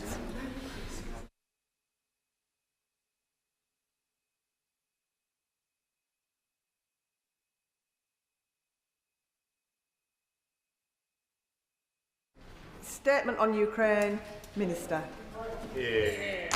Thank you, Madam Deputy Speaker. With permission, I'd like to update the House on Ukraine. As we prepare for Christmas, the people of Ukraine are fighting their 1,394th day of resistance since Putin's full-scale invasion, their fourth Christmas of the war. I'd like to update the House on the work we are doing to bring a just and lasting peace to Ukraine by ensuring they're in the best possible position on the battlefield and at the negotiating table. A small number of our armed forces are at the heart of that work, from delivering military training in the UK to transporting kit to Ukraine to helping develop innovative new warfighting capabilities. And last week, our armed forces and our country lost one of our brightest and best, Lance Corporal George Hooley. Lance Corporal George Hooley was a model soldier. He was tragically killed observing trials in Ukraine for a new defensive drone system well away from the front line. I know the whole House will have been moved by the final letter he wrote to his family that they released yesterday to coincide with his repatriation. And the whole House will want to join me in sending our heartfelt thoughts and condolences to all his family, friends and colleagues. Madam Deputy Speaker, this government and this House will stand with our Ukrainian friends for as long as it takes. 12 months ago, I set out 5 areas where this government would increase that support, with the backing of members across this House and a commitment of countless defence personnel, partners in industry and allied nations. We've delivered on all 5. Firstly, we've strengthened Ukraine's military capabilities with a record £4.5 billion military support package this year, including supplies of tens of thousands of rounds of advanced missiles and ammunition, 85,000 drones, up from the 10,000 gifted last year, and the new Gravehawk air defence system co-developed with our Danish partners. Second, we have now trained more than 62,000 Ukrainians here in the UK alongside our Operation Interflex allies, and we have extended that programme until at least the end of 2026. Third, to boost Ukraine's indigenous defence industrial base so that their destiny is increasingly in their own hands, I've led further trade missions to Kyiv, and we've signed new government-to-government cooperation agreements that have enhanced the sharing of battlefield technologies and facilitated the £1.6 billion deal in March for 5,000 lightweight air defence missiles that supports 700 jobs at Thales in Belfast, demonstrating how growing defence spending across the globe can act as an engine for growth across all our nations and regions in the UK. Fourth, the UK has ramped up our international leadership, with the defence secretary stepping up in the spring to co-chair the Ukraine Defence Contact Group of over 50 nations alongside Germany. Since then, our UDCG partners have pledged over £50 billion of military support for Ukraine. And at Tuesday's UDCG meeting, we confirmed the UK's biggest single-year investment in air defence for Ukraine. And and I'm pleased to confirm to the House that the UK is providing £600 million worth of air defence systems, missiles, automated turrets to shoot down Russian drones and defend Ukrainian civilians. This includes Raven systems to protect frontline units, Gravehawk systems that reinforce Ukraine's ability to protect key infrastructure from Russia's deep strike barrages, and counter-drone turrets specifically designed to defeat Shahed-style attack drones at scale and at lower cost.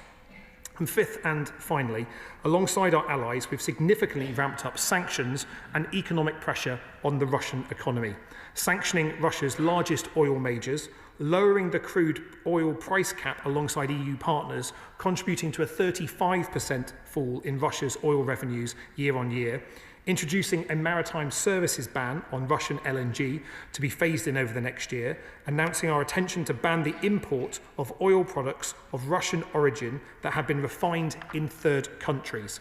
And just this morning, we announced a further 24 sanction designations across Russian oil, military and financial sectors to further ramp up economic pressure on Putin. And as the Prime Minister said to the Coalition of the Willing last month, the UK is ready to move with the EU to provide financial support for Ukraine based on the value of immobilised Russian assets, and we're working with EU and G7 partners to advance this, and I hope for further positive discussions on that today. Madam Deputy Speaker, sanctions tightened, alliances strengthened, industrial cooperation boosted, military training delivered, and the biggest annual package of UK military support for Ukraine to date. And yesterday we went further, with the Chancellor and the Foreign Secretary calling time on Roman Abramovich's inaction. The government has issued a licence that enables the transfer of more than £2.5 billion from the sale of Chelsea FC to benefit the victims of Russia's invasion of Ukraine. And we urge Abramovich to honour the commitment that he made over 3 years ago or face court action. 12 months ago, I pledged that this government would provide ironclad support for Ukraine, and that is what we have delivered. And that is what we will continue to deliver for as long as Putin continues his barbaric assault on the Ukrainian people. And I know that support will continue to enjoy cross-party support in this House. What was not on the table last December were peace talks. And on Monday, the Prime Minister was in Berlin with European leaders to advance President Trump's peace initiative. The leaders welcomed the significant progress that has been made and reiterated their commitment to work together to provide robust security guarantees and support economic recovery as part of any peace agreement. We've worked determinedly with our French counterparts to establish a coalition of the willing.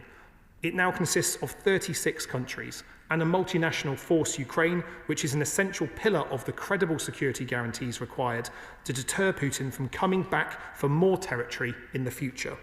It has been the position of this government from the outset that Ukraine's voice must be at the heart of any peace talks, and that is what we have worked to achieve, not just because that is what our values and our international norms and laws dictate, but also because practically Ukraine is too powerfully, militarily, too determined to defend its sovereignty for peace to be built over the country's head.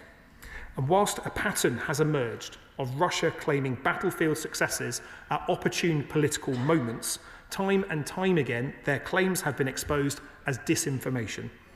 Russia has suffered over 1 million casualties to gain around 1% of Ukrainian territory since the stabilisation of the front line in 2022. In more than a year of fighting, the comparatively small city of Pokrovsk, Russia has advanced only 15 kilometres, equivalent to 40 metres a day. And although Putin claimed to have finally taken the city ahead of the recent visit of the American negotiating team, it is our defence intelligence assessment that pockets of Ukrainian resistance continue to operate there. Right across the front line, it is Ukraine's continued strength from the battlefield that gives them strength at the negotiating table. So we will continue with our allies to boost that strength and to secure the credible security guarantees needed to underpin a just and lasting peace. And Madam Deputy Speaker, as we approach the 5th year of fighting since Russia's full-scale invasion, this government is in no doubt that the front line of UK and European security continues to run through Ukraine. 12 months ago, there was no clear route to ending the war. Today, the US-initiated peace process represents the brightest path towards securing a just and lasting peace that we've seen since the start of the full-scale invasion. To support these diplomatic efforts, we're accelerating joint work with the US on security guarantees. The Defence Secretary directed military chiefs this week to review and update multinational force Ukraine military plans, so we are ready to deploy when peace comes. This includes revising and raising readiness levels. As we continue to work with allies to maximise pressure on Putin's war machine, to strengthen Ukraine's hand on the battlefield and grow their defence industrial base. Russia's economy is getting weaker. Military spending is around 40% of the budget, Russia's VAT is rising, and Russia's social spending is falling. So we will continue to work with our allies to tighten the screw on the Russian economy, to provide more support for Ukraine, to lay the foundations for the just and lasting peace that the Ukrainian people so deserve and want. Because with increasing grey zone attacks across Europe, Ukraine's security remains our security. And I commend that approach and this statement to the House. Shadow Minister. Thank you, Madam Deputy Speaker. I would like to thank the Minister for advance sight of his statement. On behalf of His Majesty's Opposition, I would like to echo the Minister's rightful tribute to Lance Corporal George Hooley of the Parachute Regiment, who gave his life in the cause of freedom while serving in Ukraine. His sacrifice will never be forgotten. There are things we welcome in the statement, including the imposition of further sanctions, the provision of new equipment, including drones, missiles, and in particular air defence equipment for Ukraine. We must not forget that Vladimir Putin is a former KGB colonel who has sanctioned the barbaric use of highly accurate cruise missiles against children's hospitals in Ukraine. In particular, I agree with the Minister that no enduring settlement of the war can be reached over the heads of the Ukrainians. A World War I Admiral, Sir Jackie Fisher, once remarked that ultimately all nations desire peace, but peace on their terms. We cannot allow peace on Putin's terms, as that peace would surely not last for long. It's also worth reminding our American allies that Article 5 of the Washington Treaty has only ever been invoked once, by them, in 2001, following the appalling attack on the Twin Towers. Thousands of Americans were murdered that day, as were several hundred Britons. When the Americans rightfully called for help, within weeks, British Special Forces were working alongside their American counterparts, killing terrorists in the caves of Bora Bora. Alliances work both ways. And for the record, when the call came, we turned up. The Minister also made reference to the coalition of the willing. However, if British troops were to participate, they would need to have modern, effective equipment.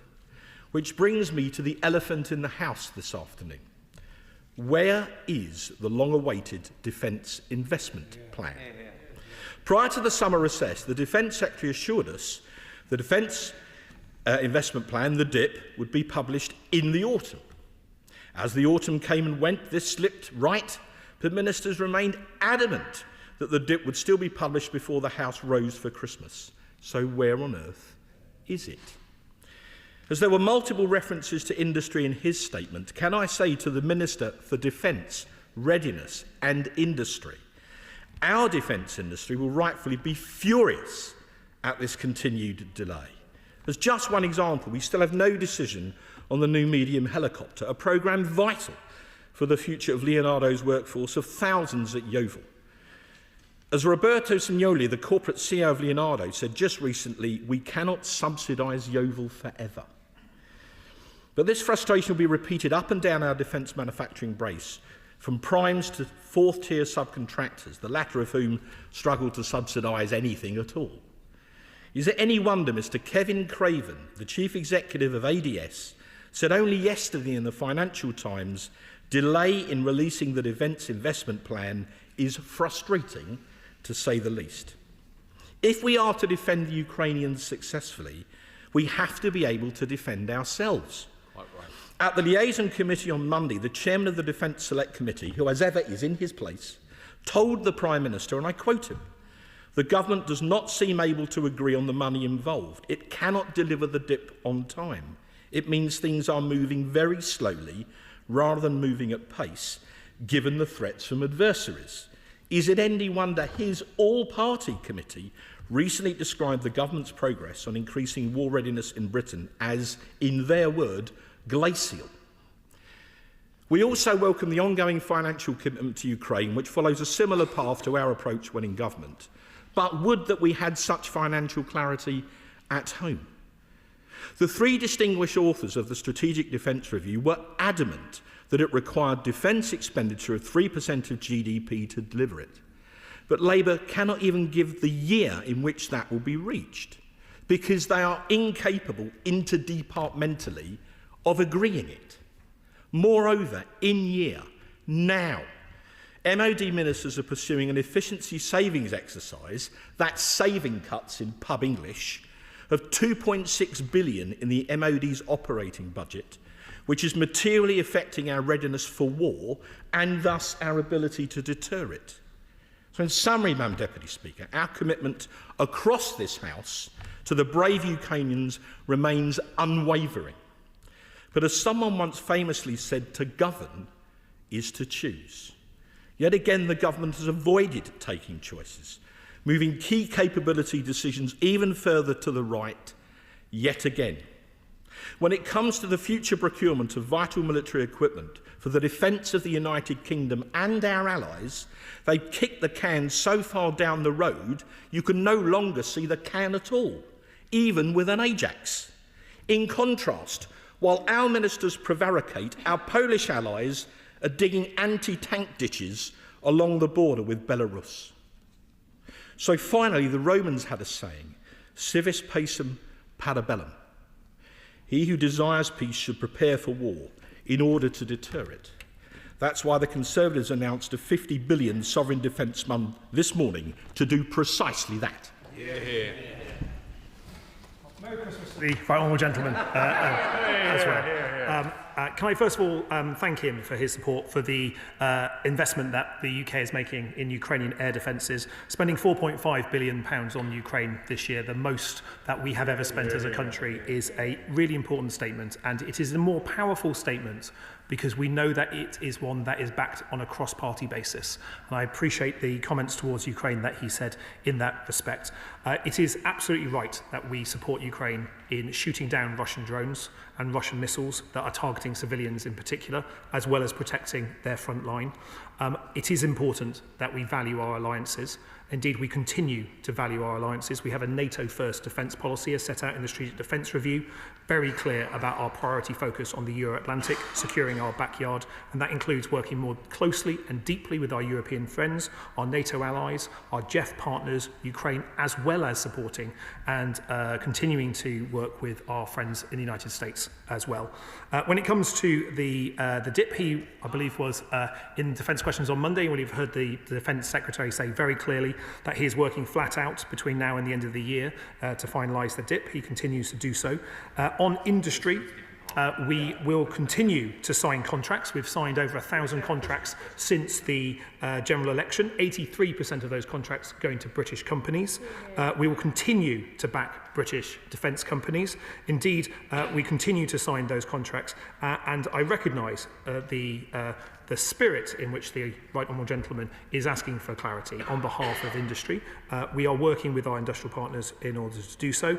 Indeed, there are many contracts that his government chose not to sign that we're still working our way through to make sure that we can deliver the updated defence posture that the Strategic Defence Review set out so clearly. He will know that we are a government that has delivered a plan to increase defence spending, £5 billion extra in our budget this year, 2.5% of our GDP by April 2027, 3 years earlier than anyone projected, and we will achieve 3% in the next Parliament, and we have made a commitment alongside our NATO allies for 3.5% on defence as part of 5% on national security by 2035, and he will also remember, I know it was a wee while ago, but when he was a defence minister, it is very normal to do business as usual budget management in year. We are fixing the mess that his party left us in defence. statements, but for the purpose of this statement today, I don't wish to make party political jibes. I wish to reinforce the cross-party support that this House can show for our friends in Ukraine, and we will continue to do that, and I look forward to that further support being on show next year and every year afterwards.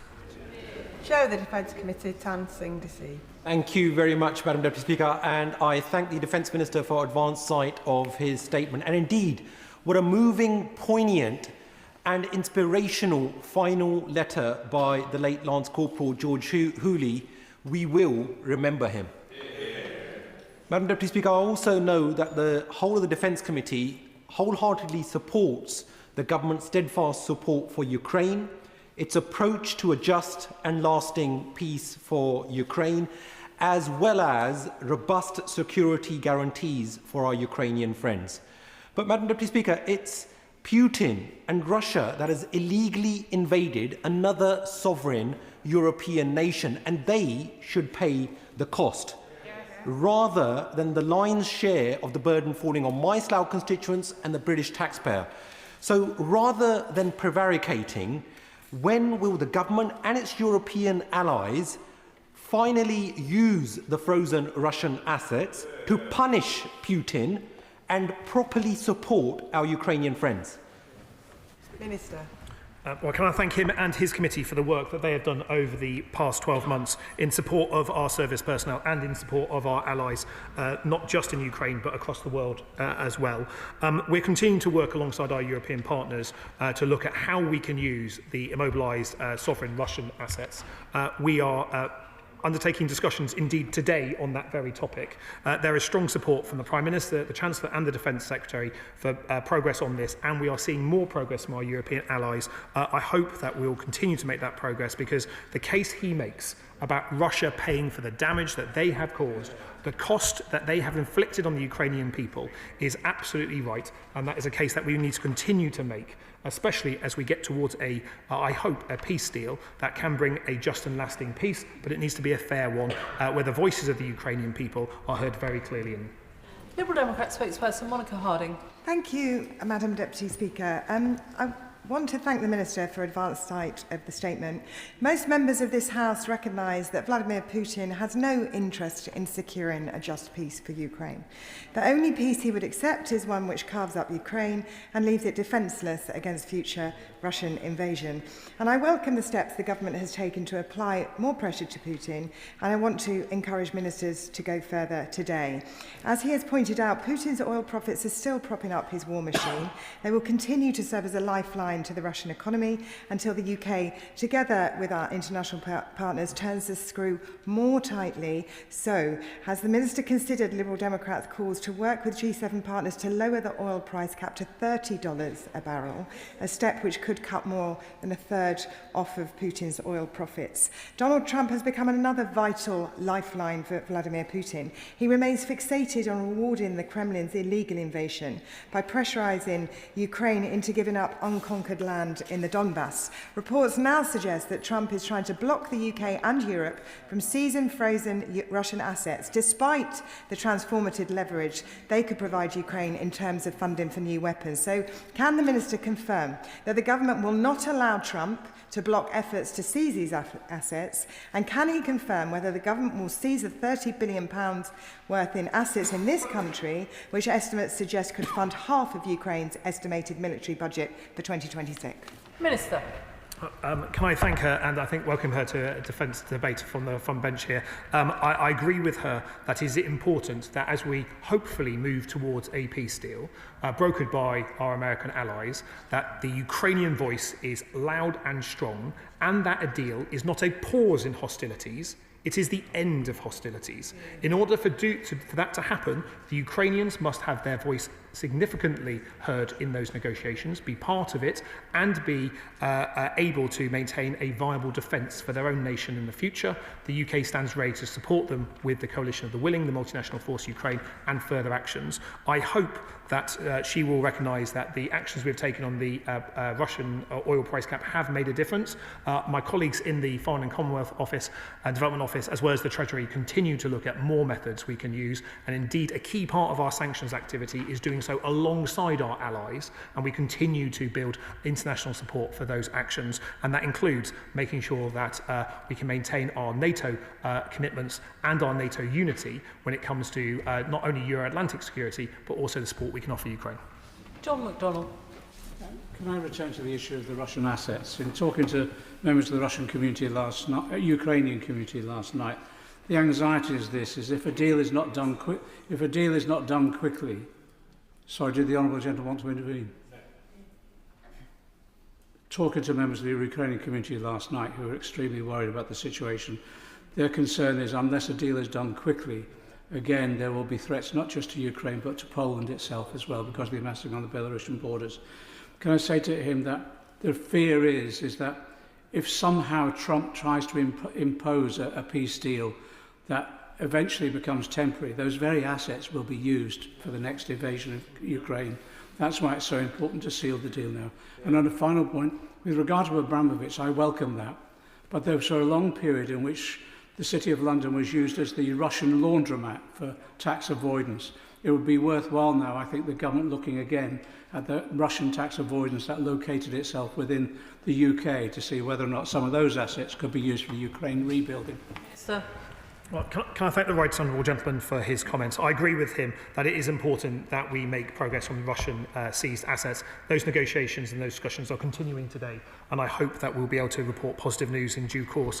He is right about the threats, not just to Ukraine, but to our NATO allies along the eastern flank. It's for that reason that the UK has deployed forces in support of our allies, both Typhoon jets, our support for our Estonian allies with Opca Brit, and the British Army presence there with our forward land forces. We'll continue to do so, and I recognise what the right honourable gentleman has said about the importance of making sure that we can be proud of the measures that we are taking as a country to stand up against money laundering, illicit finances. We've made good progress, but my colleagues in the Treasury will continue to look at new avenues to clamp down on illicit finance, especially because it is an important measure to say we hope peace comes soon to Ukraine, but the threat from Russia does not end when peace comes. Father of the House, Sir Edward Lee. I agree with the Minister that we've got to work on a cross-party basis on this because that's how we're strongest. But so can we agree on these 2 points? That it would be absolutely intolerable in any peace settlement if Ukraine was forced to give up territory which Russia has not already conquered forcibly, and Ukraine gives up its fortress belt. But this is like stripping Czechoslovakia of Sudetenland and leaving them defenceless. There's another even more important point. We can't have a peace settlement again on warm words. We've got to have a commitment that Ukraine's defence is protected by the equivalent of an Article 5 declaration. The only thing that will deter Putin is that he knows that if he invades again, there will be war with the West, and we will win. So can we unite on those 2 powerful points? Can I thank the Father of the House for the strength he has put into those arguments? We are in a new era of threat, and our approaches do need to adapt for that. It is right that Ukraine are at the negotiating table and they decide the terms in which a peace deal is done, and we will continue to support them in order to deliver that. We are very clear that is for Ukraine to decide the future in the negotiations. When it comes to security guarantees, we continue to believe that the long-term future for Ukraine is within NATO, but it is for Ukraine to decide on their security alliances. But it is also important that as we look towards what a possible peace might be, that the security guarantees exist within that framework that not only enable the deployment of Western forces to help support our Ukrainian friends in that situation, but also prevent Putin pausing, regrouping and coming back for more. And I entirely take the spirit in which he's asked those questions. Nick Smith. Thank you, Madam Deputy Speaker. Today's newspapers carry further coverage of attempts by Russia to influence political systems in the West. To avoid being held to account for the war in the Ukraine, Russian agents are reportedly undermining financial institutions and public servants in Belgium. Following the jailing of a former reform leader in Wales for taking bribes on behalf of Russia, does he agree with me that the inquiry into foreign financial interference in our domestic politics hasn't come soon enough? Minister. Can I thank my friend for that? The vast majority of the seized Russian assets are held by Belgium, effectively in the geography, and that is why the discussions we're having is not only international but also direct with our Belgian colleagues. I hope progress can be made there. He's right, though, that the threats we face from Russia are not just military threats. The sub-threshold threats, the grey zone threats, the election interference we see Russia perpetrating around the world, the threats and cyber attacks on the UK and our allies, the grey zone attacks on potential attacks on our undersea infrastructure are all part of that increasing threat that Russia is posing to our country, to our values and to our alliances. And so for that reason, that is absolutely right that the government takes steps in all those areas to look at what can be done to prevent that Russian interference and defend ourselves stronger and better. That does include increasing defence spending, but other measures as well. Tom Tugendhat. Thank you, Madam Deputy Speaker. And may I first of all start by paying tribute and offering thanks to all those who are on the front lines in our uniform and guarding our seas, guarding our land and guarding our air. They will be on duty for the next fortnight when many of us will be celebrating and they won't have the chance to be with their families. May I, however, raise a point that I don't really want to raise, but it is, I'm afraid, fundamentally true, which is that the promises of defence spending are actually coming in the never-never. They're coming after the next election. The reality is the uplift that the Minister has spoken about, which he knows very well, is actually a reallocation of money that was allocated to Ukraine, is still allocated to Ukraine, was coming out of one budget and is now under the defence budget. That's Treasury chicanery. That's not a defence uplift. And what we're actually seeing is we're seeing the reality that we are not considered serious. We complain, understandably, that we're not part of President Trump's talks, but we're not willing to put the money or the stake on the ground that means that we are a capable and equal player. The reality is we're seeing what Poland's doing, we're seeing what the Baltic states are doing, and we're not doing it ourselves. Until we are willing to do it ourselves, I'm afraid the Minister and all of us here are not being serious. We are not truly standing with Ukraine. We are not truly defending the British people. And I'm afraid the promises will come to naught. Yes, sir. Can I thank the right honourable gentleman for the passion he puts to that argument? We are increasing defence spending. There is £5 billion extra in the defence budget this year. We will be having more money in our budget every year for the next 10 years. There's not a single person in uniform who has served in uniform with a decade ahead of them of rising defence spending. We need to spend that well, but we also need to recognise that with increasing threats, it's not just defence that needs to spend money well, it's the whole of government and the whole of society that need to step up as well. So it's not just an MOD pursuit, although we do take the lead in many cases. And can I say to him, his thanks for the service personnel deployed around the world. For members that may not have seen it yet, the Royal Navy Christmas advert showing the real-life events of HMS Diamond when she was in the Red Sea, showing what happens at home and for our people deployed abroad is well worth a watch. Joanna Baxter. Thank you, Madam Deputy Speaker. For some Ukrainian children, this will be the fourth Christmas that they will spend in Russia after being torn from their families by the Russian state. For others, they will spend their Christmas living under occupation. And for many more, they will spend their Christmas in a military training camp being taught to fight against their own country. So can my honourable friend set out what recent work he's been doing with colleagues in the FCDO to make sure that those children don't find themselves on the battlefield and spend their next Christmas in their own home, in their own country, with their own families? Minister. Children should never be pawns of war. Can I just place on record my thanks to my honourable friend for her championing of this issue. There's not a Ukraine debate that goes by without the issue of Ukrainian children being raised by her.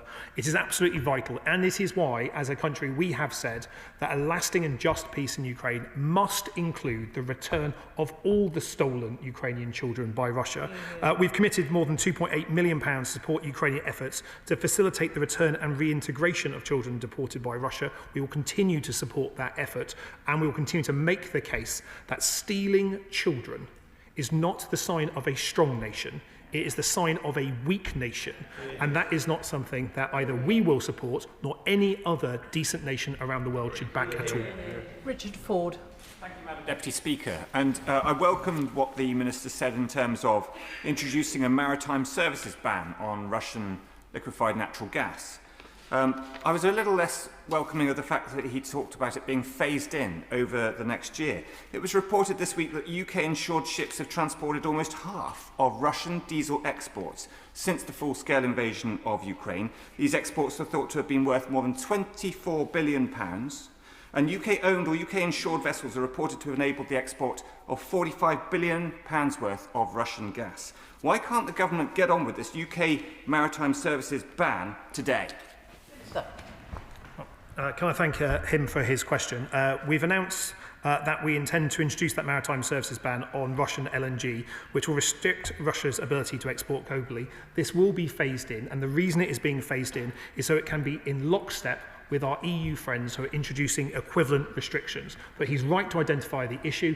The government is right to take steps to address it, and I'm an impatient so-and-so, and I know that the efforts that we are making across government are also based on that similar impatience to get it done fast, but it must be done well. Amanda Martin. Thank you, Madam Deputy Speaker, and I want to thank the Minister for his statement and send solidarity to Ukraine. And as Christmas approaches, I'd like to thank all who serve in our armed forces and wish them a Merry Christmas wherever they are in the world. And I'd like to pause and remember Lance Corporal George Hooley, who, as we've heard from the Minister, has returned home to the UK. Before his passing, as many of our armed forces do, Lance Corporal Hooley wrote a letter to his friends and family to be opened in the event of his death. And if you'll allow me, Madam Deputy Speaker, I'd like to share a few of his beautiful, poignant and proud words. If you're reading this, it means I didn't make it home. Please don't let that be the thing that breaks you. You know I was doing what I believed in, as well as loved, with people I respected, and for reasons that mattered to me, my country, and democracy and freedom in this world. I was proud of what I was doing. Don't remember me in sadness and loss, but be proud. I went out doing what I was trained to do, what I chose to do, and I had all of you in my heart the whole way. Rest in peace, Corporal George Hooley. Minister. Can I thank my honourable friend for reading Lance Corporal George Hooley's words into the record. As a mother of someone who has people serving in our armed forces, I know just how close that will hit her and indeed members across the House. We ask extraordinary things of our people and what they do and the sacrifices they make, both the ultimate sacrifice in this case, but the sacrifice at Christmas is one that is appreciated on the government benches, on the opposition benches, and I believe by everyone in the United Kingdom. Sir Julian Lewis. May I just endorse what the Honourable Lady and the Minister have said about Lance Corporal Hooley, who sounds as if he was a fine individual and a great soldier. And 29th of December will be the 85th anniversary of President Roosevelt's famous fireside chat radio broadcast, in which he defined his country, which was not then at war, as the arsenal of democracy in support of those countries that were at war. He did not say that Churchill had no cards to play. He did not say that Adolf Hitler should be rewarded with recognition of the countries that had been occupied. By the end of the war, the Americans had seen the importance of standing in alliance with the other democracies. And when Germany was divided, they made certain that the western part of Germany was not a military vacuum. If by force Ukraine is divided, does the Minister agree that we democracies must make sure that Western free Ukraine is not a military vacuum either? Minister. Can I thank the right honourable gentleman for the way that he put that argument? It is precisely the reason that we are working with our French colleagues on the Coalition of the Willing to make sure that when peace comes, and I hope it comes soon, we will be able to support our Ukrainian friends, allowing them to remove their units from the front line, reconstitute them up to NATO standard, because the deterrence that we need in Ukraine is a stronger Ukraine that will stand up against any future Russian aggression. But we need to recognise that as a leading country in NATO, we have commitments not just to our friends in Ukraine, which we will honour, but also to our NATO allies along the eastern flank and elsewhere in the Euro-Atlantic. We will continue to make commitments and support those efforts as well. Kevin Bonavere. Thank you, Madam Deputy Speaker. The people of Ukraine are not alone, as we've heard in this House today. Their sacrifices are for their own country, but they are for us all. And therefore I'm very grateful for what this government is doing, leading the way. So much more is being done to support our brethren and sisters in Ukraine. However, Russia is not just a threat to Ukraine, it's to all Europe. And we have heard about the threats to this country. So what can the Minister tell us about the steps across government we are doing to stop interference in our democracy, to stop attacks on our infrastructure, and indeed the whole of our society? Can I thank him? The approach that this government has taken has been ever so slightly different from previous governments. And we have made a different approach in revealing Russian activity precisely because the threats we are facing are increasing. And in revealing the activity of the Russian spy ship Yantar, for instance, on her recent visit over some of our infrastructure, the shining of a laser at our RAF pilots, we were deliberately calling out that behaviour, being clear about the threats that Russia poses, but also signalling support for our allies in doing so, but doing something else as well. We need to take the British people with us. Part of that is a whole of government approach, but a whole of society approach to be clear about the threats that Russia poses to our way of life, our values, our laws and institutions, but also to be clear that we can do something to stand up against them. Every government department can do so. And having met the Security Minister this morning, I know that he is taking the threats seriously, and we are doing more in that respect to deal with the threats that Russia poses, and there'll be further announcements in the new year. Kirsty Blackman. Thank you, Madam Deputy Speaker. We're thinking of all Ukrainians today, particularly the around 2,500 who found sanctuary in Aberdeen and will be spending Christmas worried about their friends and family who remain in Ukraine. Madam Deputy Speaker, according to the Defence Select Committee, the most effective way to ensure long-term security for Ukraine and to ensure the strongest possible European defence framework is to have strategic unity with our European allies. Can the Minister please confirm what the reasons are behind refusing to join the SAFE programme? Can I thank her for putting on record the Ukrainians that are in the UK because they found sanctuary with families up and down the country and will continue to receive our support. We entered into negotiations with our European friends around SAFE in good faith. We wanted to secure a deal, but we were also clear from the start that we would not accept a deal that was not in the best interests of our taxpayers or the British defence industry. Sadly, we weren't able to find a financial measure of inclusion that was the fair level. We were happy paying our fair share to be included, but we were not paying, would be willing to pay above that. We continue to work with our European friends, and indeed, United Kingdom British companies are able to participate in SAFE arrangements up to 35%. We'll continue to work with bilateral arrangements such as the Trinity House Agreement we signed with Germany and with our friends in Norway after the frigate deal, which will benefit Scotland so considerably. But there's more to do across Europe, and we'll continue to do so whether we're in SAFE or not. Alan Strickland. Thank you, Madam Deputy Speaker. I welcome the Minister's announcement that readiness levels have been revised and increased so that if a just peace can be successfully negotiated, that forces are ready to deploy to prevent future Russian aggression.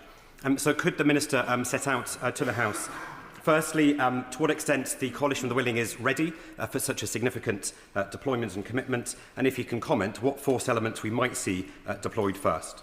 Minister. Can I thank my friend for his question? We are ready to deploy the Coalition of the Willing.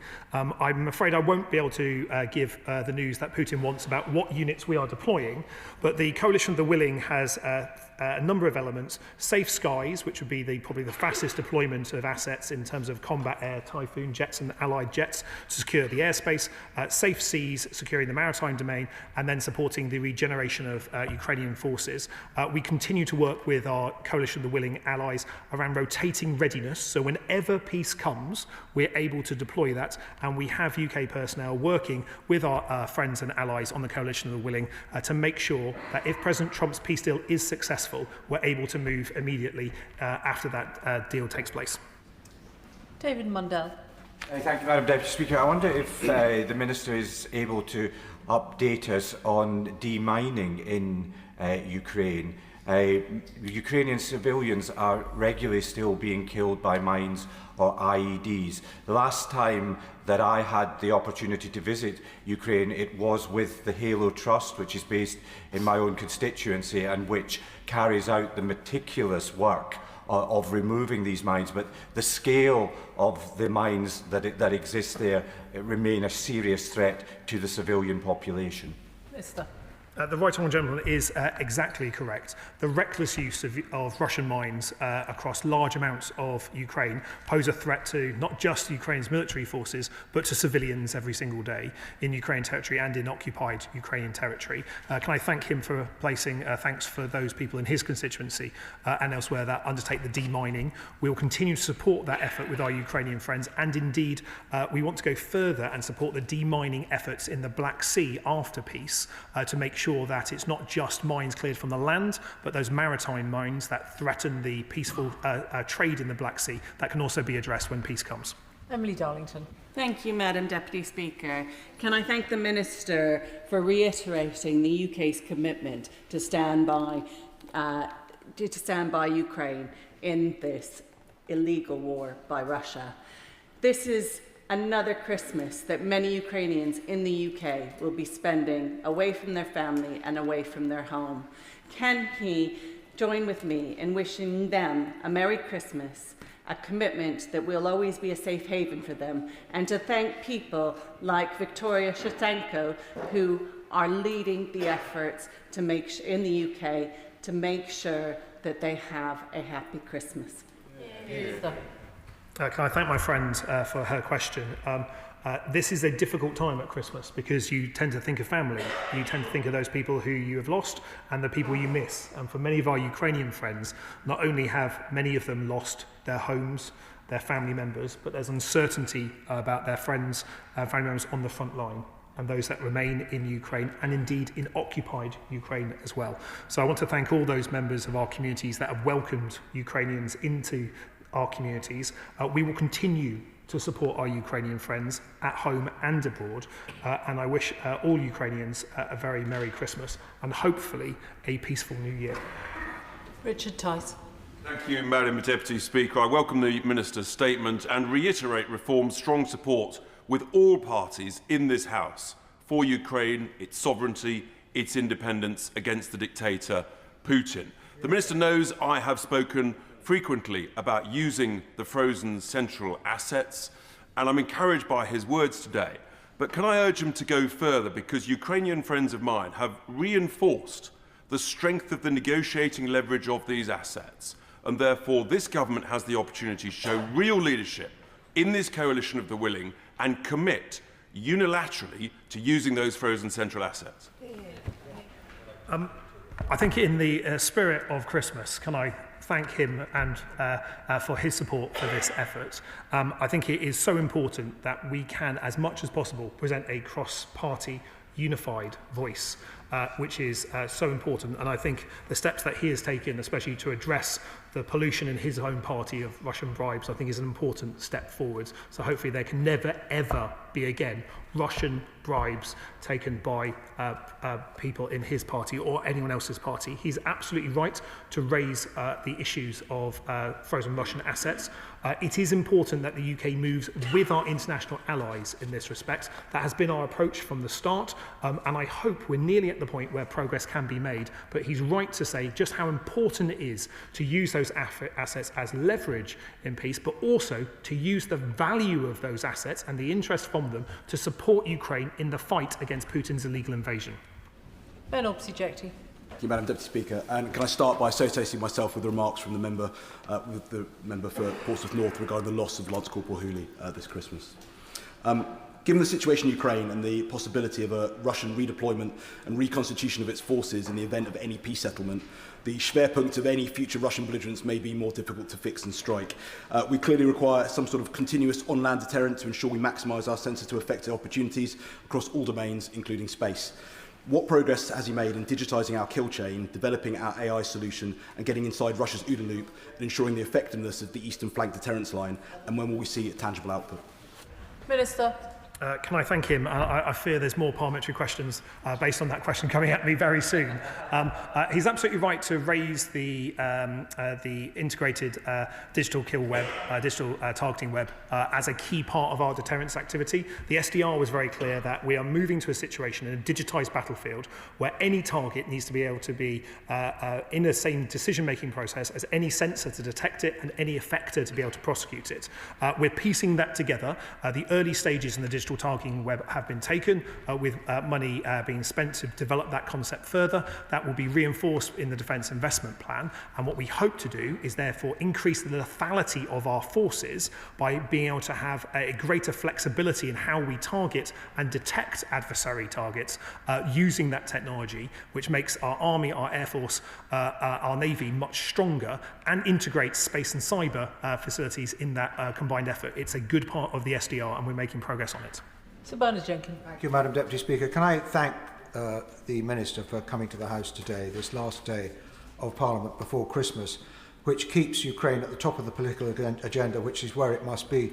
But can I also thoroughly endorse every word uttered by my right honourable friend, the member for Rayleigh, in what he said in response to his statement, and those words also of my right honourable friend for Tunbridge. I make no apology for pressuring the government to spend more on defence, and I know secretly in his heart the Minister agrees with me. Please, would the Minister also think about coming back to the House early in the new year with a debate and a motion on a 3-line whip so that we can thoroughly debate these matters with a much fuller House than we have here this afternoon, in order that we are leading that conversation which he so ably talks about. Minister. Can I thank him? And I have no doubt in my mind that he and indeed many of the people sitting behind me will also be making the case for defence. And both the Minister for the Armed Forces, myself, the Defence Secretary, and the Minister for Veterans in the department value the focus put on defence by the cross-party debates that we have.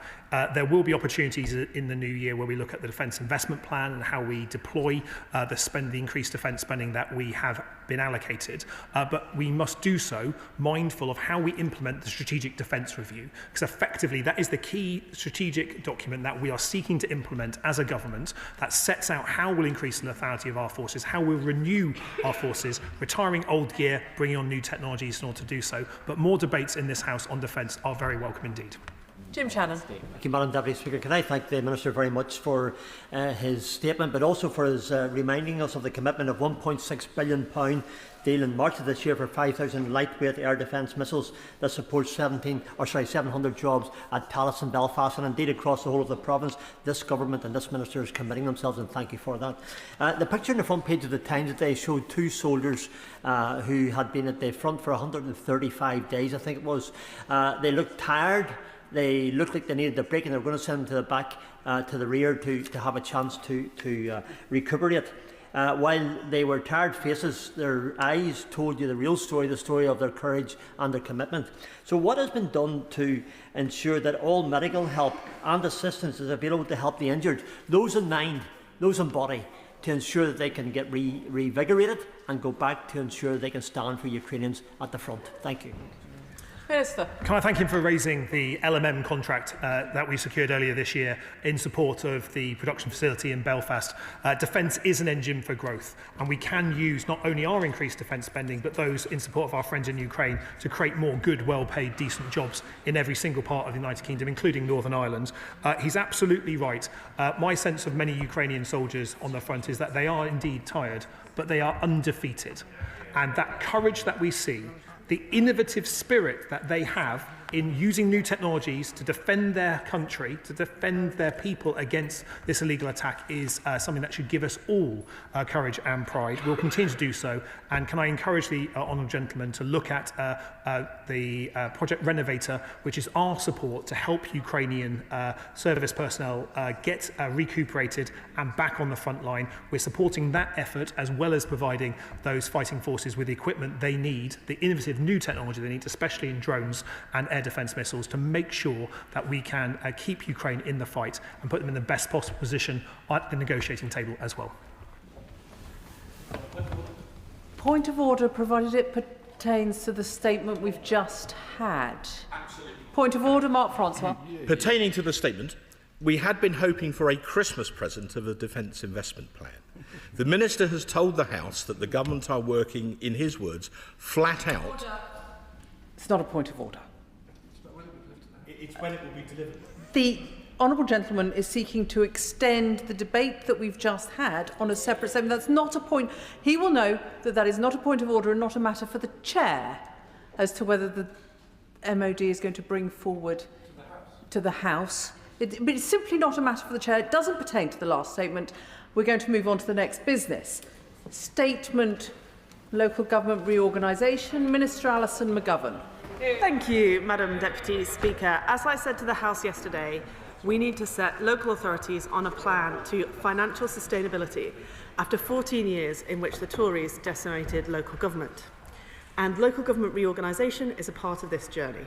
Having layers of councils is both inefficient and ineffective.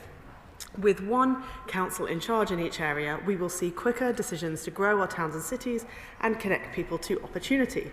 Residents will see more preventative care. For example, a family needing special educational needs support and help with housing need only contact one council rather than being passed between two. Residents will also benefit from more financially stable councils with combined services delivering for a larger population, providing for efficiencies and better values.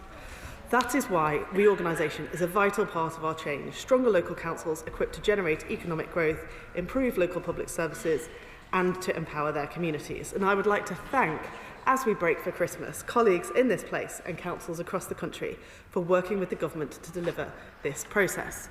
We want to make these changes this Parliament. We've already reached a number of key milestones, including the Secretary of State's decision to implement 2 new unitary councils in Surrey.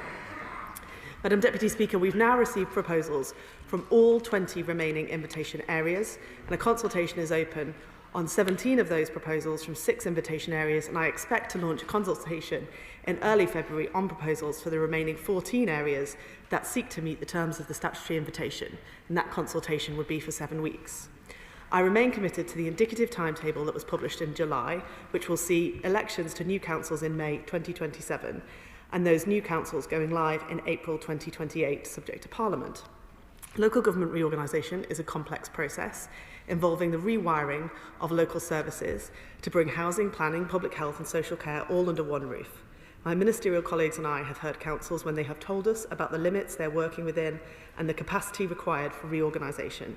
In recent weeks, as final proposals have been submitted, the number of councils voicing such concerns have grown.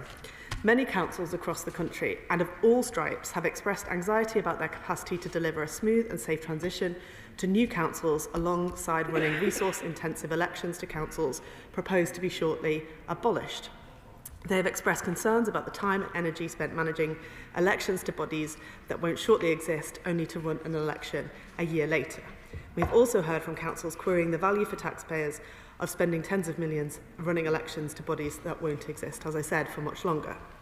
Councils are telling us that where capacity is a problem, postponement would free up resources to be concentrated on local government reorganisation and the delivery of good services.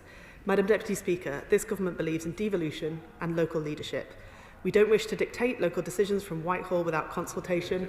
Instead, we will listen to local leaders, and it's right that the Secretary of State considers the concerns that have been raised with specific relevance to the area that it's come from.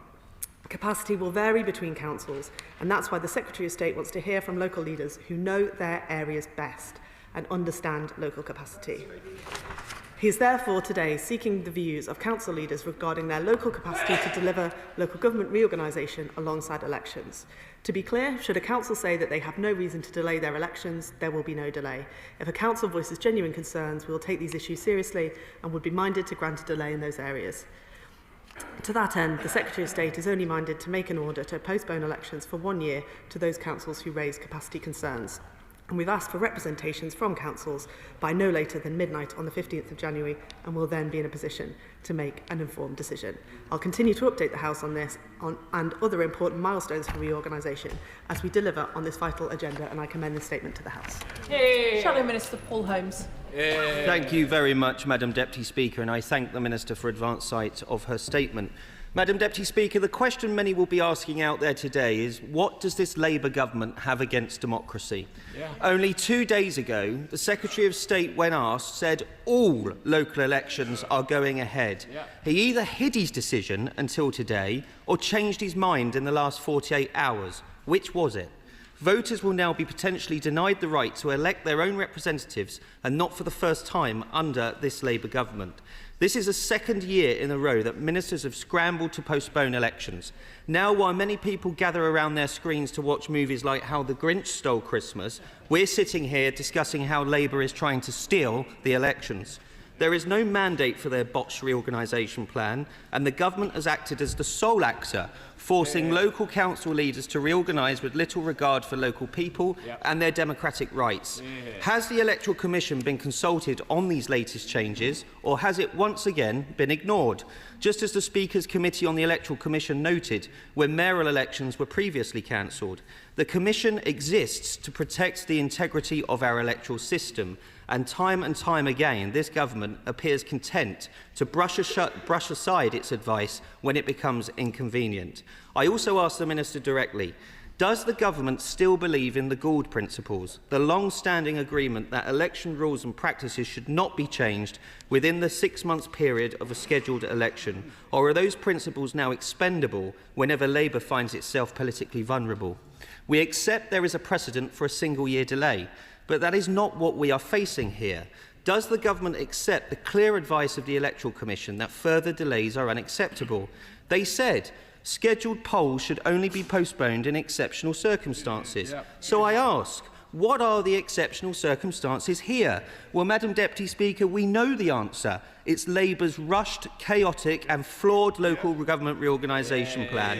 It is their fault. It is not local leaders' fault. Has the government actually undertaken or commissioned any up-to-date research into the costs of restructuring? Again, we know the answer, and it's a resounding no. What assessment has been made of the paralysis of this restructuring risks causing in local plan preparations? At a time when the government claims it wants to speed up planning, how does freezing governance structures help? Won't this disruption make the government's beleaguered 1.5 million homes target even harder to achieve? And what about social care? What assessment has been made on the impact of breaking up counties on adult and children's social care provision? Madam Deputy Speaker, the broader narrative here is clear. Yes, there are some councils that have expressed an interest in restructuring, but Labour's process has been rushed and deeply flawed. Local residents have not been properly consulted, and local council leaders have been left with a gun to their heads by this Labour government. We support council leaders who have engaged with this process, like the leader of Essex County Council, Kevin Bentley, who has stated very clearly and in the public domain that he will not ask for elections to be delayed in Greater Essex. I'm pleased to say that my own authority, Hampshire County Council, do not support this move either. In December 2024, Conservatives set out several clear tests. Labour have failed every single one. Is this a genuine choice for councils and communities, or are councils being compelled and punished if they do not comply? And will they be more accountable as a result? Will this keep council tax down and improve services, or simply add new layers of cost? And will it avoid disruption to social care at a time of immense strain? On all counts, the answer is no. Earlier this month, Labour cancelled mayoral elections because they were worried they wouldn't win them. Now they are doing the same with local elections, pausing the democratic process to serve their own political interests, creating for themselves a true nightmare before Christmas. This process has been a mess from start to finish. Not wanted, not in their manifesto, and centrally dictated. It's time it was scrapped today. Minister. Thank you, Madam Deputy Speaker, and I thank the honourable gentleman for his response. I'll do my best to respond to a couple of the substantive points that he makes. But he says that they're supporting local leaders who are engaging in the process in good faith. And I thank him for that, despite the other comments that he made, where he indicated that perhaps his party is not supporting the move towards unitary councils, which we know are more efficient and effective, as I've said.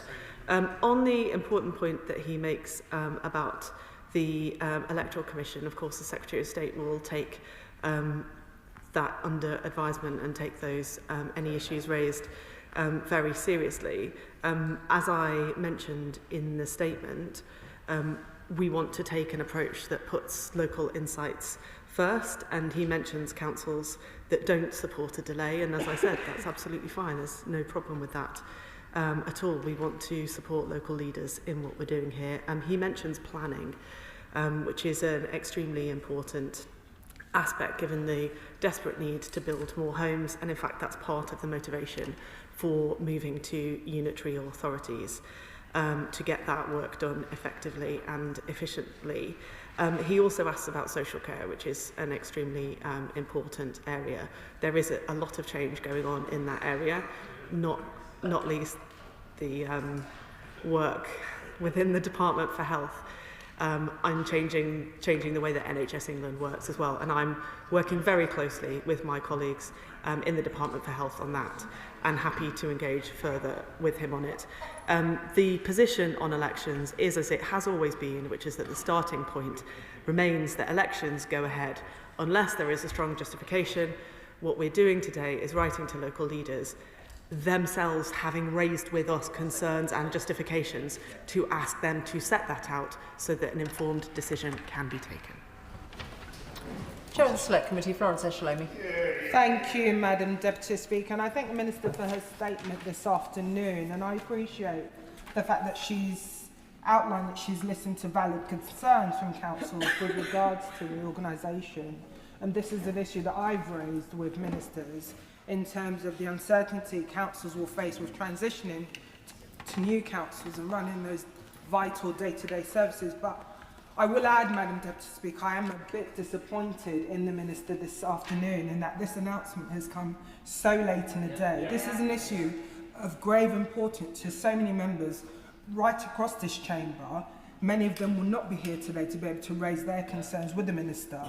In addition to the Secretary of State's comments 2 days ago, on the 11th of November, he appeared before our Select Committee and he said, elections are going ahead in all areas where we are told they will be going ahead. In these areas where elections are intended to go to, they will go ahead. Can the Minister inform me what has changed between now and then? The deadline is coming in a few weeks. This leaves little councils little time to prepare, making sure that we are informing the Electoral Commission as well. Can she advise me what advice she would give to election officers who are working on planning elections? That will take time, that's going to cost money. Should they go ahead or should that be paused? And the Minister's asked for representations no later than the 16th or 15th of January. After this date, when will the final decision be made, and can members have sight of that? Local reorganisation is complex, we appreciate that, but we cannot have a situation where the government keeps postponing elections. Local elections are vital and a healthy sign of democracy. Thank you, Madam Deputy Speaker, and I'd like to thank the Chair of the Select Committee for the points that she raises. Firstly, let me say I do take the point seriously that she makes about the timings of this. She'll understand it's been a particularly busy time and given all that's happening in the department, but I do accept absolutely the point that she's making. I've been in touch with many members of this House on reorganisation, on funding and other matters, and I anticipate that I'll be doing so over the rest of this year and very much in the new year as well. She asks about why now, and as I mentioned, we've had a number of representations from councils who are undergoing reorganisation. That is it's by no means the majority of councils undergoing reorganisation. The majority of councils who are reorganising are not due to have elections in any case. So this is a minority of those councils, but we have received representations from them, and we think it's important that we take stock and check the what their view is of capacity constraints. She also asks about timings. We've asked councils to come back to us quickly, and we'll be taking decisions swiftly. Liberal Democrat spokesperson Zoe Franklin. Thank you, Madam Deputy Speaker. And first of all, may I thank the Minister for advance sight of her statement. Just over 2 weeks ago, we were in this chamber for a statement cancelling the mayoral elections in 6 areas. At that time, the government assured us they intended to go ahead with May 26 elections. So it is deeply disappointing to be here again discussing cancellations and the prospect of people being denied their vote and their voice. I do wonder how voters and members of this House can trust the government on the topic of elections, given the repeated assurances elections will go ahead and then them going back on those assurances. In the Minister's statement, she indicates that concerns have been raised regarding lack of capacity. With the government's timetable for reorganisation being clearly set out in July, it does seem strange that capacity issues are only just being highlighted. Can the Minister clarify for the House what type of capacity issues are being highlighted? Could she also advise which tier of council will be the primary decision maker on whether an area has capacity issues, and what happens if districts and county councils have differing views? And finally, the Minister will be aware that councils have already committed significant financial resources, not to mention staff hours, to planning for the 2026 May elections. Will the Minister commit today to fully reimbursing councils for costs incurred in the planning for 2026 if they end up having their elections cancelled? Thank you. Thank you, Madam Deputy Speaker, and I thank the Honourable Lady for her questions. I won't respond again to things that I've already responded to, but as I mentioned, the majority of the English electorate will get to vote in the elections in 2026 that are not affected by reorganisation. There are other elections going on, and as I said, this is not the majority of councils undergoing reorganisation either. We've had a number of councils raise capacity issues with us, demand on limited resources, the challenge of getting the transition process right, and they've shared details with us, which is why we're writing to them to ask them their view formally about it, and we'll get on with this process as quickly as we can. Steve Brace.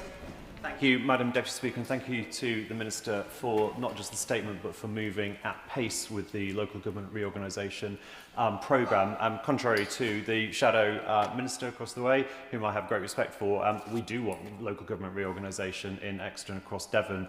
I've lost count over the last 18 months of a list of places and topics where two-tier government is simply not working for a diverse and dynamic city such as Exeter. I will not list them today, Madam Deputy Speaker. However, I wanted to know, does the Minister agree with me that streamlining councils and allowing cities like Exeter to take control of their own economy, destiny, services will deliver real benefits, not just for the economy and for services, but for local people too? Thank you.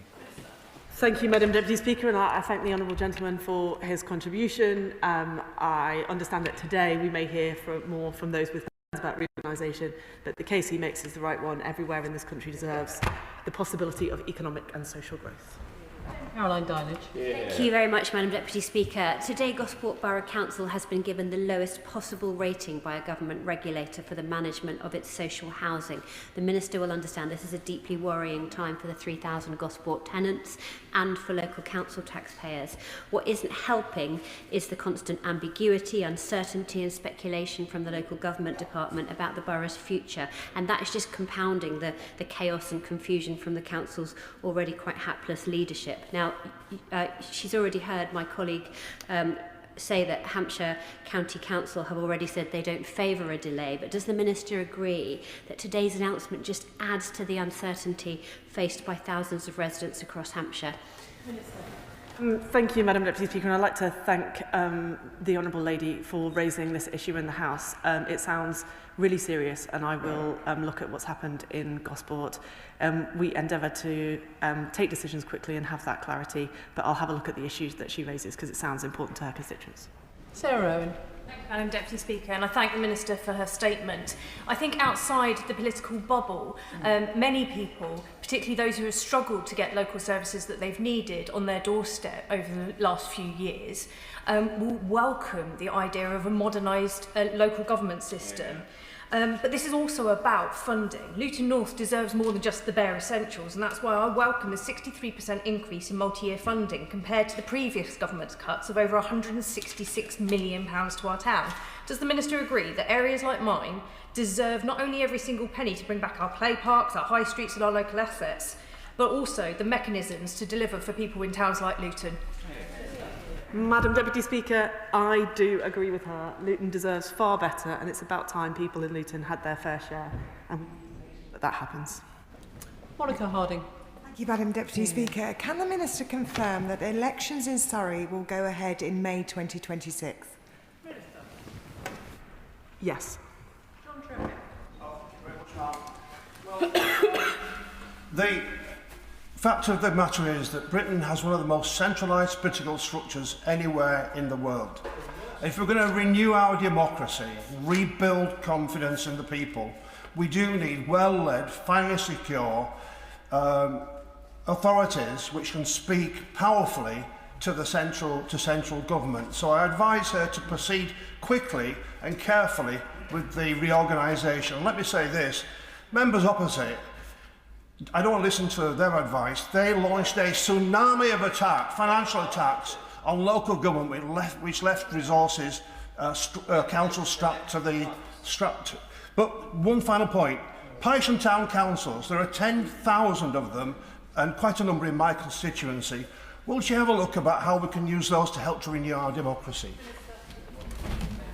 Thank you, Madam Deputy Speaker. I don't want to try your patience as much as I could say in response to the honourable gentleman who makes some excellent points, but I will just say that I've heard what he says and I'll do my best.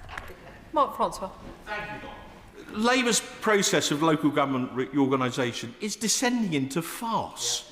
2 days ago, the Secretary of State assured the House that next May's elections were going ahead. Now, the day we rise for Christmas, the Minister comes here and says, well, they might not.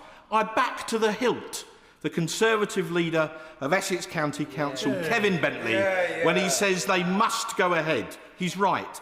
But what about the lower tier? What about Labour-led Basildon, Labour-led Thurrock and Labour-led Southend? Are they allowed to run away and hide just because Labour are tanking in the polls? Thank you, Madam Deputy Speaker, and I'm pleased to hear that the honourable gentleman has been in touch with local authority leaders. They will have heard what he said, and I'm sure that they can take his views into consideration when they respond to our letter. Madam Jokey. Thank you very much, Madam Speaker. In Newcastle and in Staffordshire, there's some real discussion about what the future may look like, but it is clear that some things have to change because the councils aren't operating as effectively as they may. That said, can the Minister assure me that the views of local people, the history, traditions and identity of communities will be the driving force behind any discussion about what the future may look like? Madam Deputy Speaker, of course those things are taken into consideration and we've set out some criteria by which the decisions on reorganisation are taken, and I would refer the member to that. But effective local government is built out of a strong sense of community, and I'm sure that will be reflected in his constituency as elsewhere. Stefan Maroon. Deputy Speaker, and I would draw members' attention to my entry in the Register of Interest as a serving county councillor. Why has the Minister given Norfolk Conservatives a route to chicken out of their impending electoral doom? And could she tell me why the government did not support my amendment to the English Devolution Bill, which would require her to win a vote in this place in order to stop elections? Does she not believe elected members here have a right to stand up for their constituents? Thank you, Madam Deputy Speaker, and I thank the honourable gentleman for his question. We're following the precedent in dealing with situations like this.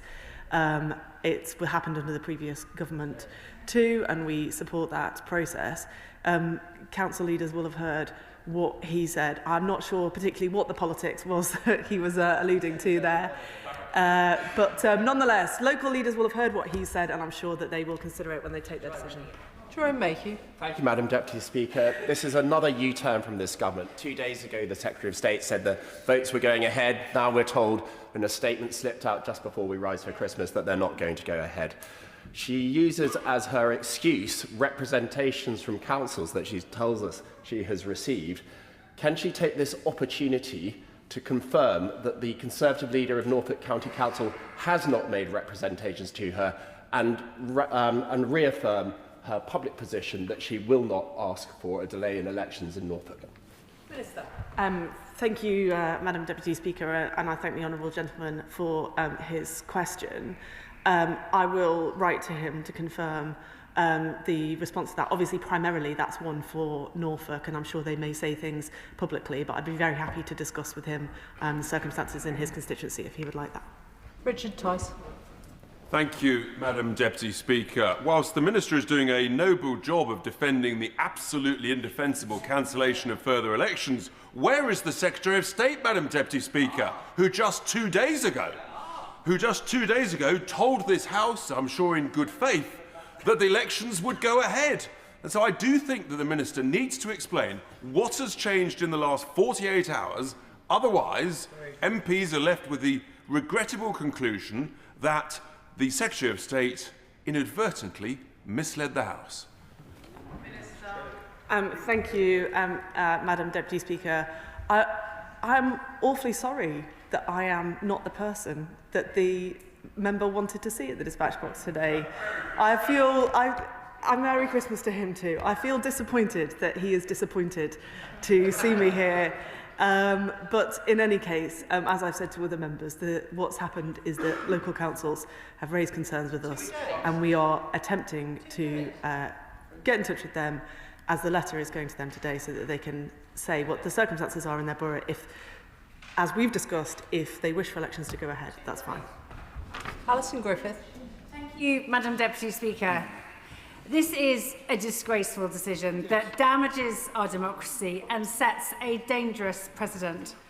To borrow a phrase, is the Minister afraid, frightened, frit? What does she say to my constituents in Bognor Regis and Littlehampton, whose fundamental right to have their say at the ballot box is now being taken away?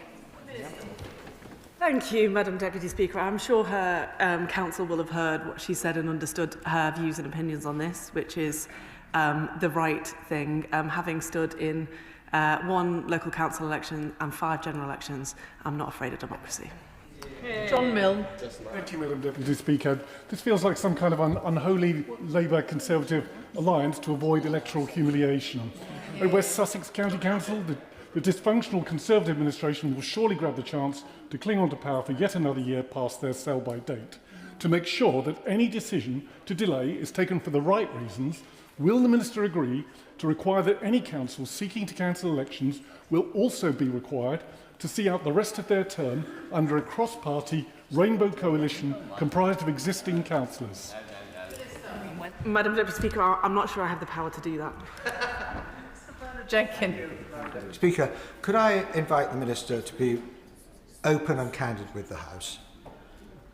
Could she tell the House what discussions there have been and what views or opinions or advice or instructions have been issued to her fellow ministers or her special advisers by the political advisers in number 10? Thank you, Madam Deputy Speaker. As I've mentioned a few times, we've had representations from councils about their capacity. Of course, we discuss these issues as ministers and as part of the government, and those discussions happen in the usual way as you would expect. George Babarindi. Madam Deputy Speaker, after reform-led Staffordshire County Council, Conservative-run East Sussex County Council pays out the highest amount in compensation to people with respect to potholes in between 2022 to 2024. People in Eastbourne want to have their say. So can she confirm whether or not the leader of East Sussex County Council has already made representations to her about the cancellation of elections next year? And will she confirm whether she expects the people of East Sussex to have a say at the ballot box in 2026? Thank you, Madam Deputy Speaker. I'm sure East Sussex County Council will have heard what he's said, and they may discuss that with him directly, as I would happily do so if he would like that. Sir Julian Lewis. Can I explain to the Minister why this U-turn is worrying? She said there would have to be strong reasons for elections to be cancelled, and then cancel them on not very strong reasons.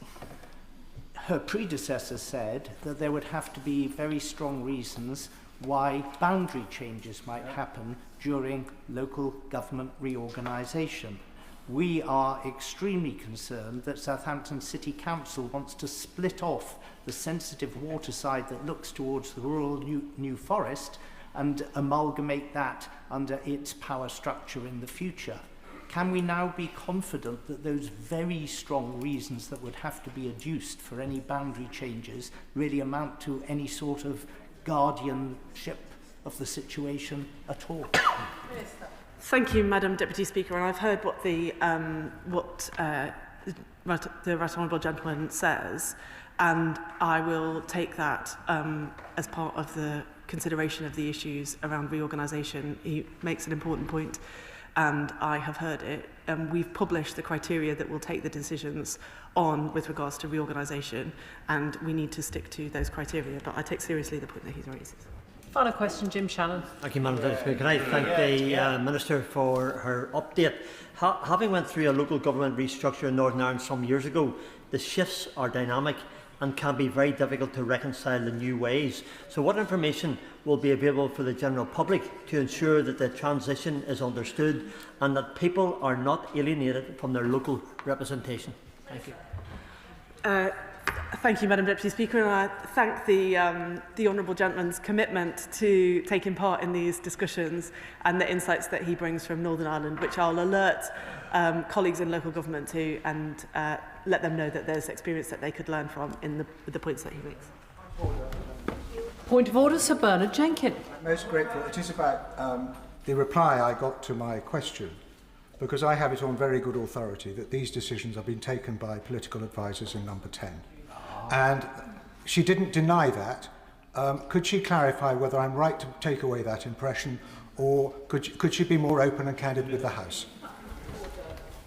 The honourable gentleman will know that that's not a matter for the chair, and I am reluctant to allow continuation of debate via the mechanism of points of order, unless the Minister wishes to respond. No. We now come to the Select Committee statement on behalf of the Backbench Business Committee. Bob Blackman will speak for up to 10 minutes, during which no interventions may be taken. At the conclusion of his statement, I will call members to ask questions on the subject of the statement, which must be brief questions, not speeches. Can I emphasise that questions should be directed to the committee chair, not the relevant government minister, and front benchers may take part in questioning. Bob Blackman. Thank you, Madam Deputy Speaker, and with permission I'll make a statement on the report on the first 15 years of the Backbench Business Committee. As members will be aware, the Backbench Business Committee came out of the right reforms which were presented to this House, all bar one of which has actually been implemented. The only one that hasn't been implemented is the requirement for a House Business Committee, but I'll leave that to the leader to consider in the future. I'd also like to pay tribute to my two predecessors as chairs of the committee, Natasha Engel and Ian Mearns. They led the committee with appropriate dignity and actually formatted many different reforms in this place as a result. And indeed, I've had the pleasure of serving on the committee for 14 of the 15 years, so I've witnessed at first hand the excellent work that they did. Our role is very simple, and that's to encourage debates on a wide area of subjects that the government doesn't necessarily wish to be debated in the House. We also have a duty to ensure that requests for debates actually have the support from a cross-party basis to use the time as effectively as possible. We also allow, of course, for select committee statements to take place. And I remind select committee chairs that they can actually apply to the Backbench Business Committee for a debate on reports that they produce, which may then lead to a motion that they wish to put on the order paper. There is a slight problem with this, which I'd recommend to the leader that he looks at very seriously, and that is at the moment the standing order requires such statements to be within 5 working days of the publication of a select committee report, and we would like to see that extended to 10 working days to allow more flexibility for select committees to make appropriate statements to the House on the work that they've done. The issue around substantive motions, which are divisible motions that the House can consider, in the period between 2010 and 2012, the first 2 years of the committee, 63% of the debates in this chamber were on divisible motions. In the last 2 years, that's reduced to 25%. And in the report, we've summarised the various different years that have taken place and how that has changed. I think there is a reason for that, and namely that this is not binding on the government, and often, well, hardly ever, is there a vote on a divisible motion. They're normally nodded through. So I would urge the leader to have a look at this and say, could we have a framework for action on the divisions or the motions that are passed by this House and what action the government is prepared to take on those and report back to the House. Now, at the moment, generally speaking, for the Chamber, we're confined to Thursdays. And indeed, one of the suggestions we've made is that we should be given more time between Mondays and Wednesdays, possibly 90-minute debates, either before or after appropriate government time, to allow backbenchers to actually have debates on issues that they wish to have. I have to say, Madam Deputy Speaker, and today is another day where it's happened that our debates are often curtailed by urgent questions and statements from the government. I think that's unfair on backbenchers who are here to obviously to take part in important debates that they've sponsored, and indeed often we have visitors to the Chamber who are in the public gallery to witness those particular debates. And I think we need to do something about this to prevent the backbench debates from being curtailed and colleagues going to have to do very short speeches instead. On Westminster Hall, we obviously have the opportunity to allocate the 90-minute debate on Tuesday morning and debates on Thursday afternoon. We have suggested once again, and I hope the leader will look at this sympathetically, that we bring forward the debates on a Thursday afternoon from 1:30 to 12:30 and from 3 o'clock to, from 2:30 to 2 p.m, which would then allow members to get away and close Westminster Hall at an earlier time, which would be much more convenient for staff. We often have rejections of offers for the second slot on Thursday afternoons unfairly, in my view. I'd also suggest that given that we rigorously look at the applications that are submitted, that it would be helpful if we looked at more allocation on Tuesdays and Wednesdays in Westminster Hall, so we can ensure that there is sufficient support across party to make sure those debates are balanced. But obviously that's at the hands of the Speaker and Deputy Speakers, which I respect. I'd also point out that the Procedure Committee have made certain recommendations.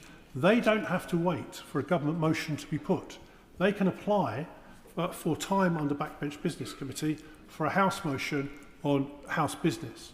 Often, and I'm not accusing the current government of this, but it's often been the case that the government have frustrated the Procedure Committee when they want to make changes by not making time available. So I'd alert the Procedure Committee to that opportunity.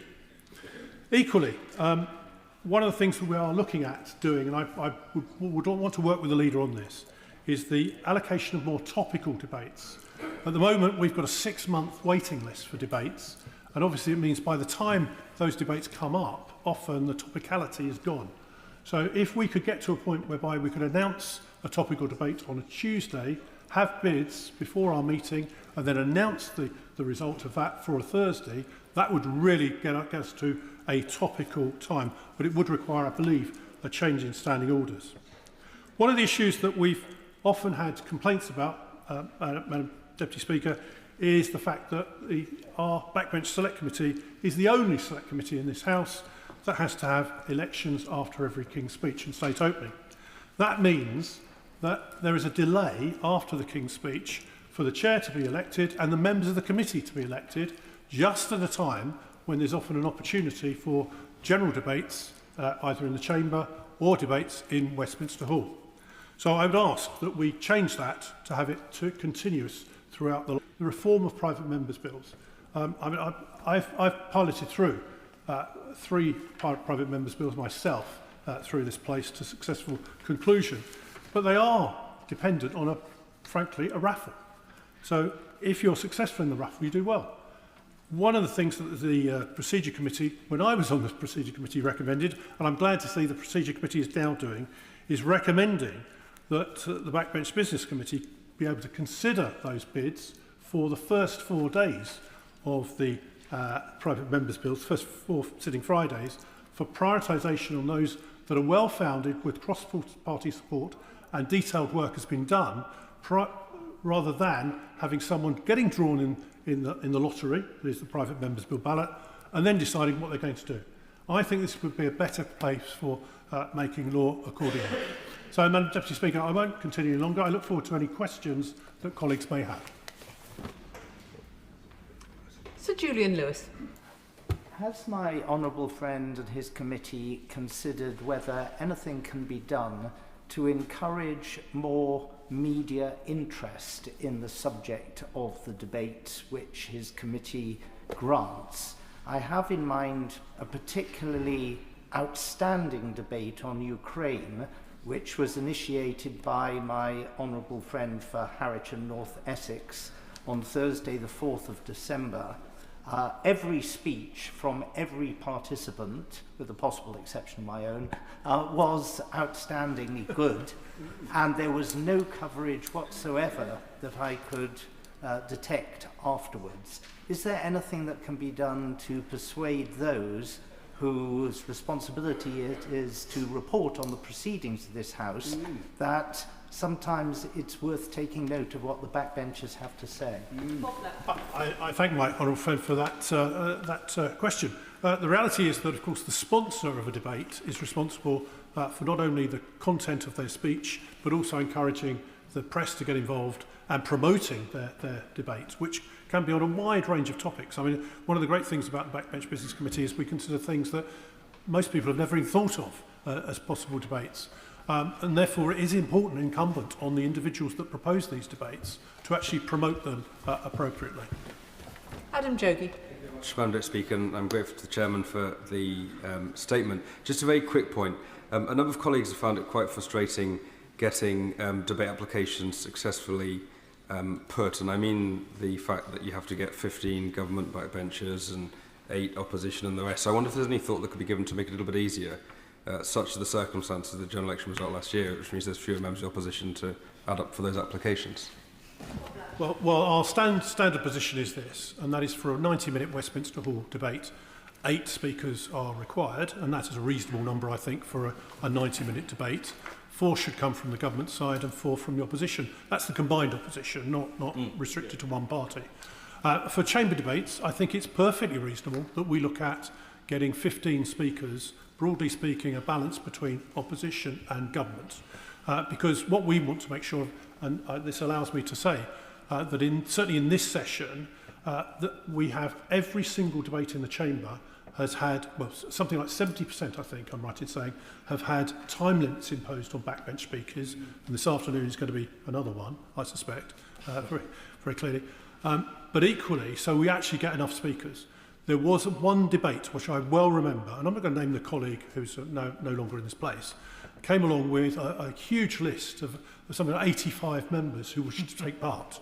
He then stood up and spoke, and there was no one else that actually come along to speak. And after that, I am very, very conscious that we've got to make sure that people sign up, but not just sign up to agree to the debate, but also sign up to turn up and speak. Jeremy Corbyn. Thank you, Madam Deputy Speaker. I thank the Chair for his report. He will be aware that when we had a debate on digital ID inspired by a public petition, there was a massive turnout and massive participation. It was very crowded, and which was a good sign. But many of us thought that really a debate of such magnitude and such importance ought to be held in the main chamber. And is his committee making representations towards getting more time here for debates that are inspired by a very large number of people signing a public petition? Certainly when there's over 1 million, I think we ought to be thinking about having a debate in here, not Westminster Hall. The Right Honourable Gentleman for that question. The reality is, of course, that it is for the Petitions Committee to come forward with debates, and of course I would strongly support the Petitions Committee having time in the chamber, as long as it doesn't detract from the backbench business time that is available. But equally, on the subject that he raises, if he and colleagues wish to come forward with an application, I'm sure our committee will look very sympathetically, particularly as it was such a well-attended debate. James Shannon. Thank you, Madam Deputy Speaker. Thank very much the Chair of the Backbench Committee and all of the committee members for what they do to ensure that debates are held and heard.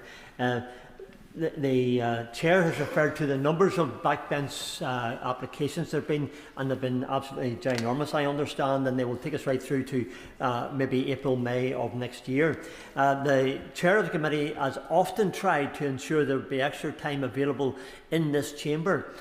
Since there's no time available whatsoever in Westminster Hall for all the debates that are presently sought, what can be done to ensure that the main chamber can be made available for the backbench committee debates that have been requested. Thank you. Well, I thank the question from our honorary season ticket holder at the backbench. Prior to the, as is reported in the report, prior to the 2019 general election, he appeared before the committee no less than 44 times with applications. He's continued with that, and of course he is the top member who has applications before the committee, and we're always pleased to grant appropriate ones that he wishes.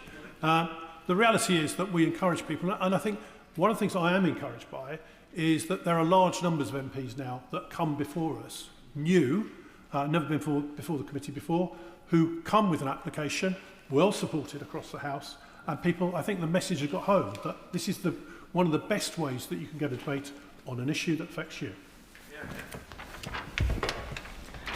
I call Charlie Maynard on a point of order in connection with the Code of Conduct to rectify a failure to declare. On a point of order, Madam Deputy Speaker, in response to a recommendation from the Committee on Standards, I would like to apologise to the House for failing to register several interests within the 28-day period set by the House. These included my receipt of pro bono legal advice to support my intervention in the sanctions hearing of Thames Water United Limited's restructuring plan at the High Court and subsequently at the Court of Appeal. Nor did I appreciate that I should have registered an informal arrangement with a family member to use their London flat without charge while I was staying in Westminster. I also owned and subsequently sold shares in a Vietnamese company which exceeded the threshold for registration. And finally, I failed to update my register entry when my role as a councillor at West Oxford District Council ended. These failures were a result of my own errors.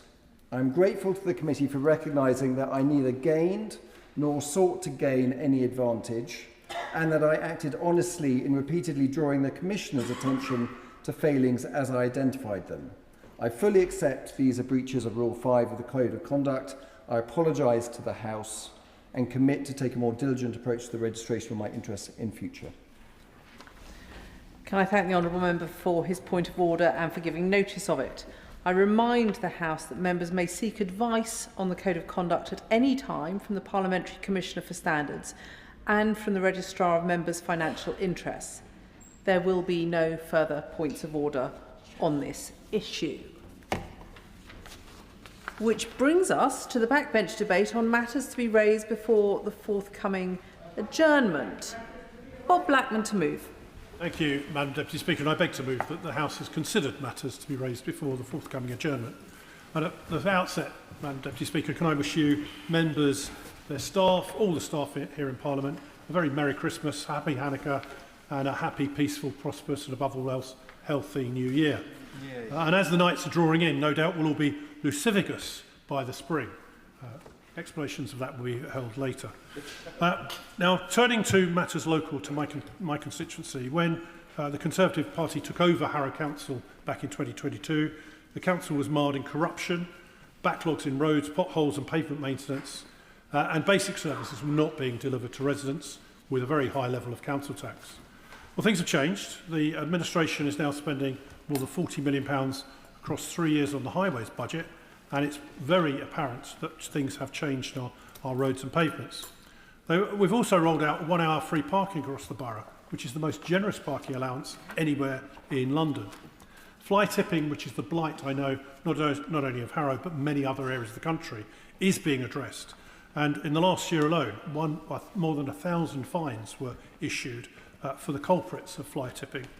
And the council has even reopened phone lines so you can actually call and speak to a human being at the council. After many years of that not being the case, I think that's really something I welcome. Now, in Rayners Lane, to tackle the scourge of double parking and those who simply think they can park the car in the middle of the road, lock the car and go off to the shops, they are now finding that, thanks to local councillor Taya Idikar, it's been an enormous success for Red Route, with more than 500 fines issued in the first week and growing awareness of the scheme rules. So I just hope that Santa Claus, when he visits Rayners Lane, doesn't park in the middle of the road, because he'll get a ticket. In terms of fly tipping, the council has introduced a free bulky waste collection for every household every year, which I think is making a huge difference, because we know what it's like when people want to dispose of freezers, wardrobes or sofas. We want to see those cleared up quickly. So the bulky waste collection, as well as drop and go sessions, where literally the council turn up at a recycling centre in a car park near to residents, fly tip it, and then people can bring their fly tipping to the drop and go centre. That is extremely popular and has reduced fly tipping as a result, and people see the difference. But there is, of course, a penalty if you do indeed dump rubbish on the streets in Harrow or elsewhere. You should suffer the penalties. And indeed, we suffered a similar criminal fly tip, but not as large as the one that was in Oxfordshire. And so it's vitally important that residents continue to report fly tips and action is taken. Now, there could have been even better news for residents in Harrow this week, where we were all looking forward to the confirmation about Harrow's first SEND school to be built for more than a generation. The money to build and operate the school was delivered under the previous Conservative administration in government. But like so many other projects, this Labour government came into office, froze this particular proposal, and we've been struggling to get clarity ever since. Indeed, the budget was supposed to be an early Christmas present for residents, but it's turned into the nightmare before Christmas. And last week, not even we, but certain colleagues on the other side were told of the bubble and squeak medley of the announcement last week. Money was announced to improve existing SEND facilities in mainstream schools, whilst a new school that had been promised by the previous Labour administration in Harrow is now minded to be cancelled by the government. The much-needed SEND school at 265 The Ridgeway, where the previous Labour administration wanted to build flats, is in continued limbo, with alternative funding to be provided. I mean, you couldn't make it up. We're now in the position whereby this urgent school that needs to be built, children are being sent for an hour and a half each way to specialist schools miles outside of the borough, costing the council an incredible amount, and it's bad news for their education and bad news for their mental health. So spades could be in the ground now. The school could be opening soon. But we need the money, we need the school built now. In a similar sense, we've had the position in London and indeed in Harrow, where the Labour Mayor of London is breaking yet another manifesto promise and closing front counters across the capital, including in Harrow and Pinner. It's unacceptable the Mayor can promise one thing before the election, promise everything will be better with a Labour government and a Labour Mayor, whilst knowing the state of London's finances, and then break the promise so blatantly. As one of our local councillors put it, the pantomime villain in this endless saga is the big baddie, the Mayor of London. So they are, and of course, police counters are a vital safe haven for women and girls. Those who have unfortunately been sexually molested or raped need to go somewhere where they'll be safe to report the crime that's been committed against them. And indeed, in Pinner's case, the front desk was even being run by volunteers. So there's very little saving indeed. So I urge the Government and the Home Secretary to step in, join the thousands of residents that have signed my petition and my neighbour, for the Honourable Member for Ruislip, Morton and Pinner's petition to keep Harrow and Pinner's police station front desks open as promised. Now, my campaign continues, and those that have attended these debates for a long time will know I've campaigned constantly for step-free access and lifts in stations in Harrow. When I was first elected, I took up the cudgels on this, and there's good news that Cannons Park Station finally has been shortlisted for a feasibility study, and I hope that comes.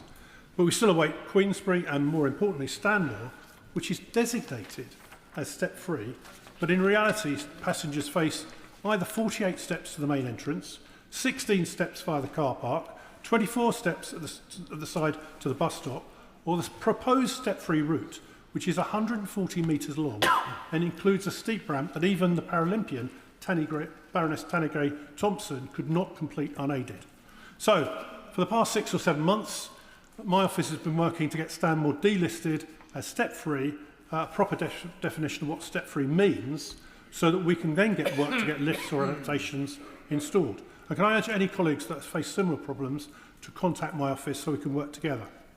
And whilst on the topic, Transport for London continue to blame the September 2024 cyber attack for the backlog in PHV and PCO licences.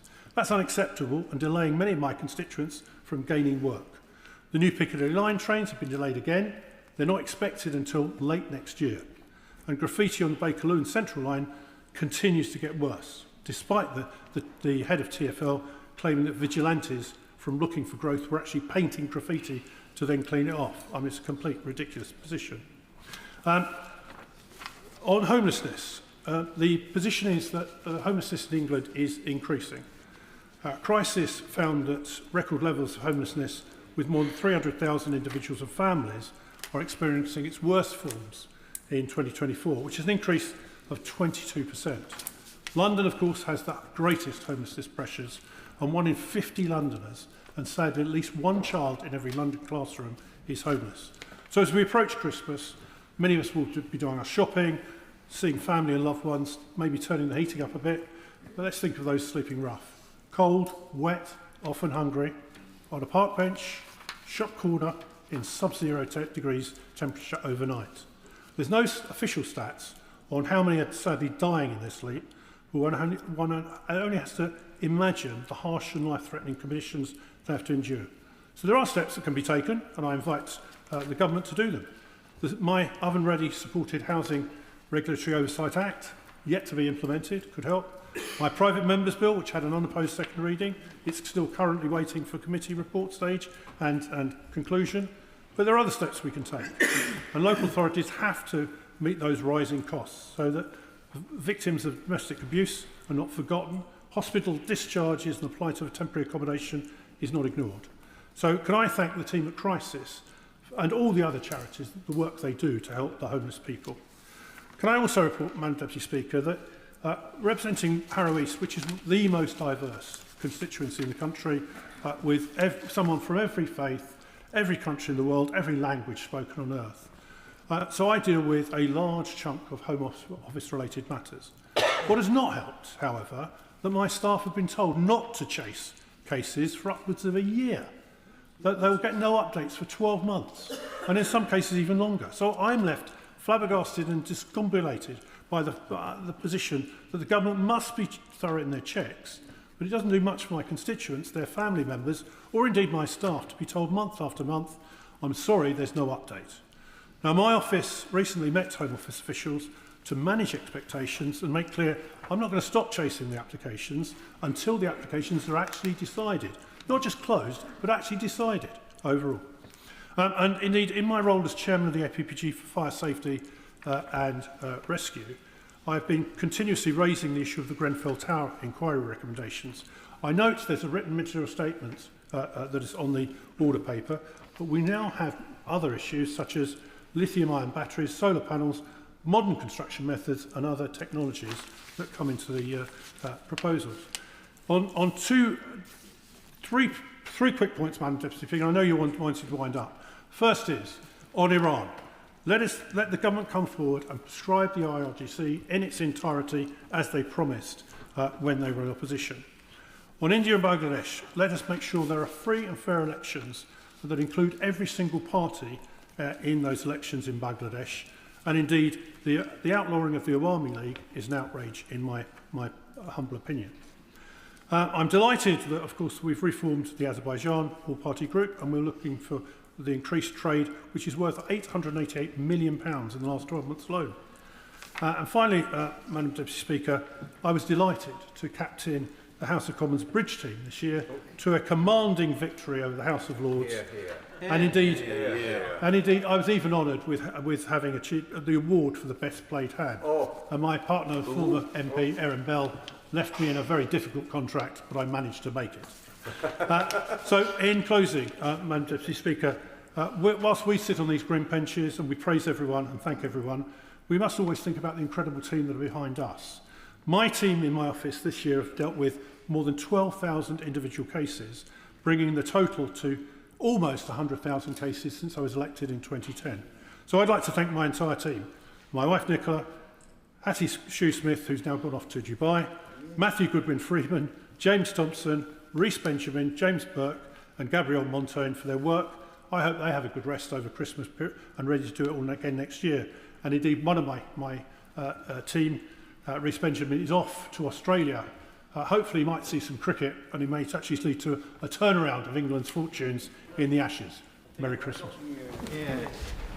The question is as on the order paper, and there will have to be an immediate 3-minute time limit. Jessica Morden. Thank you very much, Madam Deputy Speaker. It's good to see the Leader of the House personally taking this debate today, which I think shows the respect he has for the House, which is much appreciated. We were talking yesterday about the Chartist graffiti in the cloisters, which lay hidden until a few years ago when it was uncovered. And as the MP for Newport East, I can say we're very proud of our Chartist history in Newport, and I pay tribute to Newport Rising, who commemorate the Chartist uprising of 1839 every year, the last armed insurrection in this country. As my late constituency neighbour Paul Flynn used to say, we could do more in this House to recognise movements like the Chartists, which shape our democracy, particularly in times when our democracy is under threat. Newport may have a rich Roman Chartist, and we're the city of democracy, and industrial heritage, but also has a very bright future. Throughout its history, Newport has been prized for its location, with our unrivalled access to rail and sea links, and it plays a central role today in the city's economy as we take steps into the new industrial revolution. 2025 has been a transformation year for Newport. Big investments in our exceptional semiconductor cluster, companies moving their HQs to the city, new tech jobs, work underway on the UK's biggest battery storage site, strong cyber local security expertise, and Newport is a key player in the South Wales AI growth zone thanks to the government, all of which is supported by 2 active governments at both ends of the M4, truly showing the benefits of 2 Labour governments working together after years of Tory neglect. Our traditional industries remain strong, with tens of millions of pounds worth of investment in ABP's Newport Port this year and Tata's Steelworks, which clearly a difficult time for steel, but I do thank our ministers for an active industrial policy which is helping. Newport's the fastest growing city in Wales, with jobs in new sectors opening up many opportunities for the city's young people. And it's not just about our industries, it's about our people. So I have been really privileged this year to work with Newport Council, led with great positivity and great energy by Dimitri Bacciuni, who has a massive ambition for our city. The biggest ever settlement from the UK Labour government to Wales means that the council are able to address the things that really matter to people. Getting streets resurfaced, streets are cleaner, the city centre is on the up with 85% occupancy retail rates, which is great. There's still work to do, but the growth in our policing settlement is really starting to help.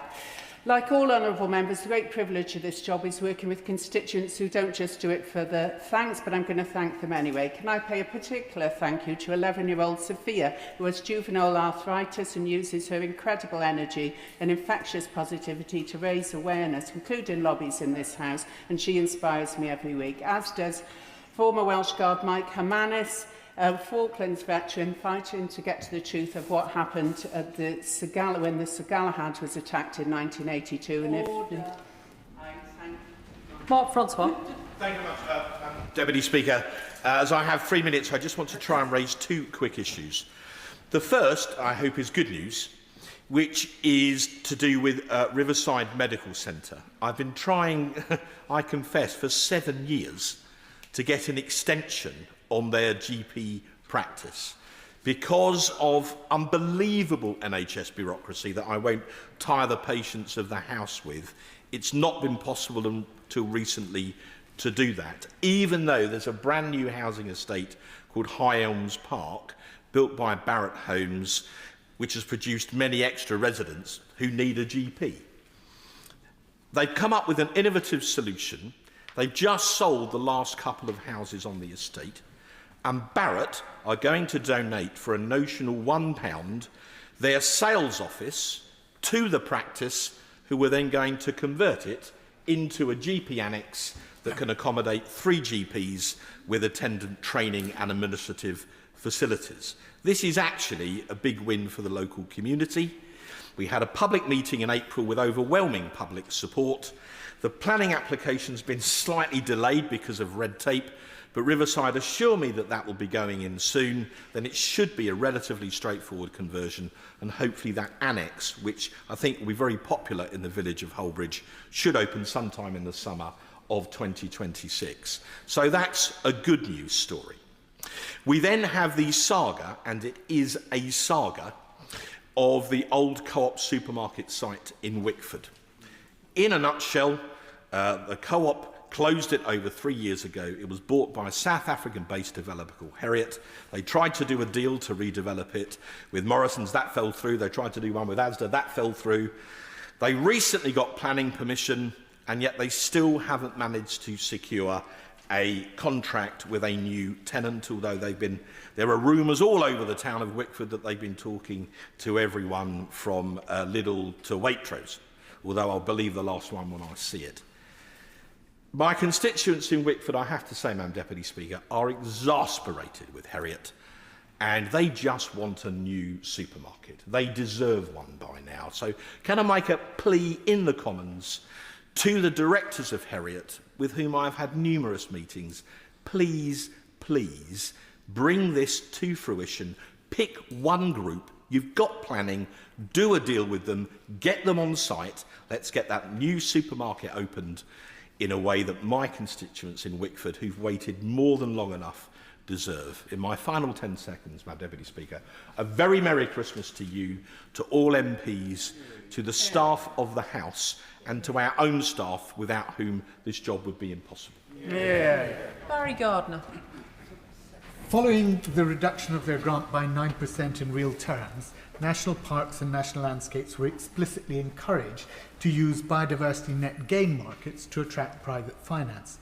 I was disappointed, therefore, to see in setting out its consultation on planning reform proposals on Tuesday, the government announced plans to introduce an area-based exemption for smaller sites under 2 hectare, 0.2 of a hectare, exempting developers from BNG and thus reducing the biodiversity net gain market is a serious blow to our protected landscapes, removing one of the few viable mechanisms available to generate external income. Cutting government funding to these vital landscapes and telling them to look to private finance makes no sense if you then take away that source of private funding. So I would ask the government to consider in the consultation reducing the site exemption threshold to 0.1 of a hectare, which would approximately double the market available for biodiversity units. Next year, Madam Deputy Speaker, will be the 70th anniversary of the Clean Air Act in this country. When 4,000 people died over a period of 5 days, the government acted. Today, 262 people a year die of knife crime. 1,600 people approximately die of road traffic accidents. But 35,000 people die every year from the consequences of air pollution and the health impacts that it brings. If this were road traffic accidents, there would be an uproar. But because it's an invisible, a silent killer, unfortunately, there is not the motivation to act that there should be. We need to be doing something to align what we do with the World Health Authority standards, and I urge colleagues to back that next year, that we can, on that 70th anniversary, get a new Clean Air Act through this Parliament. Before the last election, we promised change. In fact, the single word was the title of our manifesto, change. For 5 million households in leasehold, they have been demanding that change. But it's only the voice of the property magnates and offshore interests who think they can continue to exploit leaseholders with impunity. The manifesto committed our government to ending the feudal leasehold system for good. And we must. But we need to remember that the purpose of government is not to ask what the law tells us about the status quo. It's to legislate to change the status quo when it is unjust and makes no economic sense. Even Michael Gove promised to do away with ground rent. So why is this government, my government, the Party of Labour, struggling to take on the parasitical rent seekers who demand a ground rent for no service? Merry Christmas.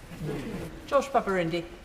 Madam Deputy Speaker, a Merry Christmas to you and your team and all the House staff who all, in their own way, help MPs like us to give a voice to our constituents. I'd also like to give an enormous thank you to all MPs' staff who are the unsung heroes of our work. And on behalf of my constituency of Eastbourne, I want to say a massive thank you to my staff team, including the incredible Inga Frame, excellent Ewan Morrison, jolly smart Jack Morrell, conscientious Catherine Souter, cracking Cara Bishop, sensational Sam McManus, knock it out the park Nadia Wiley, Just Brilliant, Josh Morton and heroic Hannah Wayne. And of course to my parliamentary support team volunteers too, Shireen, Jackie, Ariane and Sue, who I will shower with alliterative adjectives in person.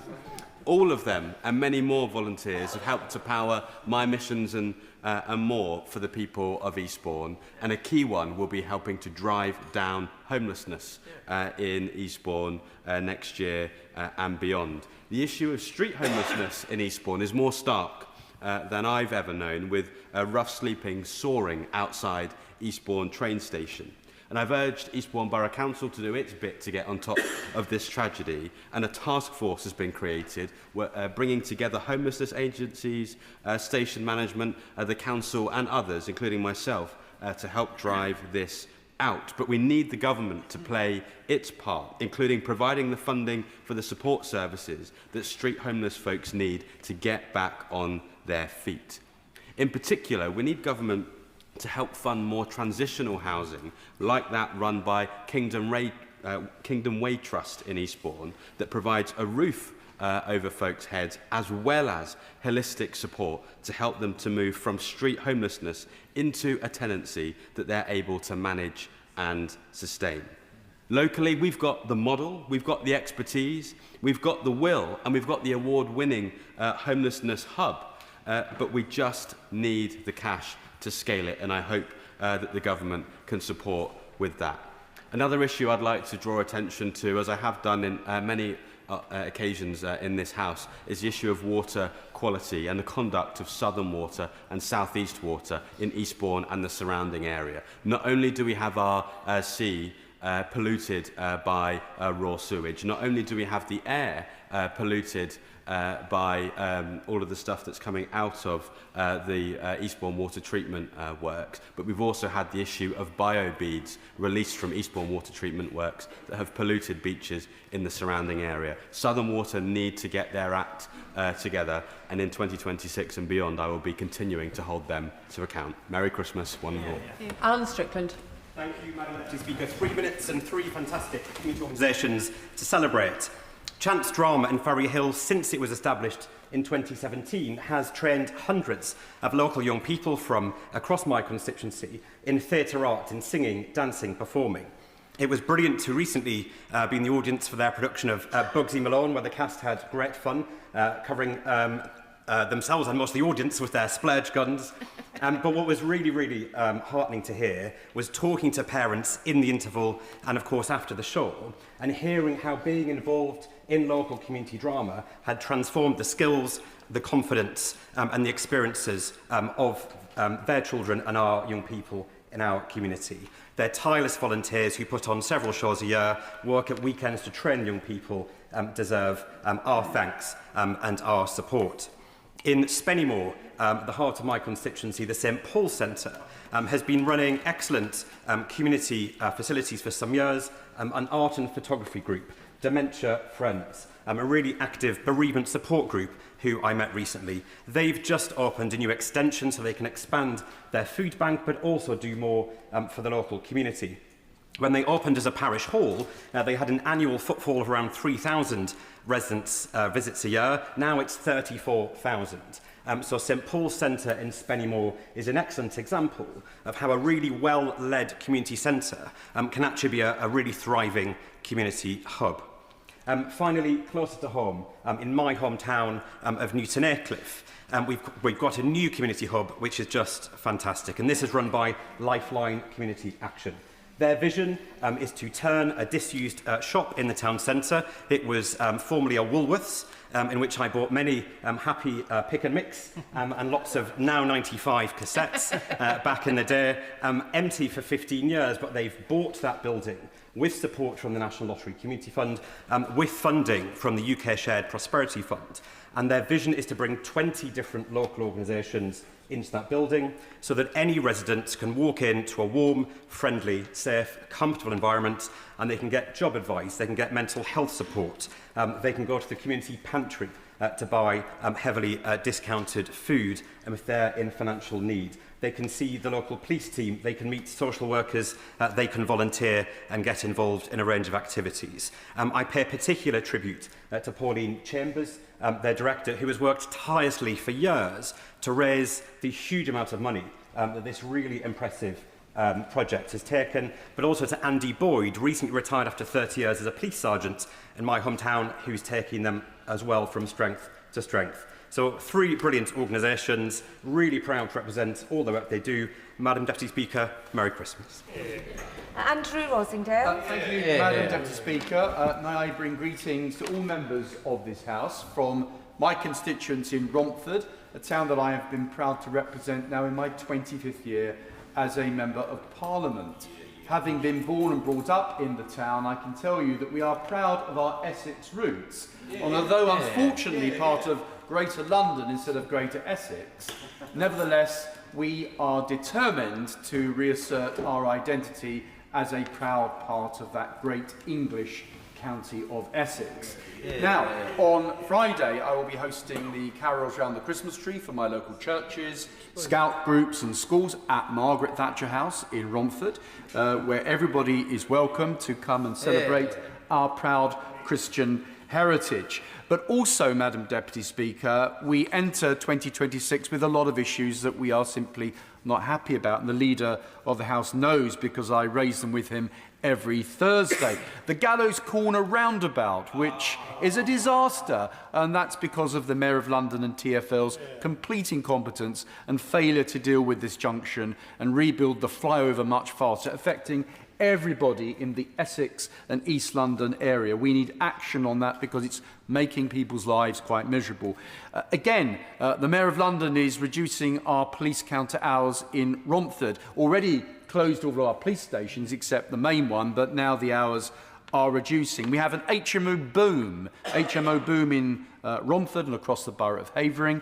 Homes being built without consent of local people and causing much anger and creating disruption in many family residential streets. And plus we have the situation, the ongoing situation on the Old Church estate, where sanctuary housing have failed to deal with all the issues facing the residents of that estate, where unacceptable conditions exist. Complete failure of that housing association to do an effective job for the tenants that pay their wages. So I ask the Leader of the House perhaps another issue for him to raise on behalf of my constituents.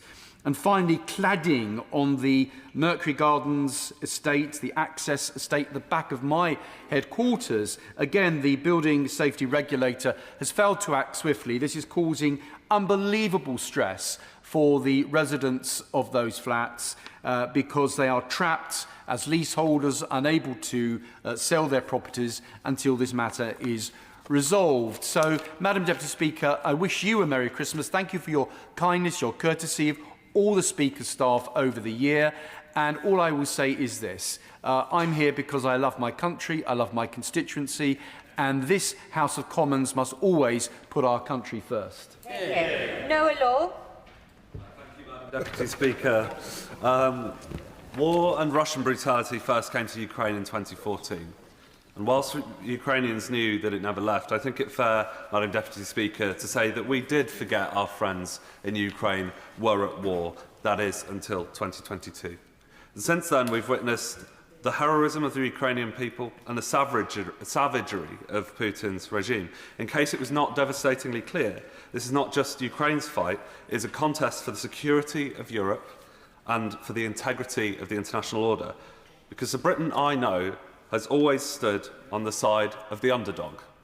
We are in a phase of hybrid warfare. Other countries like Poland and Estonia are calling a spade, and it's time we do so too. One does not have to turn very far for examples. Warehouse fires, targeting of undersea cables, a strategy to recruit traitors in turquoise. These are not just random acts. These are deliberate steps in a campaign of destabilisation designed to test our resilience and erode our unity.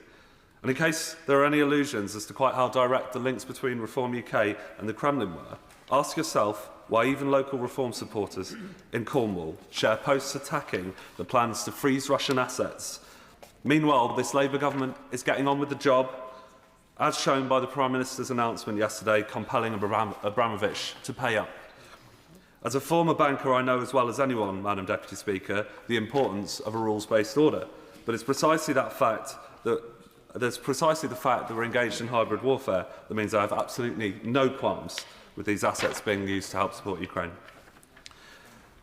I also greatly welcome the new probe into foreign interference in British politics, which will investigate how foreign agents target and subvert our political process. Madam Deputy Speaker, by next July, just this phase of war will have lasted longer than the First World War, and it's cost the European economy more than £4 trillion, and with barely a tenth of that being spent on support for Ukraine, Madam Deputy Speaker. Now, I'm not a defence or security specialist, I'm not even a banker anymore, but I can tell you that this war is a war that Europe cannot afford to lose. Vera Hobhouse. Speaker. This last debate of the year is an opportunity to reflect and celebrate some of the most valued aspects of our constituency, and I can only mention a few because of time limit. Voices has been delivering independent trauma-informed domestic abuse services in Bath for over a decade, currently supporting more than 200 women and many more on the waiting list. Voices are working hard to improve survivors' experience with the courts. Earlier this month, I met with Baroness Lewitt to discuss the survivor-led guide to family court proceedings they co-produced. We explored how the government can work with Voices for wider access to this trauma-informed guide, helping survivors navigate what is often an intimidating and re-traumatizing court process, and I pay tribute to Voices and the very hard work they are doing. Looking back, Madam Deputy Speaker, many of the brightest moments of 2025 had a musical focus. Most recently, of course, the carol concerts across the length and breadth of the city that highlighted the joyful unity that communal singing can bring. November brought the Mozart Festival and the lively Amdram, Gilbert and Sullivan productions. May, the Bath Festivals and Party in the City. None of our cultural activities are free from deep financial worries, as public money all but dried up and can only survive with the hard work of volunteers who run these organisations. Madam Deputy Speaker, Bath is also home to a vibrant community of independent shops. I pick up our independent bookshops, Mr. B's, Persephone Books, Toppings, Bath Old Books, Oldfield Park Bookshops, and the iconic Scoop. You've got a very good and wonderful choice. Many of these cherished local businesses face serious challenges as rising costs and limited government support continues to threaten their future. Mr. B's bookshop will soon see their business rates rise by more than 70%, largely because of a steep increase in their rateable value, which often bears little resemblance to the reality of what businesses actually pay in rent. Many independent shops have long-standing relationships with their landlords, built on trust, loyalty and stability. In some cases, landlords deliberately keep their rents fair and manageable because they value a reliable long-term tenant. But none of this is recognised by the current valuation system,